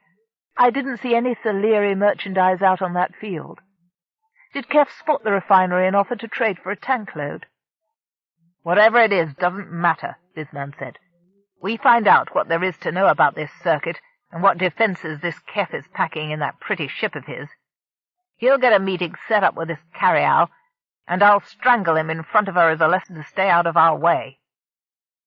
"And then what?" Marina asked. "Then we can take care of all of the circuit," Bisman said. "We've got the slime ball, remember?" "Who knows how many there'll be?" Marina asked. "The ball could overheat any day, and then we'll have nothing." "We've got more than 60 ships and enough armament to carpet a planet," Bisman said offhandedly. "I'll start calling him in right away. If he wants to make this system the prize in a blood game, we'll oblige him." "I don't want the Leary hurt," Marina said, alarmed at the idea. "Shut up," Bisman said, facing her down. "Either help or get out of the way. You're just waiting for an off-world ship now, right?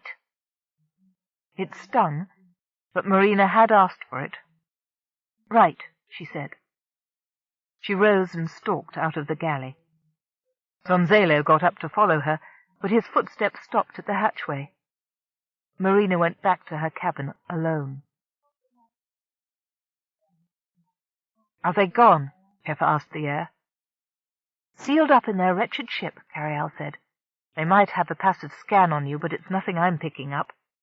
Their telemetry equipment is as haphazard as their engines." "Thank heavens," Keff said. One of the servos rumbled up to him, and he put the medical waste box onto its flat top. He slapped the robot's side. "Move it out quickly. Is the tub full?" "Big Eyes has it ready and waiting with an electrolyte shake on the side." Keff trotted along behind the drone. The sun was setting over the planetary west horizon, and he glimpsed 2 moons rising golden above the mountain ranges. Very pretty landscape, he thought, but too hot. "Are you okay in there, T.E.?" he asked through his helmet mic. "Okay," came a faint croak. "Hurry it up, Carrie," Keff said, more concerned. He didn't like the way the globe frog sounded. Had he stayed outside too long?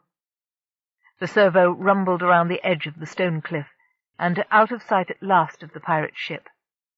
Keff grabbed the crate bodily off its platform and ran with it into the ship.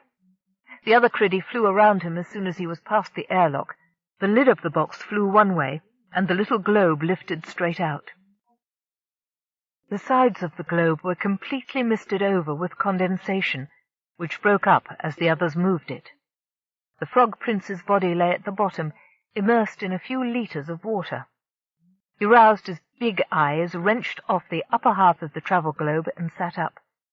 His eyes glistened in an unusually pinched face, but he waved away offers of help to stand. Noonday, who had watched all afternoon with growing admiration, added her concern. "He will live?" she asked. "I live," he said hoarsely. "It is sometimes worse on Sky Clear." "You're a hero," Keff said. "If you hadn't been there, I couldn't have pulled that off." The criddy shook his head. "It is nothing," Tall Eyebrow signed. He licked his lips, which were visibly dry. "Cha, nothing." Big Eyes flicked her fingers, and the door of the spare cabin flew open.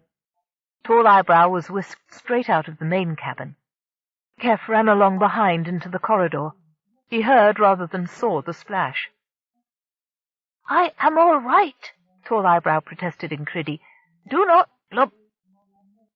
Big Eyes' hands had moved, and Keff suspected she swept a wave of the cool water over her loved one's head.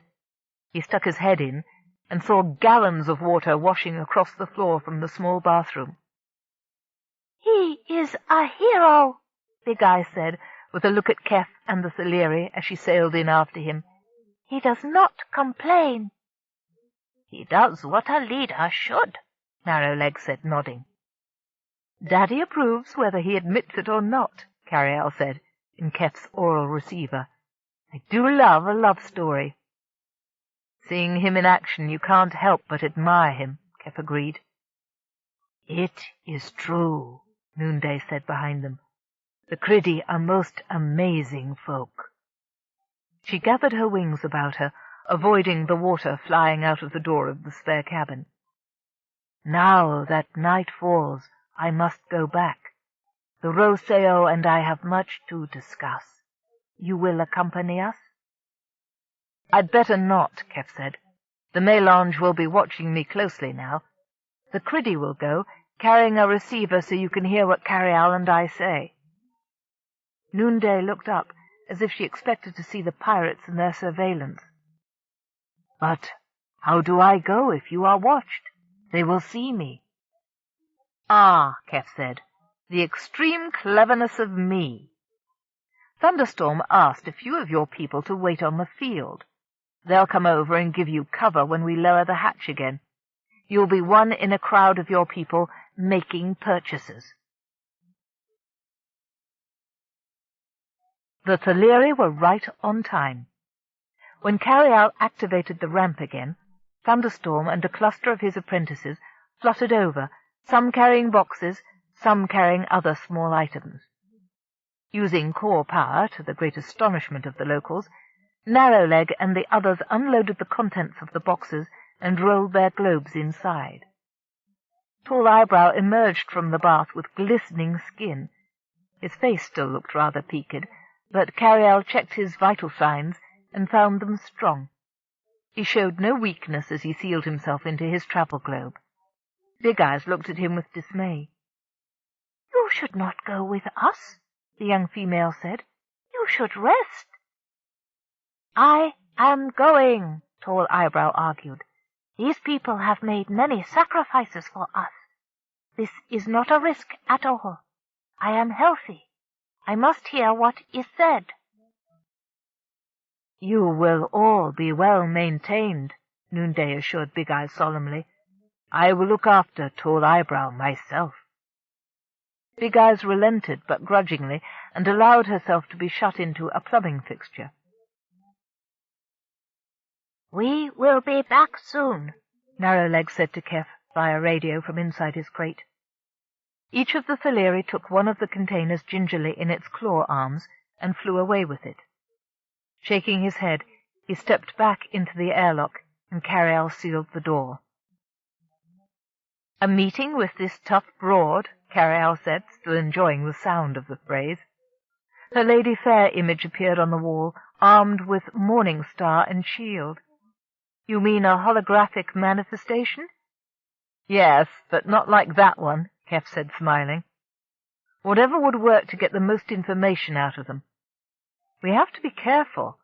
I don't want them to leave again if there's the least chance an armed ship is on the way, but I don't want to endanger this population. The Theleri are vulnerable, and they trust humans implicitly because of these brutes." "The Mélange are a mixed curse," Carialle said thoughtfully. "On the one hand, I'm glad they discovered this race. They're fascinating. On the other hand, if it had been anyone else, the CW could have nurtured the Theleri's natural development. Look at this place. Except for the smelly air, it's almost a type G world." "Yes," Keff said. "I notice the pirates don't bother with air filters."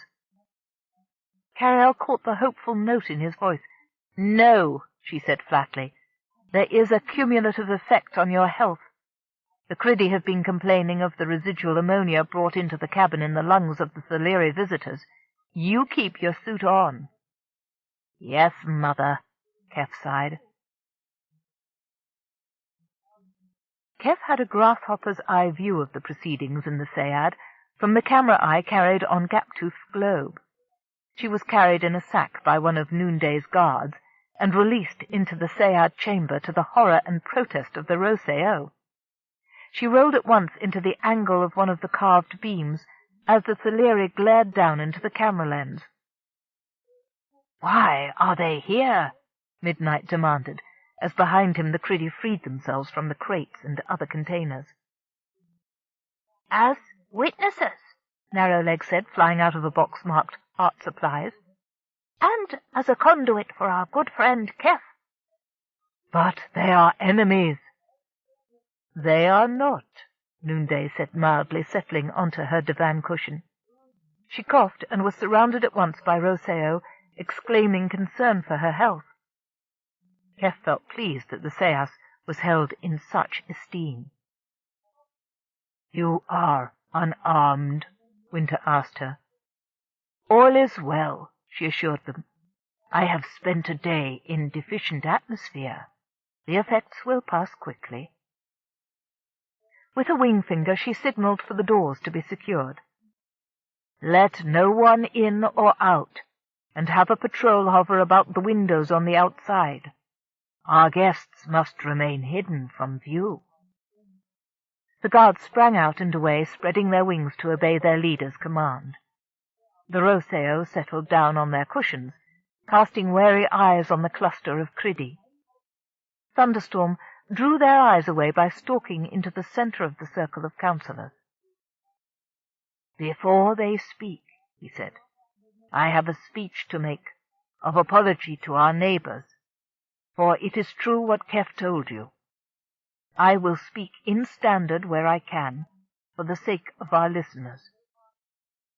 He went on to detail the history of the mélange. Although Keff couldn't understand all of the Space Sayas words, he could tell that many in the room were shocked at the revelations he had for them. "Then all of our accomplishments were based on lies," Midnight said. Thunderstorm bowed his head. "I deserve that," he said. "But we may rebuild, and beginning now with the help of legitimate representatives of humanity, we shall." "And how do we know that Keff and the unseen Carialle are truly from the CW?" another Roseo demanded. "Does it matter?" Noonday asked. "I saw the mélange show hostility to a stranger human, telling him to leave Theleri and never return. That isn't the act of a being who believes we are all one." Thunderstorm smiled. "I assure you, I know real CW. I spent many years robbing their bases and stations. Also of these, the Criddy. A number of the parts of the ships that stand on our own landing pad come from their ships." Midnight stood and solemnly bowed to the Criddy. "We owe you reparation." He held out a claw hand. Narrowleg and Tall Eyebrow exchanged small, subtle signs that Keff had to squint to see. Together the Criddy opened their globes and rose to their full, though inconsiderable, heights. Exposing their delicate skins and lungs to the sharp air was a stunning display of trust that moved Keff deeply. The two leaders stepped forward to take the Theleri's narrow talon, one at a time. The other Roseo, grudgingly, fearfully, stepped forward to clasp hands with the shining, water-clad amphibioids. "We will take aid and assistance instead," Narrowleg said. "The parts are obsoleted with the new design. The one that is," he added with regret, "lying dismembered on the field." "What can we do to assist?" the other Roseo asked. "Be prepared," Keff said, speaking through an audio receiver on Gaptooth's globe. "Our intention is to obtain recorded confessions from the mélange as to their activities in this sector for use by our judicial arm. I'm concerned that if the mélange becomes suspicious that we are from the CW, your well-being could be at stake." "A certain amount of fallout is inevitable," Thunderstorm said, with a shrug of his magnificent wings. "We have contributed to the galaxy's ills by consorting with criminals. Although I absorb all guilt, my people may suffer. I owe all many lives." "We will not claim them," Big Voice said, rolling forward and puffing himself up majestically. "The thing we must do is to get the information needed by Keff and Carialle." "It is possible that our military is nearby," Carialle added, amused by Big Voice's self-importance. "They must have received our message by now about the Theleri we left behind on the Criddy system's 5th planet. They could be here soon to take Bisman and his crew into custody." "If they leave, what of it?" Noonday said, spreading her upper lip. "My child says that the mélange come here often. They have a friendly bond with our people, whatever they have done to others. A capture will occur now or in the future. We offer the aid of our guardians if you need them. At present, we will cooperate to get what it is you seek now." "I hope so," Carialle said. Keff thought he could detect wistfulness in her tone. He smiled at her pillar. "With such friends, Lady Fair, how can we fail?" Chapter 18. A few days passed after the Criddy returned safely from the capital city. Keff continued to pretend doing business on the high plain near Thunderstorm's enclave. The longer the Criddy's ship parts were on display, the more interested the pirates became in buying them. Keff was now in possession of a handful of credit chips, whose legitimacy and provenance he very much doubted. Narrowleg, on duty as Keff's guardian in the medical waste box, was less of a success than Tall Eyebrow, because he kept a closer eye on his inventions than he did on the human whose life he was supposed to be protecting. "I do not like these disappearing," he protested into his radio over and over again during the long hot day. "They go into the pirates' hold, and they go away toward the city, but they are not here." "Relax, tadpole," Keff said, out of the corner of his mouth. "We'll get everything back just as soon as we're finished here. Thunderstorm promised me that the parts are being well looked after." "It must be soon," Narrowleg said. "All this dust getting into the components. Impair efficiency." "Shh, you're exaggerating, I'm sure," Keff hissed, seeing Bisman coming down the ramp of the raider ship. He hoped the Criddy's shriek hadn't been audible. The leader was stalking toward him with purpose. Keff stopped, pretending to tidy his wares, and waited. "What have you heard?" Bisman asked, without other preamble. "Nothing yet," Keff said. "I sent the request for a meeting, as you asked me to. It'll take time for the message to meet her. I had to assure her you're not a small-timer, that it would be worth her while doing business with you. I told her you had 60 ships under your command. Is that right?" Bisman spat into the dust next to Keff's feet. "At least 60. And I've got other resources. Connections." Keff raised his eyebrows, but the older man was far too canny to take the questioning look as an opening. He shook his head, and Keff grinned, pretending to look sheepish. "Can't blame a fellow for trying." "You just tell me when she gets here," Bisman said, poking him in the chest again. "I'll talk a lot more when I hear her bona fides." "All right," Keff said. But to Bisman's back. As soon as he'd had his say, he'd swung around and stalked off in the direction of Thunderstorm's pavilion. "I do feel sorry for that Griffin," he said into his sublingual pickup. "He's taking all the brunt for us." "You play the part of the up-and-coming flunky to perfection," Carialle said acidly. "I've always said I should start at the top and work downward," Keff said, forcing a note of cheer into his voice. "Is there any word today?" "Not a thing," Carialle's voice said, sounding a little strained. "There has been plenty of time for my first transmissions to have reached the nearest space station. I could have flown up and back in the time it's taken them to respond." A couple of the raiders on the edge of Keff's bazaar reached for the same book-chip library at the same time and started to bicker over it. Keff turned his back on them. "There's always the question, if there was an armed ship in the vicinity, and whether they could send it," he said. "They might already have sent it," Carialle pointed out. "If it's behind the anomaly, the ship won't receive any more transmissions from us until it clears Criddy's system. By then the Mélange, or at least Bisman, could be long gone. Noonday's guards won't be worth a darn against energy weapons. I wish you could have gotten even one base location out of Bisman. Any starting point, so I don't have to unravel ion threads again." End of Side 8. Change side selector switch. This book is continued on the next cassette. Side 9. The Ship Errant by Jody Lynn Nye, continuing on page 339. "He doesn't like me," Keff said thoughtfully. "More fool he. But he's starting to lose patience. How long can we stall him before he finally loses his temper?" "If that happens, he'll attack, in which case our cover and the Criddy's is blown, or he'll leave. We'd have to give chase, and I don't fancy our chances. That third core may still be out there somewhere." Keff rocked back on his heels and looked up at the sky. He stared at a bank of clouds gathering in the northwest, then realized the novelty of atmospheric condensation in such a dry climate. Looked like a head of stratocumulus building. Did it ever rain here? He must ask Thunderstorm. "We're not policemen," Keff said, "but we can't just let these people go." "Not until I get what I want," Carialle said.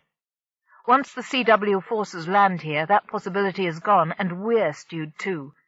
I'll be in a home for the perpetually bewildered, and you'll be flying a troop carrier." "We're not making much progress," Keff admitted. "I haven't managed to elicit a single confidence out of those people, not in 6 days. Not a single detail of where they've been in the past, a single event. You'd think they'd be bursting to brag about their successes, but no." "It's a tight ship," Carialle agreed. "They keep themselves to themselves with a vengeance. There are organized minds in charge. I'd admire the Mélange if we weren't trying to break through their defenses." The air grew heavier, and the sky darkened. Keff checked his chronometer. "Looks like weather," he said. "How far away is it?" "I've been charting a pattern coming in from planetary northwest," Carialle said. "I've been charting a tropical front in the far west. It hit a cold front 1,000 kilometers from here, and I admit it whipped up faster than I estimated. You'd better start getting things under cover. You have about 90 standard minutes." "Looks like it could be a gully washer," Keff said, starting to pick merchandise up at once. He signaled for the servo to come over and help. "Keff," Carialle said. Her voice sounded tentative. "I've been trying to stifle my natural anxieties, but something needs to happen soon. I find I've been counting." Counting, as she had 20 years ago, adrift in space to keep herself sane. Keff felt an urge to run inside the ship, to be close to Carialle, anything to help her calm down. "Have you had any memory flashes?" He started to pick up piles of circuit boards with a burst of nervous energy, then stopped to look around for the boxes. "No." "Good. Hang on, Carrie. Nothing's different than it was just a few days ago." "No. We're nearer an answer, Keff. I know it. I'm beginning to feel antsy in anticipation of it." Aggravated at how slowly he was progressing, he glanced toward the humans browsing through the lanes. The men and women from the Mélange had also noticed the lowering sky. They shot glances at him and the tons of merchandise, but moved purposefully toward their own ship. Bisman stood next to the ramp of the raider with his arms crossed and a sneering smile on his face, watching Keff. "Nice people," he growled with more force than he'd intended. "Why?" Narrowleg asked, hearing Keff's comment. "Because it's going to rain," he said in frustration. Movement in the direction of the pavilion caught his eye. "Here comes Thunderstorm, probably to tell me the same thing." "Rain is rare," Thunderstorm said, "and yet here is. Do you need assistance?" "Sure do," Keff said shortly, stacking boxes of components on the robot drone's back. His own worries didn't prevent him from remembering to say, "Thanks." Thunderstorm started to pick up items with all 4 of his hands, and gestured to his apprentices with a tilt of his head. The young Theleri fluttered in at once and began to help. Across the field, the pirate's ramp ostentatiously clapped shut. "There's nothing I can do now until the rain's over," Keff said sublingually to Carialle. "Can you last? Otherwise I'll drag them over to you one by one with my bare hands and torture the truth out of them." He was rewarded by Carialle's dry chuckle. "No, Sir Keff. That would get you thrown out of the Good Knights Club. I'll make it. Only," she hesitated, "stay by me." "I'm always here for you, lady love," Keff said with heartfelt sincerity, "even when I'm ankle-deep in dust." He grunted as he hoisted a case of plumbing fixtures over his head and passed them on to a hovering griffin. "We will help as soon as the light goes," Narrowleg's voice squeaked from his concealed post. "The outer shell can wait. Gather the life support and navigation components first." "Thanks," Keff said absently, stopping for a moment to triage the most important items left on the field. He was distracted by his concern for Carialle. Had they set themselves an impossible task with an implausible deadline? "Where shall I lay these inside?" A Theleri voice boomed through the rising wind. Keff sprinted across the darkening field to help her. Marina watched on the galley screen as the trader and his 2 robots scurried to put their merchandise away before the rain came. The small drones rumbled across the rocky plain with impossibly high piles of crates on their backs. It was a credit to AI engineering that not one item fell off all the way across the field and up the ramp of the lovely white ship. "You're being mean not letting any of us pitch in and help him," she scolded Bisman, who was watching over her shoulder. "He's a businessman. He knows the risks," Bisman said with indecent satisfaction. "Weather's a risk." Marina shot him a glance filled with disgust. The raindrops were already starting to march across the dusty tan plain. The Thaleri, who hated getting their fur wet, ran before the wind, hurrying to get under cover before the storm broke in earnest. Marina watched for a while, wondering how Keff had ever gotten all that hull plate into his little ship in the first place. He must have been sleeping on containers. You couldn't travel for very long in that kind of discomfort. She guessed he'd probably traded upscale from a much bigger craft and was now paying the price in smaller quarters. She didn't recognize the design, but it was a honey. She missed being around quality like that. The controls must hum under one's fingers, instead of juddering, clacking, and even breaking loose. Marina thought she'd like to see her fly. A crack of thunder erupted, and lightning burst like a star splitting apart. Marina jumped back as the rain began to fall heavily, spikes of silver peppering the golden earth. In moments, the dust turned to mud and began to flow toward them. Marina had a horrible feeling that the whole ground under them would turn into sticky goo, pulling the ship down into it, drowning them.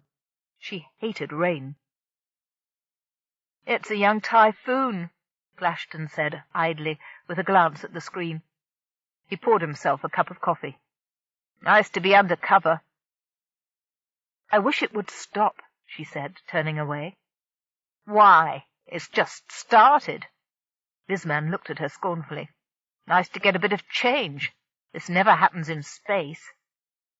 "Yes, thank heavens," Marina said. The others in the galley exchanged pitying looks. "You weren't born in atmosphere, were you?" Glashton asked. "Nope," Marina said, reaching past him toward the replicator and programming herself a combination protein-alcohol cocktail. "They say you don't miss what you never had."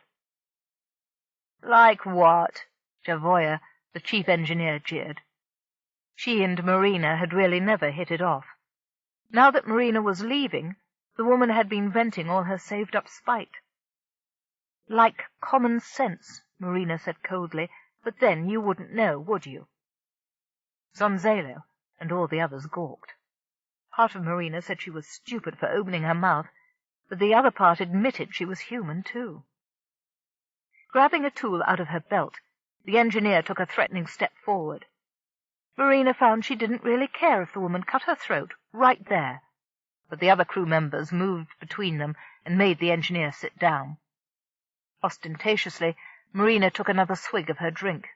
Javoya glared. Marina ignored her, thinking about her own problems. There was no other ship available here on Thaleri for her. She'd have to stay on with Bisman and this increasingly hostile group to the next stop, and maybe the one next after that, until they found a team with one that Bisman could bully to get rid of the troublesome Dons. The one thing she could depend on was that he would keep his word about a transaction.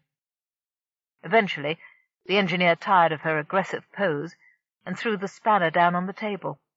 Everyone relaxed a little. "Oh, what are we doing still here?" Javoya asked, appealing to the others. "It's nice enough. I like Thaleri, but even their hospitality gets to be overwhelming after a while." "Business," Bisman said shortly. "Well, let's get on with it already," Glashton said, frowning. Marina gestured in the vague direction of the other ship. "We're waiting for word from this Keff's employer about a face-to-face meet. Alden wants to secure this system for the mélange." Glashton made a face at Bisman. "What's the matter? Is this guy stalling?" "I don't know," the leader said, in turn scowling at Marina.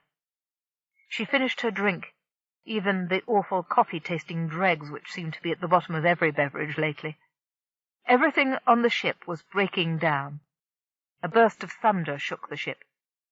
She shut her eyes and told her internal stabilizers to ignore the slight rolling under her seat. Space dust, that's a horror. Well, we wouldn't still be here listening to it if your boyfriend over there wasn't black-holing us, Bisman sneered. Marina, in spite of her promise to herself not to get involved in any more arguments with him, glowered.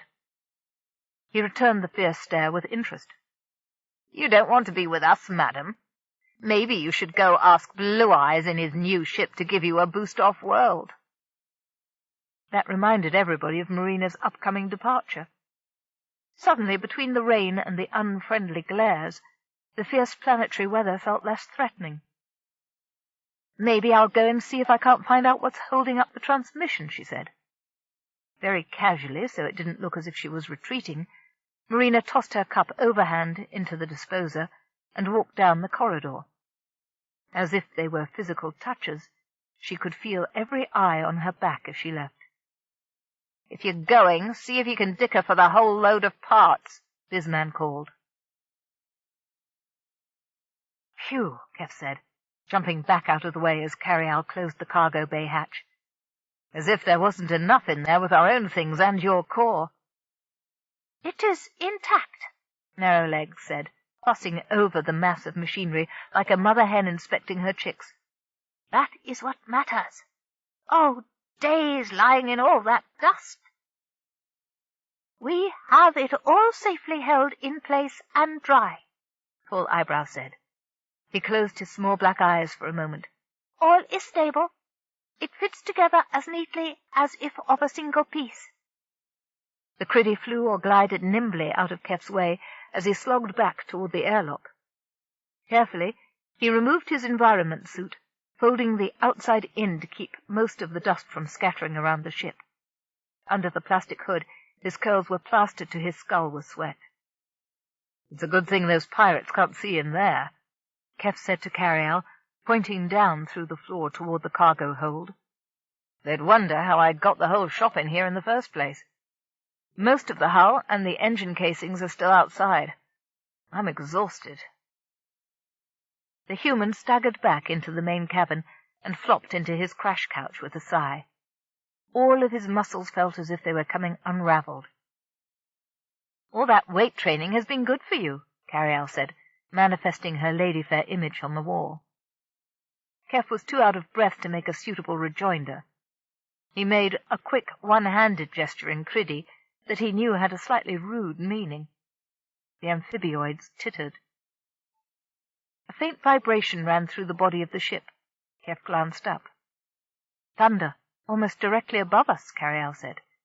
We are now separated from the rest of the world by a wall of water.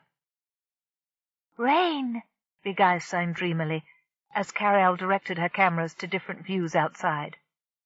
The sun had dropped most of the way below the rim of the canyon walls, throwing black shadows across half the plain. The remaining crepuscular rays through the heavy clouds spotlit the distant plain. In the direction of the capital city was a double rainbow in almost 270 degrees of arc. This is not such a bad place, Big Voice said. I would prefer to visit during nice seasons like this. A slow, very brief and faint rumble clattered on the hull. Keff glanced idly at the screen, waiting for the brilliant fork of lightning. That's outside, Carialle said, suddenly interrupting. She switched one of her screens to show a small, rounded, bipedal figure standing next to the ship's landing fin, holding up one upper limb.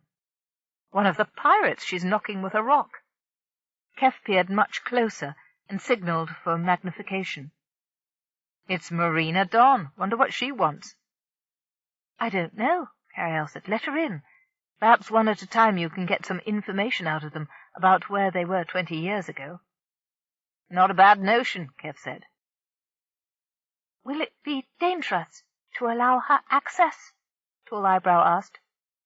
I doubt it, Keff replied, but she can't see you. You'll have to hide. The critter gathered up their belongings with a whisk of core power. The bowls and cups from their meals flew through the air and sank into the cleaner like pool balls into the corner pocket. Narrowlegs supervised the picking up of travel globes. In a few minutes, the room was as tidy as it had been weeks ago, when only Keff inhabited it. "We will watch to ensure safety for you," Big Eyes assured him. She waved her hand, and the door slid shut. "I'd better hide too," Carialle said. She darkened the long slice of the room in front of her pillar, then built an elaborate holographic display of a control panel, which she projected from several different angles onto the dark space. The banging came again. "I'd better let her in," Keff said. He stepped to the inner airlock hatch as Carialle lowered the ramp. The forlorn figure stumped up the ramp and waited, inside, as the chamber pressurized. Marina Don emerged into the corridor and turned back her hood, presenting a sodden face to Keff. "You left me there standing long enough," she said, resentfully. "Sorry," he said, smiling in apology. "I was doing a crossword puzzle. What can I do for you?" The woman shifted uncomfortably. Just visiting. May I come in?" Keff stepped to one side and made a slight bow. "Certainly," he said. "It's nice to have company." Marina shed her rain poncho and put it up on a hook next to a selection of protective suits in a closet just beyond the airlock. The circuit sure supplied their people well. Keff had one of everything. One full environmental suit, one light enviro, an empty hook where the plastic thing should have gone that he'd been wearing, packs, both light and heavy, rebreathers, a thing like a shriveled green skin with a clear glass helmet that was probably for deep-water environments. Whatever the circuit was, it had money. Marina sighed for pure envy. "This way," Keff said. He led the way into the main cabin. It may not have been a large craft, but it was new and beautifully appointed. Marina glanced at the shadowed section where the control panel lay. A complicated holographic screen tank filling almost half of that wall showed a long-range view of a slice of sky over Theleri, with both small moons on the horizon over the cloud mass. A heap of boxes prevented her from getting too close, so Marina stood back to admire the view. Both main stations had crash couches of generous proportion before them, so Keff could run either in equal comfort. With no one to please but himself, Keff clearly lived most of his life in this room. She strolled over and examined the complicated-looking exercise station in one corner. On the other side of the console, a couple of worn grommets in the floor showed where a piece of heavy equipment had been removed from the alcove. The food synth looked clean and well-maintained. The round table beside it had an interrupted ring bench with a dished top. Everything was neat, comfortable, and expensive-looking. Marina wished for something like this for herself so much she hardly heard her host speaking to her. "May I offer you something to drink?" he said. "Certainly," Marina said, peering at the synthesizer and wondering if the newfangled-looking controls were as easy to operate as they looked. "Oh, no, not that," Keff laughed, and bent to a cabinet hidden in the wall behind the exercise machines. Behind the touch-open panel lay dusty bottles in shock webbing. Marina stared at a small fortune in fermented beverages. "I have a nice beer. Not so good as a cask-aged brew that served where it was laid down, but not bad." Marina said, appreciatively, unwilling to demand anything specific from the treasure house. Keff continued to pour through the collection. Now and again she heard a faint clink as a couple of the fragile containers touched. "Or, here, how about a drop of this? Red wine from Danubia, 16 years old."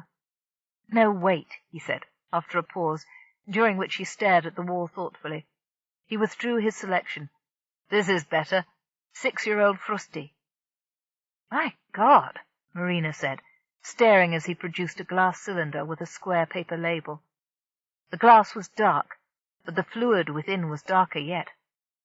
"I haven't had wine, real wine, in years." "It's real," Keff said, thumbing the synthesizer control for a couple of empty glasses. "Please sit down." Marina watched him draw the cork carefully. She scented the faint headiness as the wine began to breathe, and drew it in appreciatively. "You shouldn't be wasting this on me," she said, although she hoped he wouldn't take her at her word and put it away. She watched his hands. Nice hands, square palms, square fingers, but favoured with grace as well as strength. In these parts, that single bottle's worth a quarter of your other stock. "A thing's only worth what people are willing to pay for it," Keff said with his engaging grin. "I paid about 10 credits for it 6 years ago when it was grape juice." He tilted the bottle gently to one side. "We ought to chamber the wine for a little while. May I offer you a snack in the meantime?" Chapter 19. "She has very nice manners," Carialle commented, as Keff produced biscuits and cheese from the synthesizer and put them in the middle of the small table. "She looked sceptical when you offered her your goulash, as if she wasn't expecting it to taste good, but she didn't say a word. Pleasantly surprised to judge by her expression and her pulse." "She's not like the others," Keff said, smelling the wine. It was ready at last. He held up the decanter, offering it to Marina. The woman held her glass up for him to fill and gave him a luminous smile. Keff smiled back, feeling his pulse pound harder. She had smooth and clear skin, with about a dozen freckles dusted over her nose. Her irises were the colour of cognac, but were rimmed with sable brown like her lashes. He guessed her age to be about the same as his. 2 silver hairs glinted in her straight dark brown hair, but that was the only sign of age. Her round face was youthful, though the expression in her eyes was a sorrowful millennium old. He watched her curiously and wondered. At a big space station, with 1,000 women around me, would he have noticed her? And yet she was very attractive, intelligent and cultured, in spite of the company she kept. "Am I overreacting, Carrie?" he asked, under his breath. "It's been a while since I've seen a pretty woman." There was a momentary pause, but Carialle's voice was perfectly even, without a hint of sarcasm. "I don't think so, Keff. You're a grown-up. But watch your step, eh?" Keff smiled at Marina and stood up. "Why don't we move over here to finish the wine? The crash couches are much more comfortable." He extended a hand to her and settled her in one reclining chair. He sat down in the other and propped his feet on the console. "This is delicious," Marina said, sipping her wine, "and that synthesizer must be absolutely top of the line." "I think so," Keff said casually. "I'm not sure. I eat anything, mostly health shakes." At that Marina did make a face, and Keff grinned. "So," he asked, pouring himself some wine. He set the bottle on the console. "Were you born into the business like your partner? The way the two of you act, I assume he's your partner." Marina corrected him quickly. "Not really partners," she said, with a strong emphasis on the word. "We've worked closely together for about 8 years." The woman took a hasty sip of wine, then paused to smile over it. Not long enough to have been involved with Carialle, Keff thought, his heart sinking. She'd hardly have heard tales of a single wreck salvage a dozen years before she came. "You're not much like him," Keff said encouragingly. "You've had an education." "The colloquialisms," she said with a wicked smile. "You caught that?" "Yes, he was furious." "And some formal training, CW?" "Good guess, Sir Knight," Carialle said. Her pulse leaped just then. "Dig deeper." But Marina had recovered herself quickly. "That, my dear, was a long time ago," she said, lifting her glass. Only a few drops remained by this time, so she held it out for a refill. "I'm glad you appreciate it," Keff said. He hoisted himself out of the deep padding, feeling his overtaxed muscles protest, and came over with the bottle. "The wine, I mean. Watch out or you'll get tipsy." "You're not from the same place as Visman?" "No." "You took the paintings away," Marina said, pointedly changing the subject. "I wanted to see that spacescape again. I've been to Dmitri." "Oh? Is that where it is?" Keff asked. Marina nodded. Never been there myself. Well, it was starting to rain. I know, the woman said, and showed a trifle of embarrassment. Sorry we didn't help you. Keff shrugged. Competitors. I might like to buy that painting, Marina said temptingly. No, Carialle said at once, then relented. Well, perhaps it wouldn't do any harm. I've had my joy from it. Tell her all right. Certainly, Keff said, smiling at his guest. I'll give you a good price. Marina looked very pleased, but suddenly her face fell and she took another sip of wine. Never mind, she said. I can't. I've run through my budget.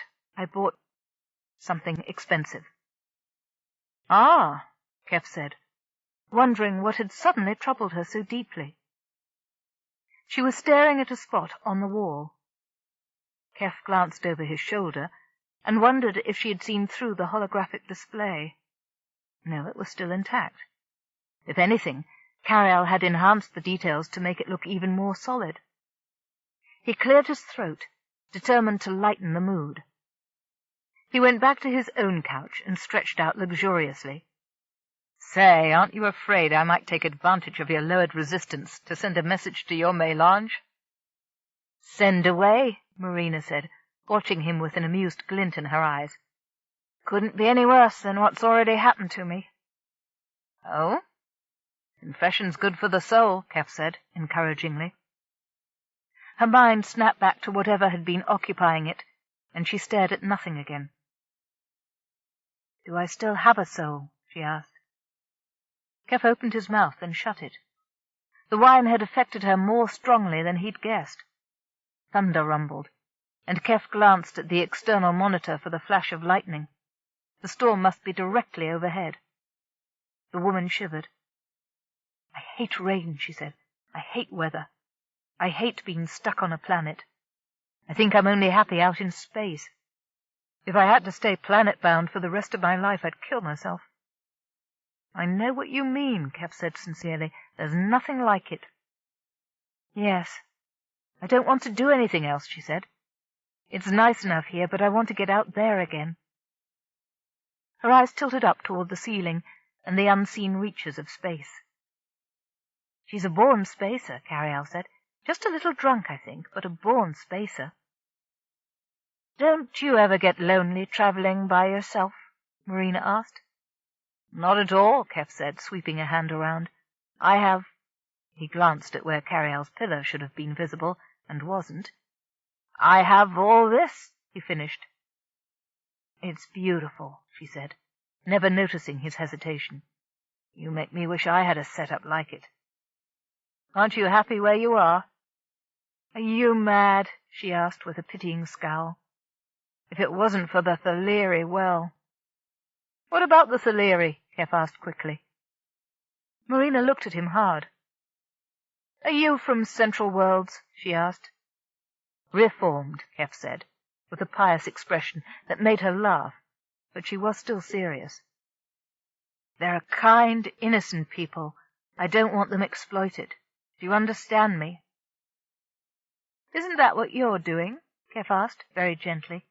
No. Then more honestly she added, not entirely. We trade with them, but they get value from us too. My program... Keff leaned up on one elbow as if to listen better. Marina stopped in mid-sentence, realizing that this dashing, handsome man was pumping her. Keff saw he had gone too far. This bottle's empty, he said, swinging himself upright with a casual show of strength that made Marina's eyes light with appreciation. Let's see what else is in the cellar. Look at that. Keff dusted down a squarish container with a glass stopper covered with wax. I didn't think I had any of this left. Your nose ought to be a foot long by now, Carialle said. But Marina didn't seem to mind. The 25-year-old brandy went down as neatly as the wine had, sip by sip. It loosened up whatever tight grip she'd had on herself, and in time Keff's careful questions began to elicit answers. The program to supply the Thaleri with communication equipment was yours? Yes, she said. The ones who decided to come home again had seen us using comlinks, thought it was a good idea. No mass communication at all on this planet. Once you were out of sight, you were gone. It was cheap, and they were so grateful. You've got some nice comm circuitry among your merchandise. If the price was right, that is. Might knock it down for a friend, Keff said. I don't have to make anything on it for a good cause. I don't care particularly. The profit's not mine any more anyway. It's the Mélanges and Aldon's. What the hell, Marina said expansively. For the Theleri, too. His blue eyes twinkled with understanding. Marina was reminded of what she used to think Charles looked like. Careful, girl, she told herself fiercely. He's the enemy. But he was very attractive, she thought, looking at him from under her lashes, as she took a sip of the fire-smooth brandy. In return, he gave her a top-to-toe sweep of his eyes that made her gasp for its very insouciance. Unconsciously, she shifted position, straightening her shoulders and tilting her head to one side. Great stars, I'm acting like a coquette. And yet it was so nice to relax for a change. How long have you been involved with the Griffins? Keff asked. She wrinkled her eyebrows, trying to place the reference. Then her face cleared as she grinned. I never thought of that, but they do look like griffins. Did heraldic beasts ever really live? I don't think so, said Keff. Not much of a student of history, is she? Carialle asked. Don't be a snob, Carrie, Keff muttered. How do you come to ship out with Bisman? I came on board 8 years ago, right after Charles died. Sonzelo, my brother, fell in with them. He thought flying with reavers was a great adventure. I found him on one of their lousy bases, half-starved, with leaky air recirculation equipment, no organization. So pathetic. I stayed, Marina said, staring into the amber liquid in her glass. Shouldn't have stayed, but... Her shoulders slumped.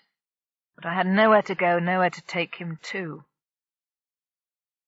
Didn't you have to go back to your job or your school? Keff asked.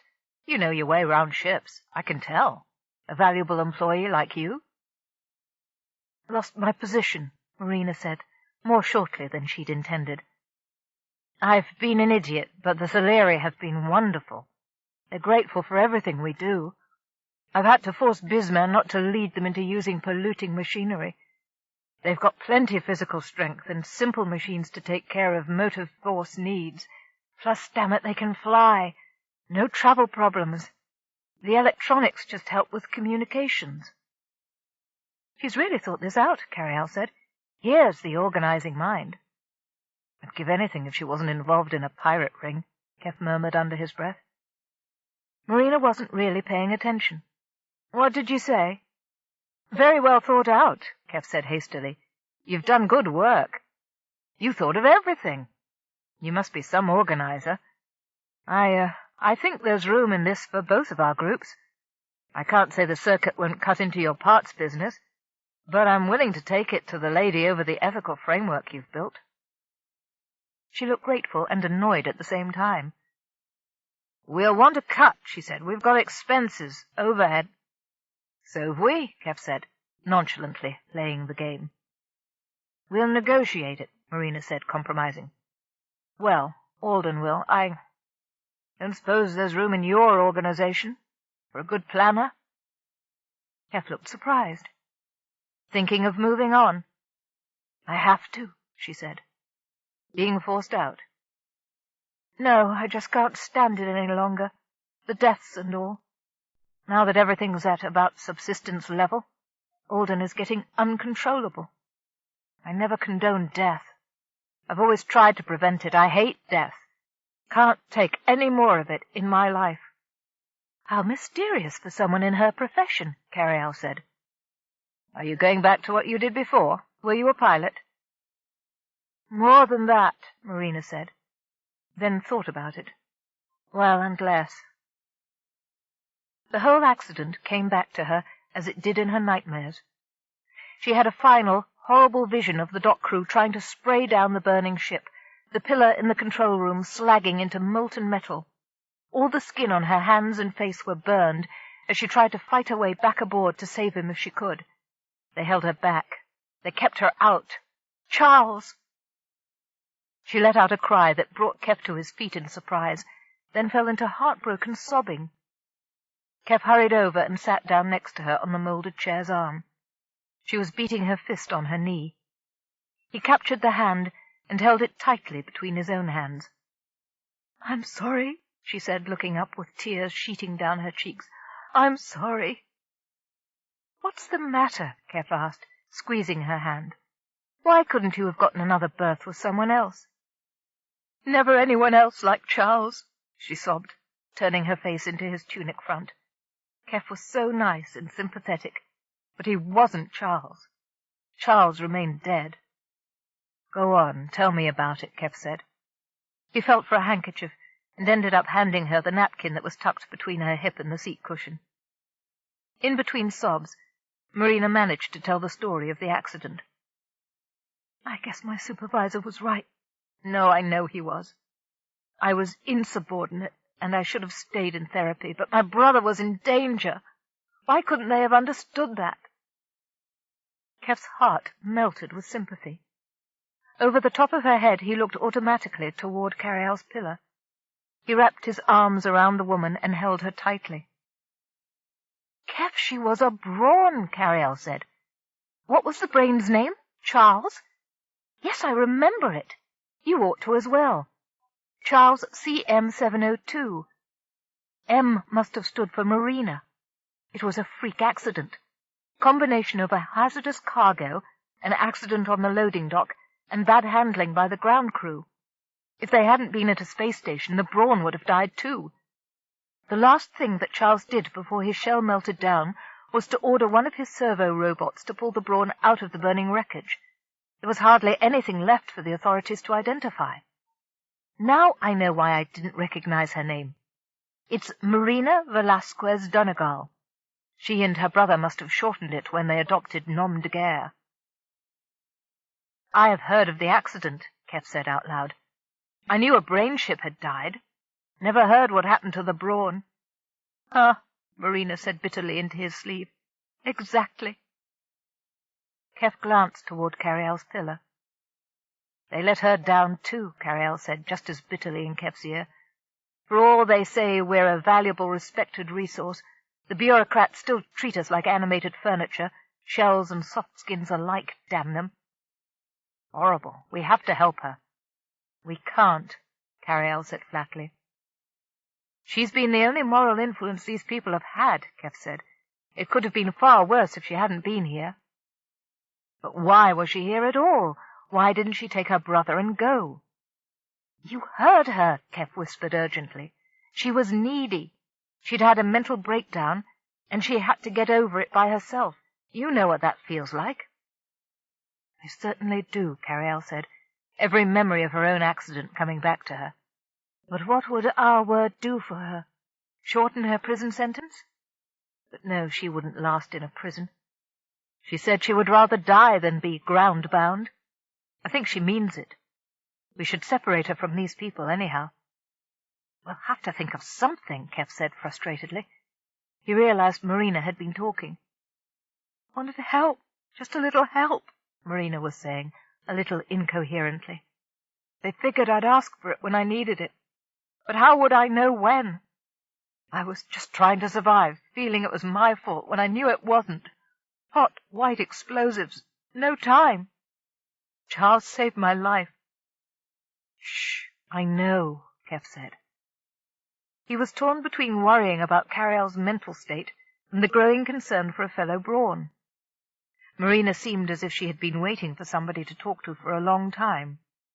He just stayed beside her, stroking her hair and occasionally dabbing the tears off her cheeks with the edge of his sleeve. Poor Marina, carrying a weight like this all by herself for 8 years. He kissed the top of her head, rocking her gently like a child. "I knew Charles slightly," Carialle said solemnly. "He was a stodgy old 700. He thought I was too radical. I thought he was embalmed. I'd never met his Brawn." Keff opened his mouth to reveal their secret, but Carialle, reading his mind, stopped him short. "Don't," she said. She's been part of this piracy operation." "We have to help her," Keff insisted. "Why? She has no loyalty to the CW." "But she was one of us. Her brain chose her as his Brawn. That means she had that special something. She's less than half a person now. She's broken. You know what that means." "I know." "Oh, I know," Carialle said, her voice rising almost to a keen. She sighed. "You win, Sir Knight.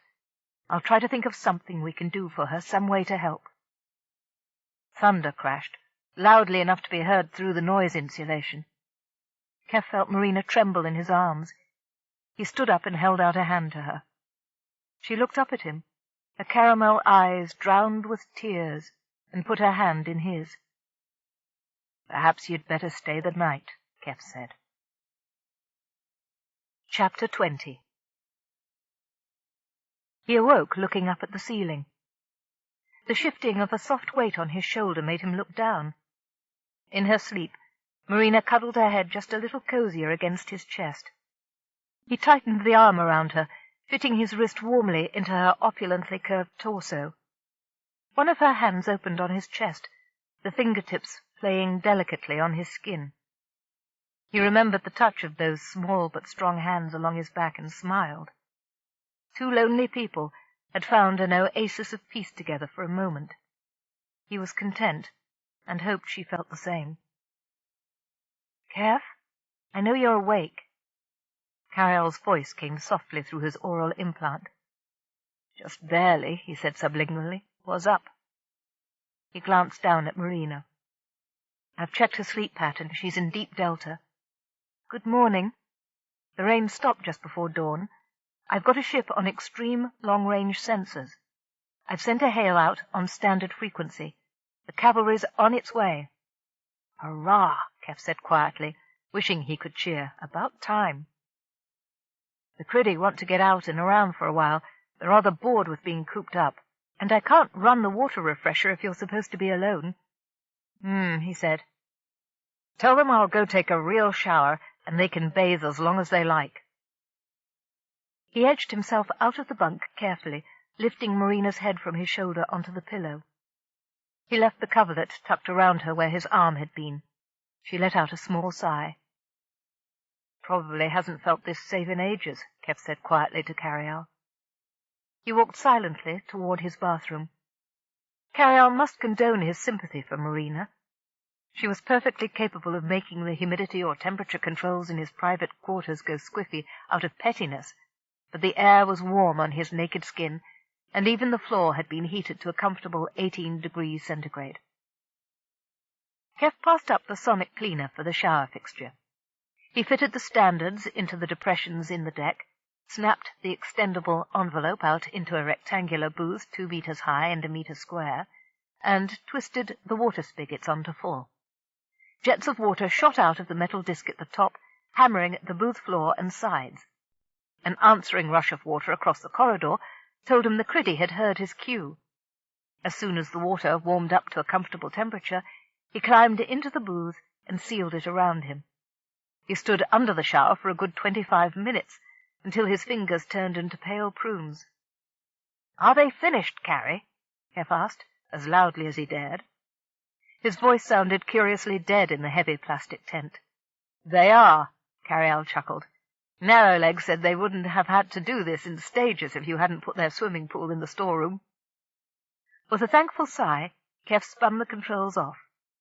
He shouldered into his toweling robe and walked back into the sleeping room, rubbing his hair dry with a clean cloth. Marina stirred and opened her eyes at the small sound. Her eyes crinkled as she grinned at him, embarrassed. She sat up, clasping the coverlet to her body. "Sorry, have I slept too long?" she asked. "Not at all," Keff said. "I've just finished. The bath is yours." She stretched out her arms, throwing her head back with abandon. I haven't had a refreshing sleep like this in ages. Thank you. And thank you for last evening." The wickedly coy look through the eyelashes returned just for a moment. "I was supposed to come and win concessions from you, but I think I gave up as much as I got." "My pleasure," Keff said with a twinkle. "Thank you." "I ought to watch my liquor consumption," Marina said seriously. "I shouldn't have talked so much." "Not at all," Keff said. "I understand. Truly, I do." Marina gave him a sceptical, almost pitying look. He wished again he could tell her the truth, but Carialle was right. He must not blow their cover too soon, even for a fellow Brawn in need. He extended a hand to help Marina off the bunk, but she smiled a polite refusal and dropped lightly onto the soles of her feet. She did accept his spare robe, and trailed off into the steamy tiled bathroom with an easy spacer stride. Keff dressed, listening to her hum happily in the shower. Once they emerged into the main cabin, there were no signs of the criddy at all, except that the indicator on the food synthesizer was a little lower than it had been the night before. Marina didn't notice the discrepancy, but then she'd had the lion's share of brandy and wine. Keff programmed her a nice breakfast, and poured himself a health shake with extra calcium and vitamin E to help chase away the dregs of a headache that loomed behind his eyes. For all her shamed protest, Marina looked as if she was rather less worse for the wear than he was. "What's that?" Marina asked, putting down her coffee cup. She pointed at a light blinking on Carialle's imaginary console. "Communications," Carialle said in his ear. "Communications," Keff echoed, springing up. "The lady." He went to one of the real control boards and punched a button. That one normally activated the lights in the cargo bay, but Marina wouldn't know that. One of the screens blanked, then filled with the image of Carialle's Lady Fair. Keff blinked. She wore an up-to-date coiffure and tunic set of gauzy blue fabric with flowing sleeves, plus plenty of sparkling jewelry. She looked expensive, impatient, and very efficient. "Keff, is that you?" Carialle's voice asked impatiently. "Yes, ma'am," Keff said, speaking with his mouth close to the audio pickup just for effect. "My ship is in range of this planet, ETA 2 hours. I want a full report. What's this meeting supposed to be about?" Her eyes flicked past Keff to Marina. "Who is that woman?" She's a representative of the other group," Keff said. "The Mélange. Marina Don, Carialle." "Madam," Marina said. "Greetings." The eyes returned to Keff. "I'll expect a full briefing in an hour. The meeting will commence when I make orbit. Do you understand?" "I do, ma'am," Keff said humbly. The screen blanked. He turned to Marina. She looked pleased. "I'll go tell Bisman," she said. Carialle had her suit-clad image smile at Bisman and his cronies as they stalked into the central cabin. The half-dozen human raiders shed oily yellow-brown mud from their boots everywhere. She cast her eyes upward in disgust, and enjoyed the scowl on the leader's face as he slung himself into one of the crash couches. "Upscale meets bargain basement," she said to Keff over the oral link. "You'll have to tidy that after the meeting's over," she added out loud. "Yes, ma'am," Keff said, standing obsequiously beside the holographic chair in which her image seated itself. Carialle had set almost all her projective cameras over the end of the room where her painting apparatus usually stood. The rack and all of her personal paintings were stowed hastily in the small storeroom behind Keff's cabin. It left her image plenty of room to roam. "I am Carialle," she said, with a nod of her head. "Greetings, gentlemen and madam." Carialle nodded to Marina, clad in a similar ship suit to the one she'd had on the night before. The ex-Brawn seated herself beside her brother at the dining table, clear across the cabin. The younger Don was a dark-haired, lanky young man who didn't seem to know what to do with his long arms and legs. Bisman wore a knee-length coat over an open-necked shirt and trousers tucked into his muddy boots. The garments were clean, but worn, adding to the impression Marina had given them of an organization too big for its budget. The only non-human was the young Thaleri, Sunset. "You are all welcome." "Say, wait a minute," Bisman said, turning his head to the right. He'd made himself comfortable, but something caught his eye. He propelled himself forward to wave a hand through Carialle's midsection. "She's a hologram," he exclaimed, turning on Keff. I thought we were meeting with a real thing." "You're hearing my real voice," Carialle said, with a trace of haughty annoyance, "and seeing my face. I'm not about to make myself vulnerable to strangers, I'm sure you understand." "Not being vulnerable, yeah," Bisman said, sitting down again, but not so far back in the couch. He held up one hand and showed them a small comlink on his wrist. "I don't like tricks either. I want you to know I'm in radio contact with my ship. If something happens, or if my communications are cut off, my people have orders to attack. We are well armed." Carialle also read the energy trace of a sidearm concealed under the flap of the coat the man wore. She accorded him another gracious nod. "I understand," she said. "We won't shield transmissions." "Sounds like they have the third core," she told Keff privately. "We'll have to get it away from them." "Yes, ma'am," Keff said with a respectful bow. "Why are you here?" Bisman asked Thunderstorm, who sat on his haunches between the airlock and the corridor to the sleeping cabins. "I represent Theleri," the space sayer said very nervously, "as I have for many years." "This was going to be a discussion between our two organizations, wasn't it?" Bisman asked Carialle. "Of course, but this being makes a valid point," Carialle said, with a polite gesture toward Thunderstorm. "We are occupying his world, after all." "Okay," Bisman said, crossing his heels on the console. "He can stay." "Thank you," Carialle said politely. She made a point of lifting the corner of her lip delicately at his dirty boots, and he grinned. "Shall we begin?" Keff bowed again. "Shall I serve refreshments?" "Go ahead." "Thank you. Gentles?" Carialle manifested a glass in her image's hand. The visitors declined beverages, and Keff resumed his stand beside his employer. "We're here to talk," Bisman said impatiently. He tilted his head toward Keff. "Your drone here landed on a world we have an exclusive arrangement with." "Isn't it up to the inhabitants as to whom they do business with?" Carialle asked, with a lift of her eyebrows. "Thunderstorm, what do you say?" The Theleri trembled violently and clattered his claw tips together. "I do not say anything just now." Bisman's blood pressure rose slightly, as did the temperature in his face. He had a bad temper, but he controlled it.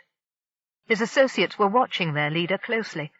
Their muscle tension was high. In Marina's case, almost dangerously so. The former Brawn was under a lot of stress. "The Mélange has made a lot of progress with them," Bisman said with emphasis. "We don't like someone just walking in and benefiting from all our work." "But when there's profit in it?" Carialle asked. "Yeah, but we intend to keep it just the way it's been," Bisman said. His blood pressure drew down to normal again. He was on his own ground here, Carialle thought. "The resources on this planet are very attractive, n'est-ce pas? For example, fuel of very high quality." "Ours, our refinery, our investment," Bisman said flatly. Carialle spread her hands prettily. "But can't we make a bargain?" she asked. "We might like to buy some of this fine fuel. And these people, the Theleri, are good customers." "Not a chance," Bisman said. "There's not enough production to supply all of us. The Theleri need it to run their lamps and heating units. I've got more than 60 ships. How many have you got?" "Enough," Carialle said. "You'll forgive me not giving out too much information until I know who I'm dealing with." "We've been around a long time," the older man said, narrowing his eyes at her. He jabbed a finger toward Keff. "I have never heard of you people until we landed and found him here. You come out of nowhere, into established territory, and you act like you've had a mandate from the invisible hosts." Carialle smiled austerely. "Perhaps it does seem as if we've been keeping under cover a little too much." "Non-existent is what I call it." His man's voice rose threateningly. Carialle picked up signs of distress from Thunderstorm, who watched the man with wide eyes. He was terrified of Bisman, and Carialle couldn't blame him. He was dangerous. "And yet here we are," Carialle said. Her sensors picked up the expected ship orbiting and entering atmosphere. The engine vibration matched patrol ships she'd encountered at many space stations. She listened for an official hail, hoping it was the CW military ship at last. It was curious that there hadn't been any advance instructions for her. She strained her external cameras upward and outward, searching for a glimpse of the descending craft. Now that we've found one another, we should make arrangements for cooperation where our paths cross. Keff, she said urgently, while her bland-faced hologram continued a meaningless conversation with the pirate leader. It's Ship 3. They're coming in for a landing. Here. What? Impossible, Keff muttered to himself, although he was badly shaken. No, it isn't. The Thaleria are natural navigators. They've centered their way home. But with what? We destroyed their propulsion system. We never found the DSC 902s, Keff said glumly. He smiled innocently at Marina, who was staring at him with open curiosity. Carialle tried to get the other's attention focused back on herself. Mr. Bisman, the circuit is prepared to sell you whatever components and parts you might like at a good price, but we do believe in coexistence. Just a minute, Bisman said, holding up a hand as his pocket unit signaled. He listened to the small speaker. What? Carialle picked up the transmission herself. She listened helplessly to every word the pirate leader heard. She relayed the broadcast so Keff could hear it too. His eyes widened and flicked toward her hiding place. They saw them on long range, but now they're sure. Autumn says that Keff's ship is the one who attacked them in slime space, a woman's voice repeated. Says the human on board was under slime control. What? Slime? What about the other ship? No one challenged her on the way in. There's nobody in orbit around Thaleria. What? Well then, where's the transmission in here coming from? Bisman demanded. The ship... Carialle could wait to hear no more. She blocked the signal from the pirate. Bisman jumped for Keff and backed him up against the nearest bulkhead with a forearm underneath his throat. Who is she? Bisman demanded. Where is she? There's no one else here, Keff said innocently, pushing the man's arm down enough to gasp in a breath. His windpipe felt half crushed. Just me? The lady's out in space somewhere. That's a lie, the pirate leader said, driving home his statement with another bruising push. One of my ships says there's nobody out there. She's on board this vessel. Bring her out. You're wrong, friend, Keff began, but he got no more out. The pirate shoved him up against the enamelled panel and bore down in earnest. Hey, he whispered, battering the man on the back. He saw black spots dance in his vision. Bisman meant to kill him. Dropping all pretense of amiable obsequity, Keff dug both thumbs into pressure points behind the man's ears and swept a foot back and across Bisman's ankles, sending the older man stumbling. Keff danced out from the wall on the balls of his feet, not turning his back on Bisman. In the close quarters, though, he was at a disadvantage. The pirate, though an older man, had a long reach and, undoubtedly, a long, dishonourable history of dirty fighting. He landed a kidney punch before Keff could get by him. Keff staggered and aimed a slam of his own for the man's gut. Bisman took about half of it, but he slid sideways in the direction of the airlock. Keff closed the distance and had to dodge back from a dirty kick. He couldn't let Bisman go, not now. We'll have backups in a minute, Carialle said. The rest of the crew is coming. They're armed, and something on that ship is building up energy. Keff nodded, but didn't reply. He was concentrating on disabling Bisman without killing him. Marina and her brother stood beside the table staring. ECW? Zonzalo asked, gaping. You lied, Marina shouted at Keff. She started toward the airlock, but the combatants blocked her way. Luring us in here, pretending to be stupid traders, Bisman panted. He evaded a roundhouse kick Keff aimed at him, grabbed Keff's leg, and propelled him backward over the stack of crates toward the image of the third console. Keff fell helplessly among the boxes. The other humans gasped as he disappeared from view into the holographic illusion. Bisman, with a snarl, dove in after him. Carrier can't see, Keff cried, as a punch came out of nowhere and knocked his head painfully against the deck. The time for subterfuge was over. Keff's life could be in danger. At once Carialle dropped the illusion, revealing wall, pillar, and the two men grappling on the floor. The effect on Marina Don was electric. Her eyes widened, and her mouth fell open. "Alden!" she shrieked at the top of her voice. "She's a brain ship!" "Central Worlds!" Bisman growled.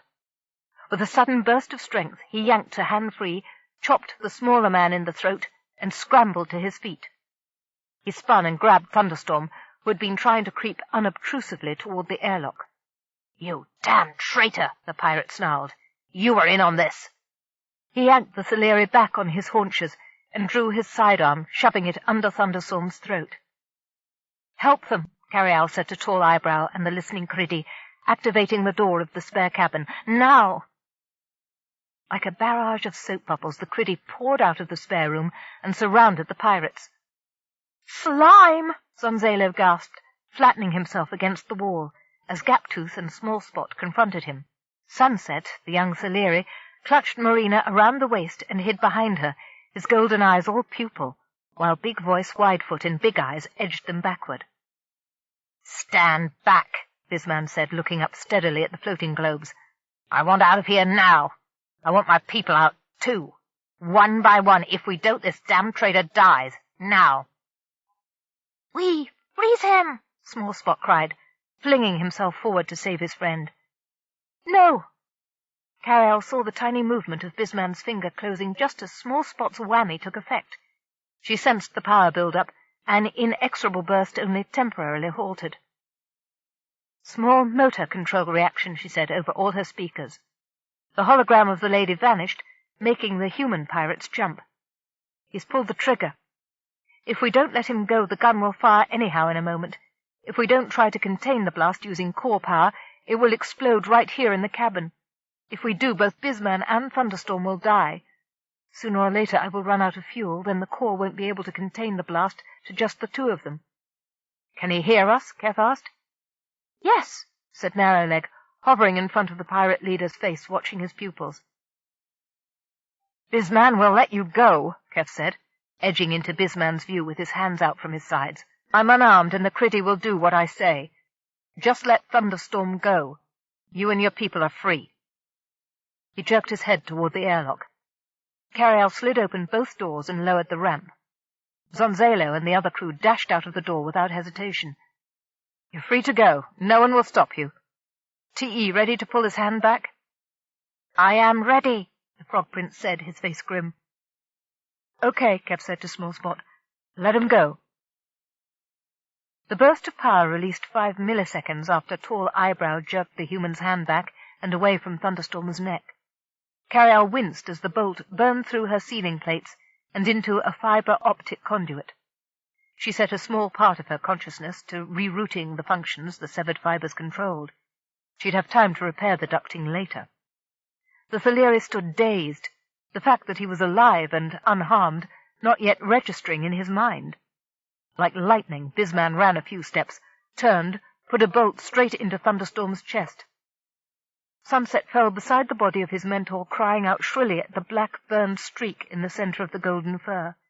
Bisman loosed a few more shots into the cabin, scattering the Criddy and filling the room with smoke as lights, screens, and upholstery burst and caught fire. Keff dove underneath the crash couch, pulling Marina down with him. Carialle dropped her airlock door, intending to trap the pirate inside.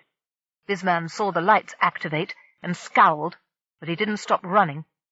He raised the energy weapon again and shot the controls, freezing the doors. She struggled to find another servo that could pull down the door, but the mechanism reacted too slowly. He was able to roll underneath the door. He ran out and down the ramp and out across the field with deliberate, long, heavy steps that ate up the distance. Their rhythm suddenly matched with something Carialle would never, never forget. "Keff!" she cried. "It's him! It's his footsteps!" Keff scrambled out from his hiding place. "Whose?" "Bisman," Carialle said, opening all screens to show the pirate leader running across to his own ship. "He was the one who walked on me." "You're sure?" Keff demanded. "I couldn't forget it as long as I live. Keff, stop him," Carialle said desperately. We have to get him back here. He's the one. He can clear my record, Keff. He can't get away. Keff dashed for the airlock. He waited impatiently until Carialle had raised it high enough for him to scramble underneath, then dashed down the ramp after Bisman.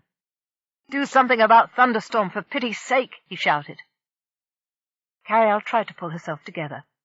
For once in her life she wished she could go about on 2 feet or 4 or wings. That man must not get away from her. He held the answers she had been seeking for 20 years. It meant the vindication of her sanity. But her life was not in danger, and Thunderstorm's was. She pulled herself together and located the nearest transmission tower. With a broadband sweep she broke into the thousands and thousands of phone calls going on across the Leary. "Attention," she said, through the shell of the IT program, wishing that it was up to fluent medical Leary. "There is an emergency medical situation on the Mélanges Plain. Will any healer in the area please come at once?"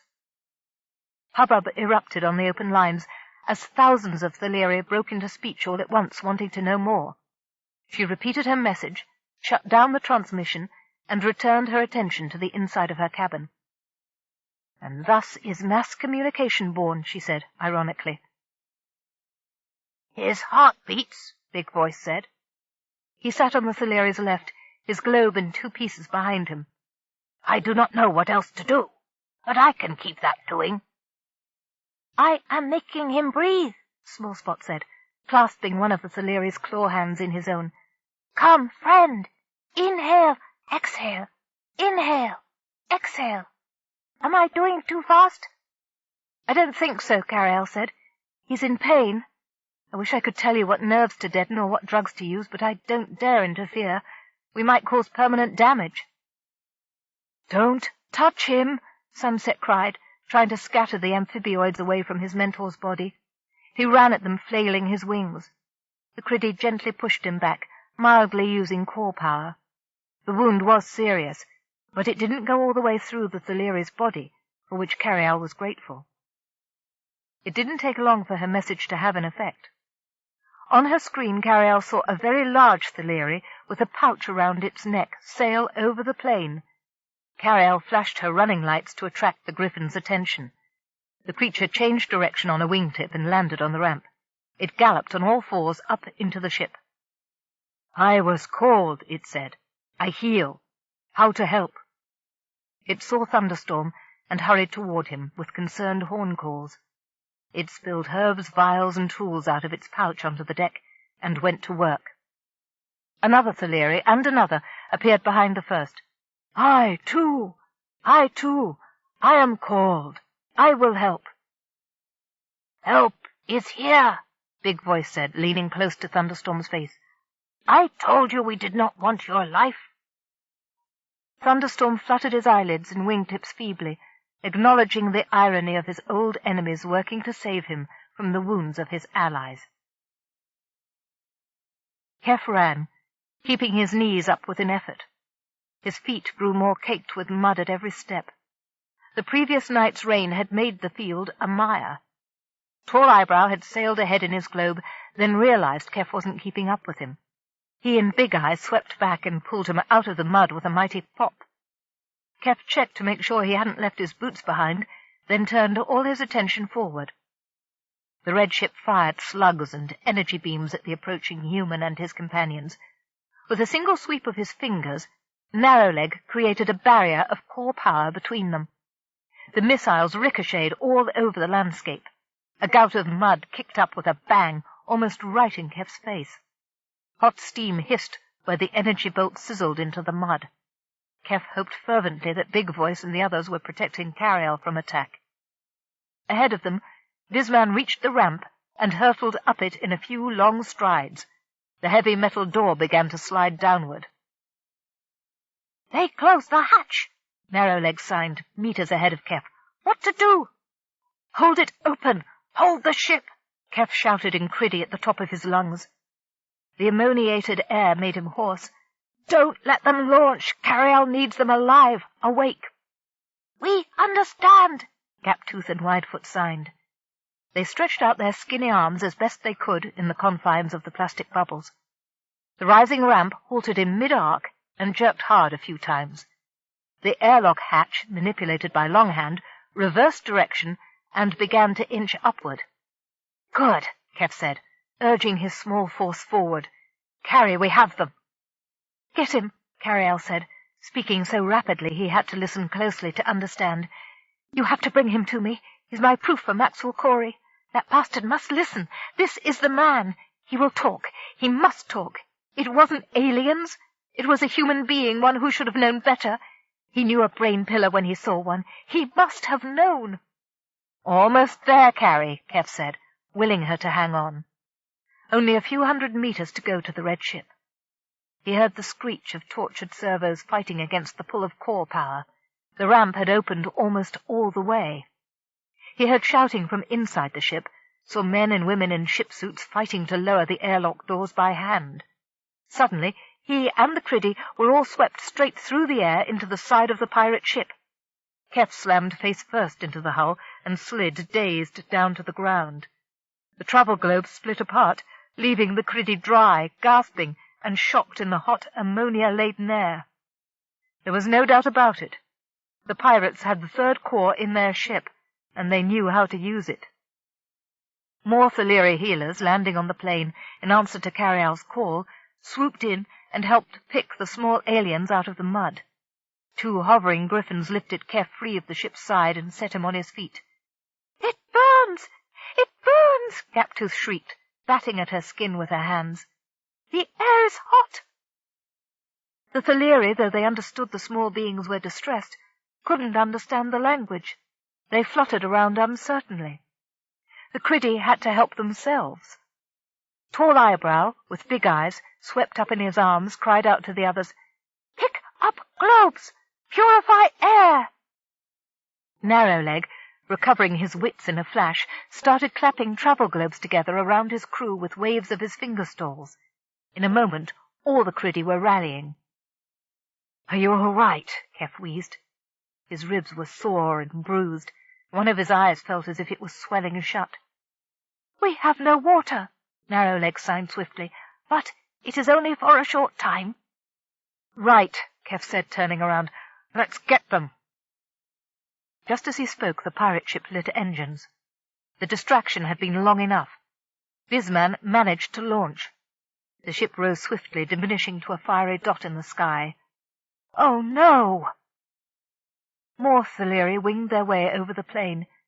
Keff recognized Noonday and her guardians. He waved at them and pointed at the other ship that had landed.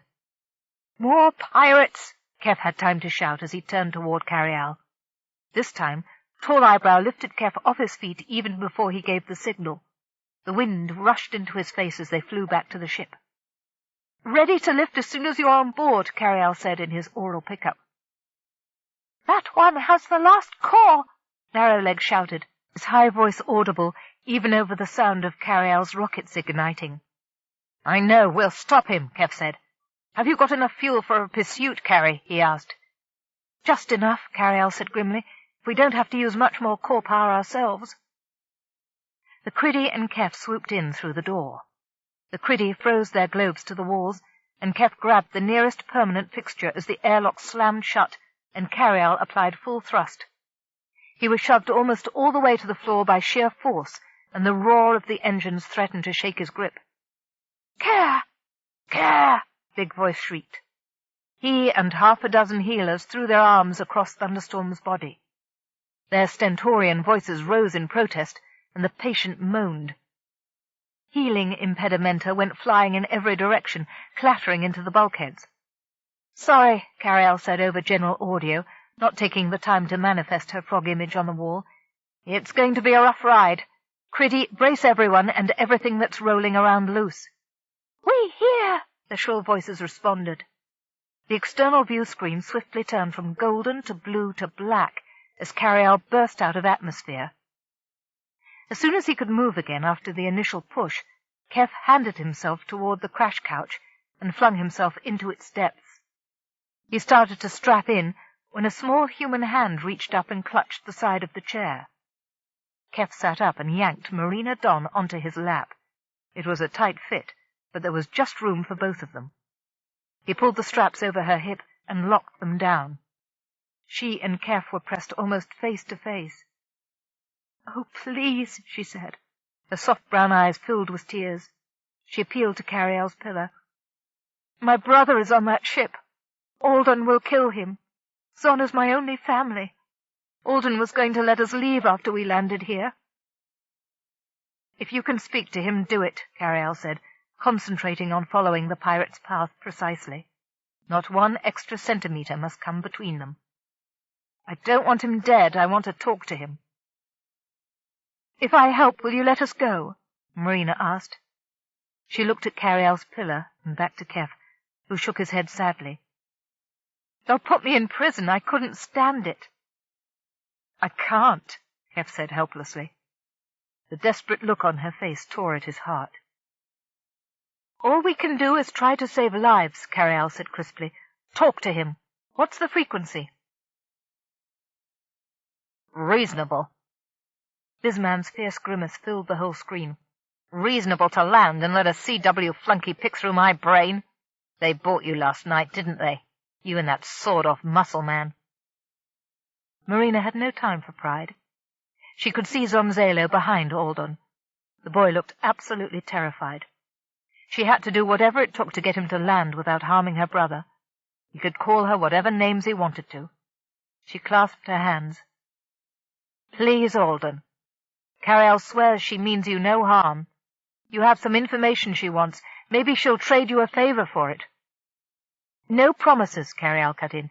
"All I want is a talk. What happens after that is up to the CENTCOM." "This is what I say to you, CENTCOM," Bisman sneered. He nodded his head to one side, and Marina saw Glashton's hands move toward the controls for the slime ball. A tremendous jerk rocked the brain ship. Marina was flung backwards. She would have fallen if Keff and the Criddy hadn't caught her. She grabbed the edge of the console and leaned in closer. "We can't take many of those," Carialle said grimly. "The Thaleria might have fuel we can use, but no repair facilities." "Please, Alden," Marina begged, "listen to me. Let Zon go. He's never done you any harm. I'm the one you want. Bring him back and you can do whatever you want to me." "Go to hell, Marina. You're a traitor." Bisman turned away from the screen, but at least he didn't cut off contact. "We need the Criddy," Keff said over the top of Marina's head. "I will help," one of the little green frogs said, floating away from the Thaleria working on Thunderstorm. "That one is in no danger now." Marina was itching to know how the slime had learned to speak Standard, or why they were so friendly to humans, and she'd give 10 years of her life to know how it was flying in mid-air like that. When Keff gave the order to hang on tight, she dropped back into the crash couch and held on to him. The amphibioid hung like a spider in the air beside the screen tank. On it, the image of the Reaver ship grew larger and larger. "All right, big voice," Carialle's voice said softly. "Reach out for the pirate. Gently, but so he knows he's been grappled. Now hold it, but not hard like an egg or a piece of fruit. Now, I wish your landing personnel were here. They know exactly how to do it. Go on. Good." "So, I see," Big Voice said, gesturing slightly with one surprisingly large hand. The long fingers were coated in a kind of twinkling golden metal. It was a kind of activator. There was a slime ball here on this ship. There had been the whole time, and she never knew it. In the tank, the Reaver juddered and hesitated. Marina was nearly kicked out of the chair by another pull from the slime ball aboard the red ship. So this is what it felt like when they used the tractor device on other people. Terrifying, inexplicable, intangible, and inexorable. She thrust herself in next to Keff among the padding. "They must turn back and land at once," another one of the amphibioids ordered from its place on the wall. "Their core is overheating. It may explode." "Marina," Sunset bleated from his place on the floor, "stop the ship jostling. My mentor is injured. This hurts him. How could Bisman do this?" "He's a bad man, youngster," Marina said, craning her head over the edge of the chair. Her heart sank at the terrified Thaleria's face. I should never have let you or any of your people come aboard with him. Heaven knows I shouldn't have done so myself." "Stop him," Sunset begged Keff. "I am stopping him," Big Noise said. "Less noise. Must concentrate." "Bring it back," Narrowleg interrupted. "That old core has reached its end. Can't you hear the frequency?" He followed this with a series of shrill whistles that Keff and Carialle inexplicably seemed to understand. "Oh, no," Keff said, his face set. "The slime will kill them all," Sunset said, trembling. "No." Thunderstorm stirred and raised a feeble wing finger to the youth's hand. "They are our friends, too," he whispered. "It is not true they are evil. The humans misled you. I am sorry you learned a lie." "All I know is broken and lost today," Sunset said, his noble head drooping. Thunderstorm wrapped a wing around him. Marina felt heartsick. "I've always cared what happened to you," she said to Sunset. "That is true," Thunderstorm assured the youngster. Sunset nodded. "She is my friend. Zonzalo, too." "Yes," Marina said shortly, "he is." Zonzalo must survive. As if she could will him back to safety, she stared at the screen. Bisman's face was shining with sweat. His fingers clutched the navigation controls as Glashton fought to control the slime ball. The look on his face told her what the slime had warned about was happening. Zonzalo had huddled himself into a knot of arms and legs and shock webbing. She was relieved to see that the Reavers were too busy trying to manage the ship to think of using him as a negotiating tool. Big Voice tightened his fingers slightly, and the crew on the other ship jerked heavily backward. "Bisman, land or you'll explode," Keff said urgently. "The Criddy say that you don't have much time before the device you're carrying goes critical. We don't want anyone to die. Turn back at once. Hurry!" Glashton, visible over Alden's shoulder, nodded a white-eyed yes to him. Marina breathed a silent thanksgiving as he backed the engines down. Chapter 21. Carialle timed it so her tail fins touched the ground just before the pirates did. Keff flung himself up and out of his shock webbing as soon as the altimeter hit 0, not waiting for an all-clear. The Criddy followed him in a stream, except for Big Voice and Small Spot, who elected to stay behind with Thunderstorm and the healers. Tall Eyebrow lifted Keff before he stepped off the ramp, and they sailed lightly over the mud toward the pirate ship. Marina ran out after them. "Take me with you," she shouted. "I have to go to my brother." Big Eyes doubled back and picked her up. The woman squeaked in surprise as she was surrounded by an envelope of core power, then rode in goggling silence the rest of the way. On the plain near the pavilion, Keff spotted Noonday's white pelt, surrounded by a host of goldenbacks. Long-eyed, like all those of her kind, she saw him long before he'd seen her, and was waving a wing hand for him to join her. He squinted to bring the artificial lens in his eye to full magnification, and signaled that he was heading toward the newly landed ship. He saw her nod and go back to talking severely to the others. Keff thought he recognized some of the Theleri from the remote base in the crowd. The ship behind them was unmistakably Ship 3. "Hurry!" Narrowleg cried, flying on ahead as fast as core power could propel him. "The core goes critical." Tall Eyebrow and the others swept after him. The pirate's ramp lowered, and crew began to pour out of it. Keff and the Criddy flew in over their heads, making for the control room. The pilot stood up. Keff grabbed his wrist and signaled to Widefoot, who drew him into the air and flew aft toward the exit with him. Zonzalo Don stared up at his sister, hovering in the air with no visible means of support. Keff took him by the shoulders and flung him, with Narrowleg's help, up into Marina's arms. 3 of the Criddies surrounded Bisman, who cowered down into his chair with his hands above his head. The leader was airborne before he even had a chance to unfold. "Everybody out!" Keff boomed, pitching his voice over the frightened cries of the crew fleeing for the exit. "Condition red!" He could feel hot gusts of air coming from the aft section. The core must be back there, No time to remove it. The ship was doomed. Hurry! They emerged into the open air. Waves of heat followed them. The pirates flung themselves out into the mud, gasping for breath. "It ends," Narrowleg said. He opened his hands to envelop the group. Keff felt something like a light curtain drop onto his back, just before a deafening explosion and a kick of invisible force sent him somersaulting away from the pirate ship. Plastic globes of criddy and human bodies hurtled sideways past him. Keff landed with a squashy thud in the yellow mud. He picked himself up on hands and knees, spitting, to watch a plume of fire and smoke rise up from the two halves of the ship, now 100 meters apart. "Space dust," Bisman spat, speaking for the first time. He had landed face first in the mud, a dozen meters from Keff. "The hell was that?" "Something you stole and never understood," Keff said. "Tadpole!" he exclaimed, looking up just in time. "I see," Narrowleg said. The old criddy spread his hands again as the debris from the broken ship began to rain down on them. Sections of circuitry, piping, flaming rags, pieces of hull and deck plate, crates of parts, and thousands of little flat pieces of metal pattered down and bounded off the invisible force field 10 meters above them like hailstones pinging against a plexiglass dome. End of Side 9. To continue, turn the cassette over. Side 10.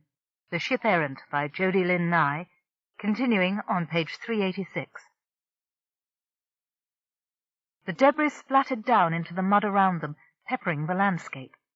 Hundreds of square fragments of metal hammered down on the invisible shield, bouncing off in all directions.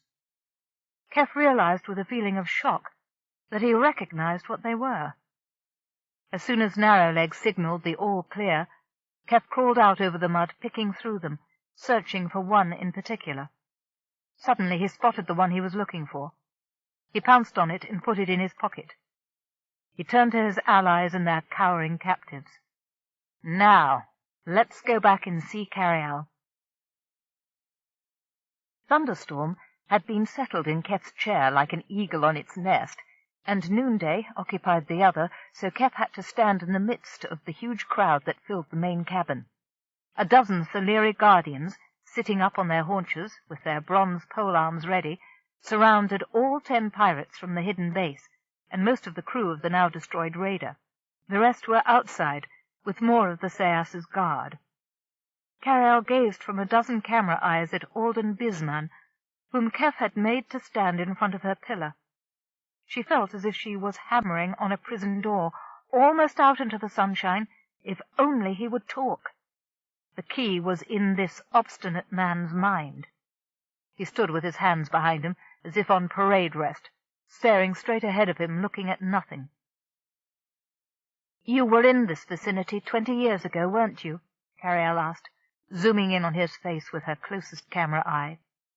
Such an ordinary face, human, male, Earth Indo-European descent, about 60, confident, choleric. Apart from empirical data, his face gave away no details. P-sector, not too far from this system. The man kept his expression blank, though his respiration went up slightly. Keff reached forward and poked him in the shoulder.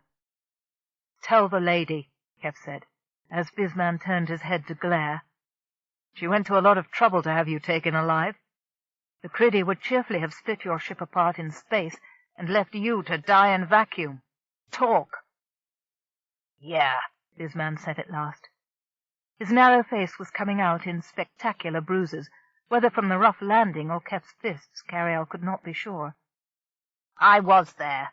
My father's ship. He found this system 50 years ago. It was close to a new CW trading corridor, easy meat." "You were stripping wrecks for parts?" Carialle asked. He nodded silently, suspiciously.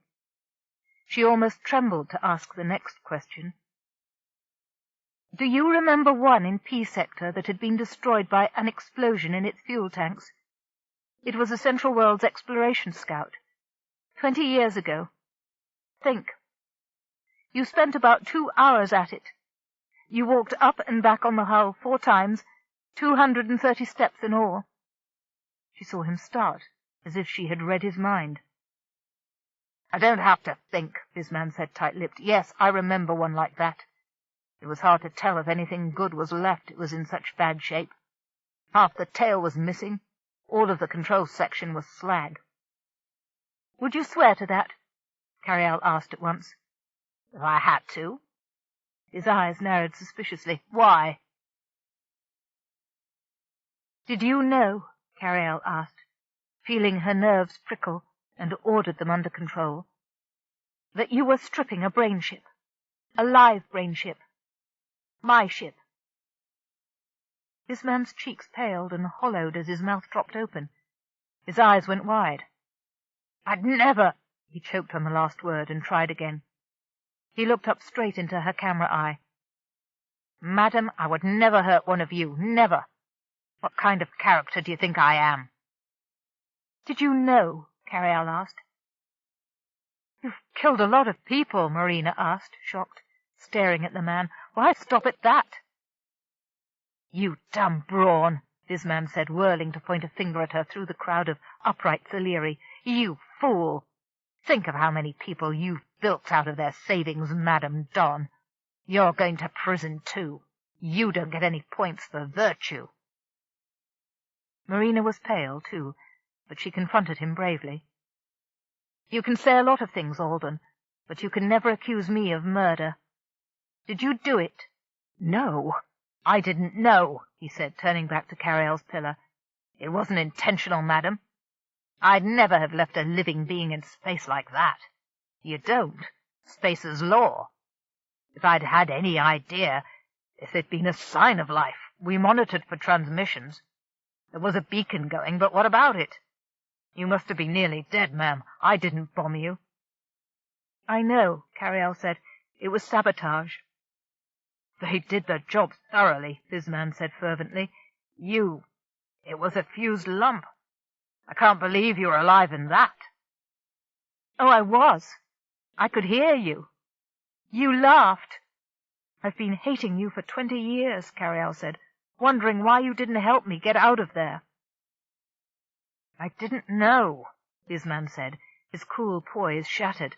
I swear none of us did. We saw the hulk and spotted some components I knew we could boost. We were just trying to make a few credits. But I know the law of space, and I'd hope it would protect me too, he said earnestly. If I'd had the least iota you were alive inside it, I'd have towed you somewhere.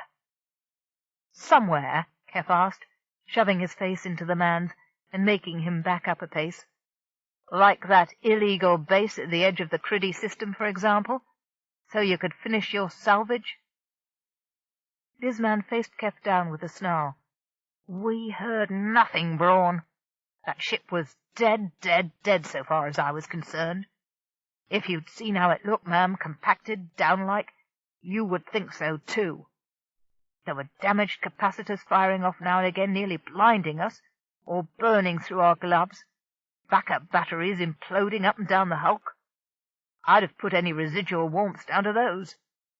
We didn't have the best equipment, ma'am. That's why we were salvaging. There could have been a heartbeat deep in there, but I swear we checked. Not enough, Keff growled. Keff, let him alone, Carialle said.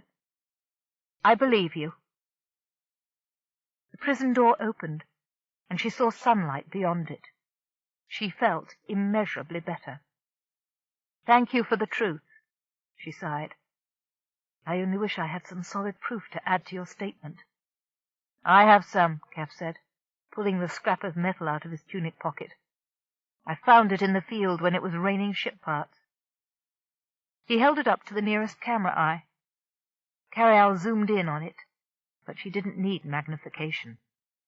The small titanium square said 963. It was her original number plate. I never noticed that one, Marina said. He had a whole collection of those from the ships we gutted among the junk he collected. They were his trophies. I'd have recognized it if I'd seen it. They gave me Charles's. She took a square of metal out of her pocket and showed it to Carialle's camera eye, over the food synthesizer. On the fragment was etched 702. "I suppose you heard the whole story?" "Yes," Carialle said. "I'm sorry." "Now we have physical proof and a confession," Keff said, rubbing his hands together. "We can take this back to the CENTCOM and shove it up a certain person's nose." "We have also heard confessions," Noonday said from her nest, looking around for some manifestation of Carialle's to address.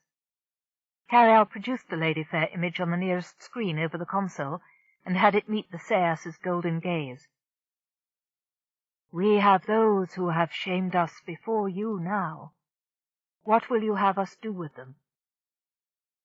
"You'd better ask the Criddy," Carialle said. "I think they have the first claim on reparation." Big Voice and a few of the others popped up above the crowd. All of the Mélange the Leary protested. The one called Autumn raised her voice. "Spare us the slime," she said desperately, pushing forward to address the image. The Guardians crossed their back-scratchers to bar her way. "Only the sacred humans can dictate our fate. I will otherwise kill all my crew." "Be silent," Noonday said severely. "We're not sacred," Keff said, shaking his head.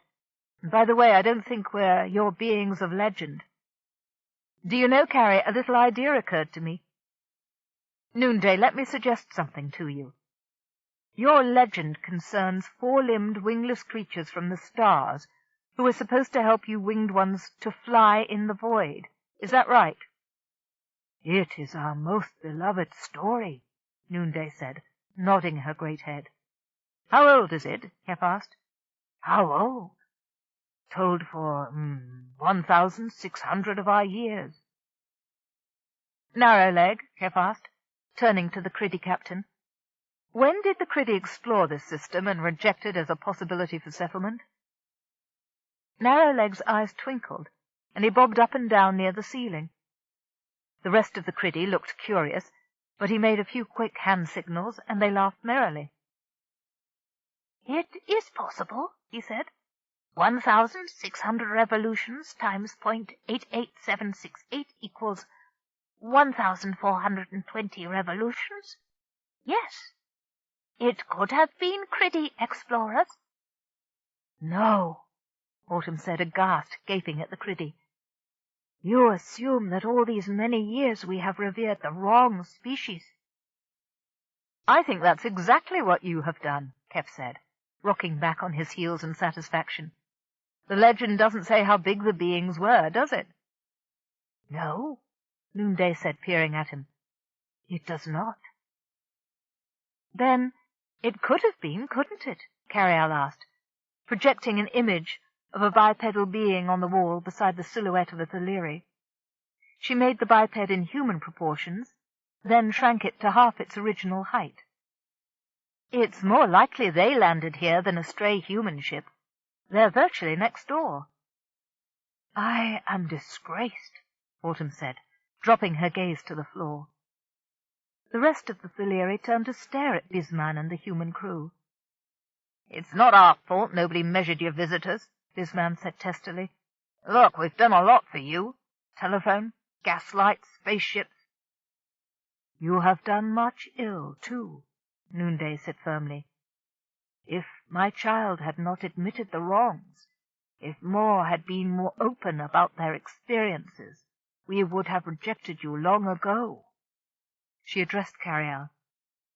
"If you are going back to your central worlds, we will keep these bad ones in safe custody until you return." "There's a lot to do yet," Carialle said. "We can't leave until we—" "I'm receiving an incoming message," she said to Keff. "And this time it is a CW ship." "CK-963, this is DSM-344. Remain where you are. Do not lift ship," the uniformed commander said severely from the central screen. "Repeat, do not lift ship. You are under arrest. Any attempts at escape will result in the destruction of your vessel." "This is the CK-963, Carialle said. "Why are we under arrest?" There was a brief time lag for the distance between the ship and the planet. By the time the screen cleared again, another human had taken the place of the commander in front of the video pickup, a tall, thin man with greying hair and an overwhelming moustache that had been waxed firmly into submission. To Carialle it was the most unwelcome face in the galaxy. Her blood vessels constricted momentarily, but the shock passed quickly. "This is Dr. Maxwell Corey, Carialle," he said, in his thin, irritated voice. "You left the Criddy planet strictly against orders." Keff interposed himself in front of one of her video pickups at once. "Dr. Maxwell Corey, how nice to see you," he said. "The circumstances altered the import of your orders. We had to investigate the destruction of the DSC-902 as we transmit it to you as soon as possible before the perpetrators got too far away. We found them. You did receive our messages?" "I did," the Inspector General said peevishly. "You conscripted the Criddy for your illegal activity, endangering them on your mad scramble to justify your long-standing mania, Carialle. This will not sit well with Alien Outreach or Zeno. On my arrival, I am insisting that you be placed in protective custody pending a hearing on charges of constructive kidnapping." "That's ridiculous. We didn't conscript them," Carialle said, feeling the adrenaline in her system increase twofold. "They insisted on accompanying us, their right as an intelligent species. They have saved our lives several times. I am very pleased to have had them as allies." "They should not be there at all." The IG's hollow cheeks went red with fury. "An insane brain ship and her dupe convincing them to chase off after illusory pirates to a so-called secret base on the 5th planet of the Criddy system? Preposterous! There was a base, if you could call it that," MC said disdainfully. "But there were no mysterious griffins." Griffins?" he said, as Noonday moved into range of the video. She smiled at him, and he goggled at her. Carialle knew what it was like for a human the first time a Thalery smiled, parting its lip to show the needle-sharp fangs underneath, and she enjoyed the effect it had on the Inspector General. "Thalery," Carialle said sweetly, "we know. May I present Noonday, Sayas of Thalery? She is the head of planetary government. The pirates escaped and came here, sir. They have only just arrived. The commander of that ship is called Autumn, and if you will check the video I sent you, you can see that that is indeed the ship out there on the landing field." She inserted a view from her external camera of Ship 3, lying abandoned on the plain. "I strongly suspect that if you check their engine compartment, they flew here using components from the DSC-902. "It is true," Autumn admitted, as Noonday's guards hustled her forward. She wrapped her wings protectively about herself. "Our ship had no propulsion unit left, nor communications." Maxwell Corey stared out of the screen. "They speak standard." He glared at Keff. "This is undoubtedly your doing. You have no right to involve this species in anything. They are not members of the Central Worlds, or, if what you say is true in your transmission, possessed of their own technology."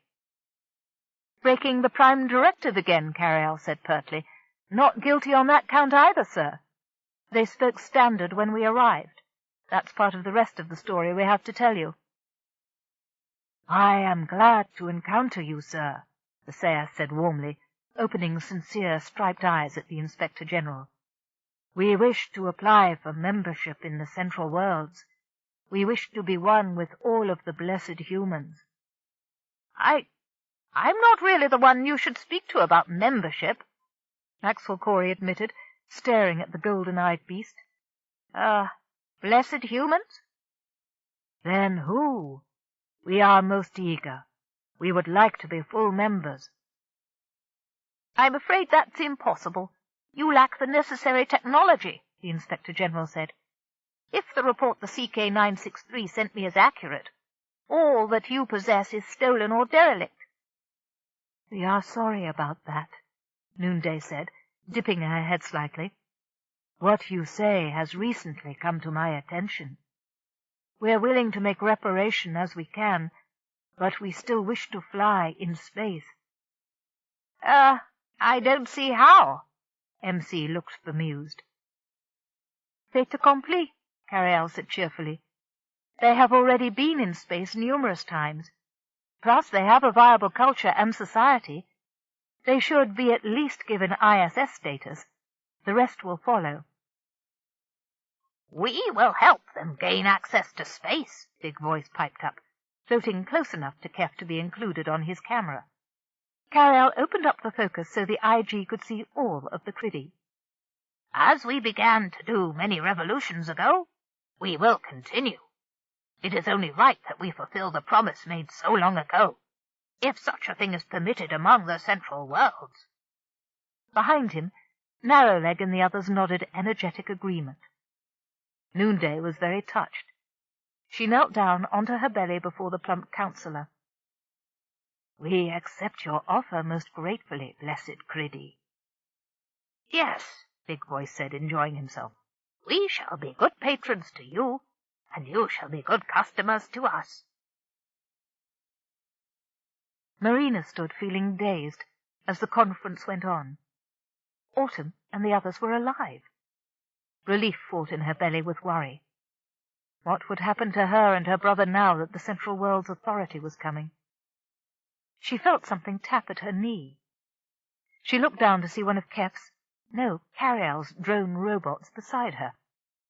On its platform was the tiny spacescape of Dimitri.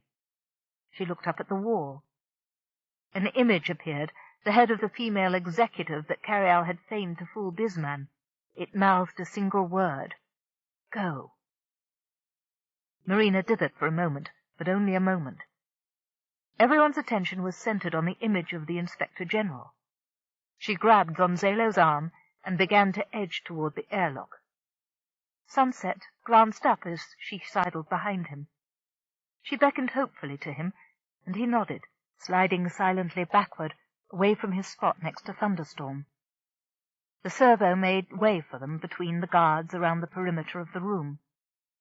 At the threshold of the open airlock, the drone offered her the painting with one of its claw hands and pointed in the direction of Autumn's ship. Marina needed no further hint. She started running, Gonzalo and Sunset right behind her.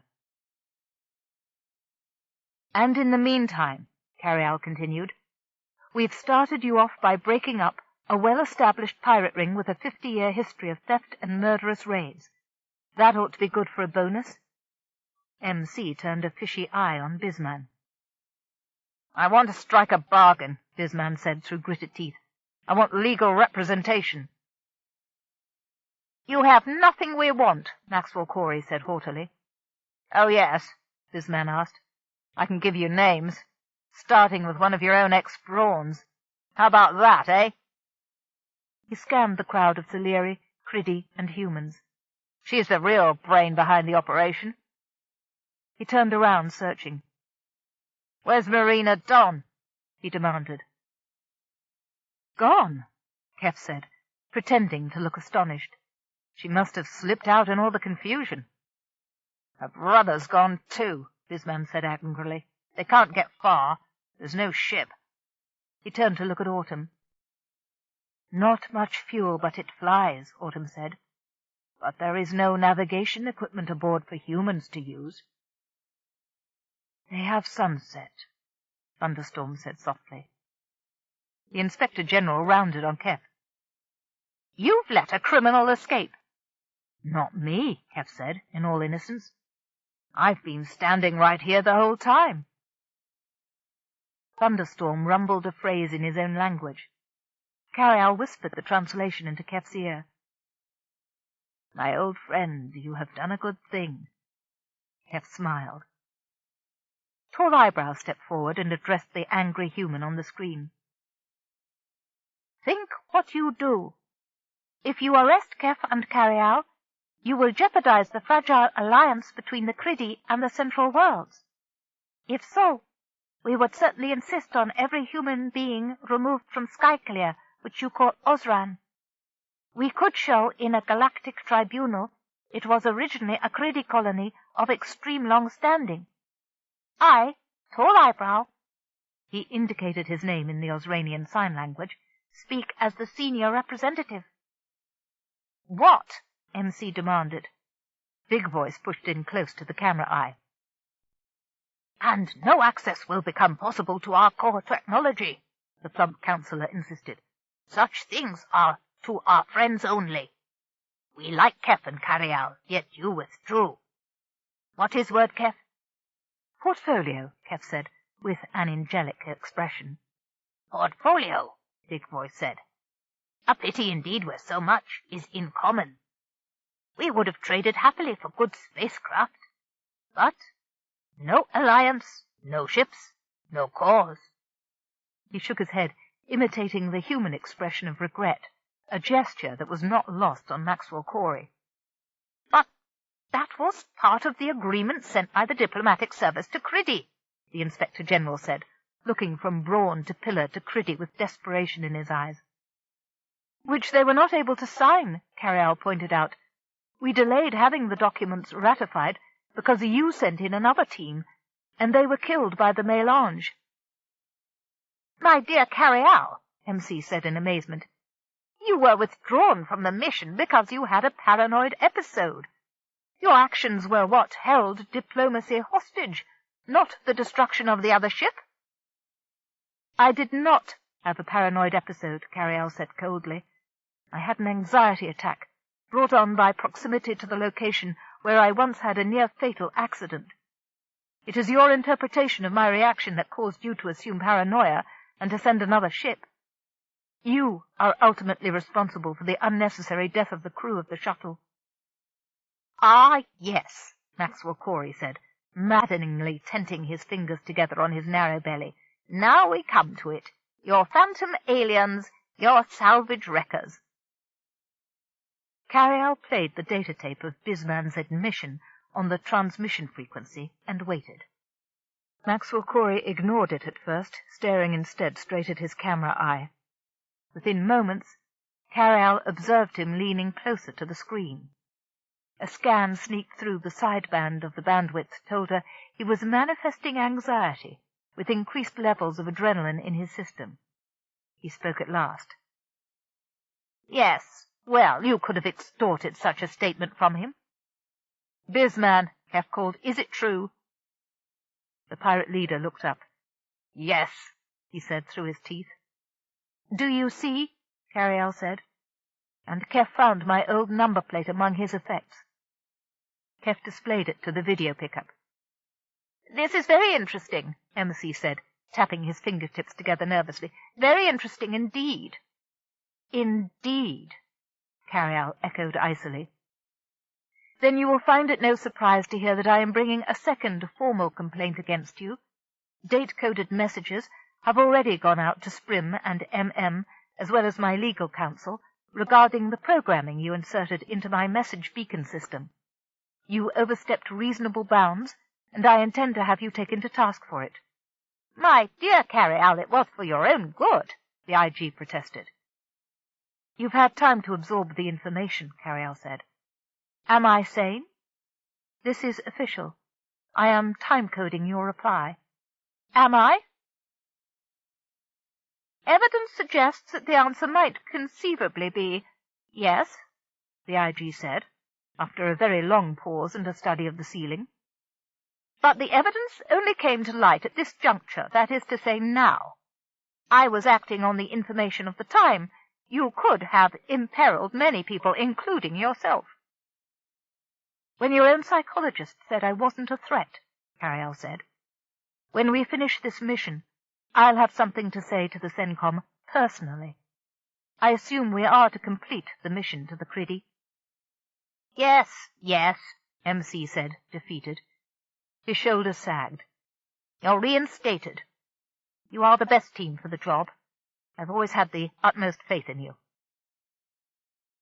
They have done such a good job, Tall Eyebrow said, floating up to give his words emphasis.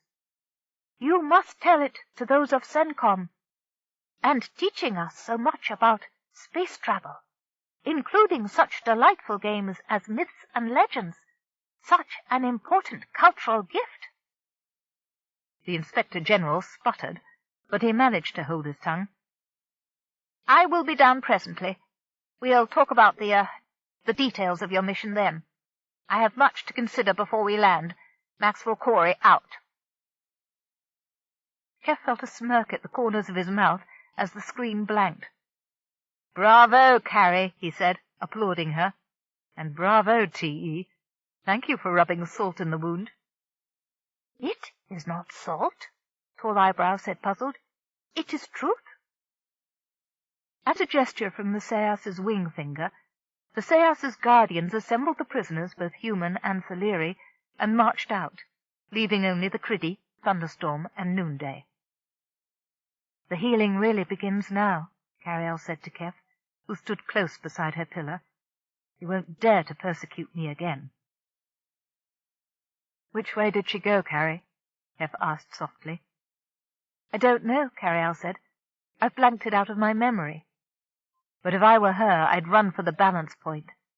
Once she's behind the anomaly, she can change direction without being detected." Keff looked at Noonday and Thunderstorm. "If she comes back, will you treat her kindly?" "As she has always treated us," Thunderstorm said. "I feel she is already punished somewhat," Noonday said, "and she has killed no one. She will be allowed." "Thank you," Keff said sincerely. He turned to the Criddy. "Well, T, I suppose we'll be taking you home to Ozran soon." "Much left to do here for a while," the Frog Prince said. "Must retrieve all parts of the ship, and hope none are damaged. But once it is reassembled, Narrowleg wants to take us home himself. He would see where Big Eyes will be living. She is staying with me. It will be difficult." "It will be fine," Big Eyes interrupted him. "Congratulations," Keff said. The young female flirted her eyelid shyly at him as she took Tall Eyebrow's hand and interlaced his long fingers in hers. "Yes," Big Voice said, waddling forward. "Instead you shall have the honor of taking me home to Criddy, where I shall tell story of great heroism of mine. I captured the evil ship, and see the burns on my back where alien gas touched me, yet I continued with rescue of injured Thaleri." Carialle sighed deeply, but it was for pure happiness. "Games are good," she said, "but you can't beat real life. We've never had a game where everyone lived happily ever after." Keff, thinking of Marina hurtling away from the planet in a rickety ship, but free, said, "Or as close as it's possible to be." Carialle's Lady Fair image appeared on the wall and winked solemnly at him. She knew exactly what he was thinking. The white and blue ship sank gracefully out of the sky like a diva taking a curtain call. It landed softly but heavily on the plain between Carialle's ship and the smoking hulk of the Red Pirate, and sank a good 3 meters in the viscous yellow mud. Keff, hovering among the Criddy centimeters over the surface of the plain, was on hand as the gangplank dropped with a splat. The Leary, including Noonday and most of the Roseo, swirled in to flit about the ship as soon as the engine shut off. 3 security officers in full environment kit and gleaming armored suits trotted out onto the ramp, careful not to step off into the shining goo. They looked up at the gathering crowd and stared. It took only a moment for them to realize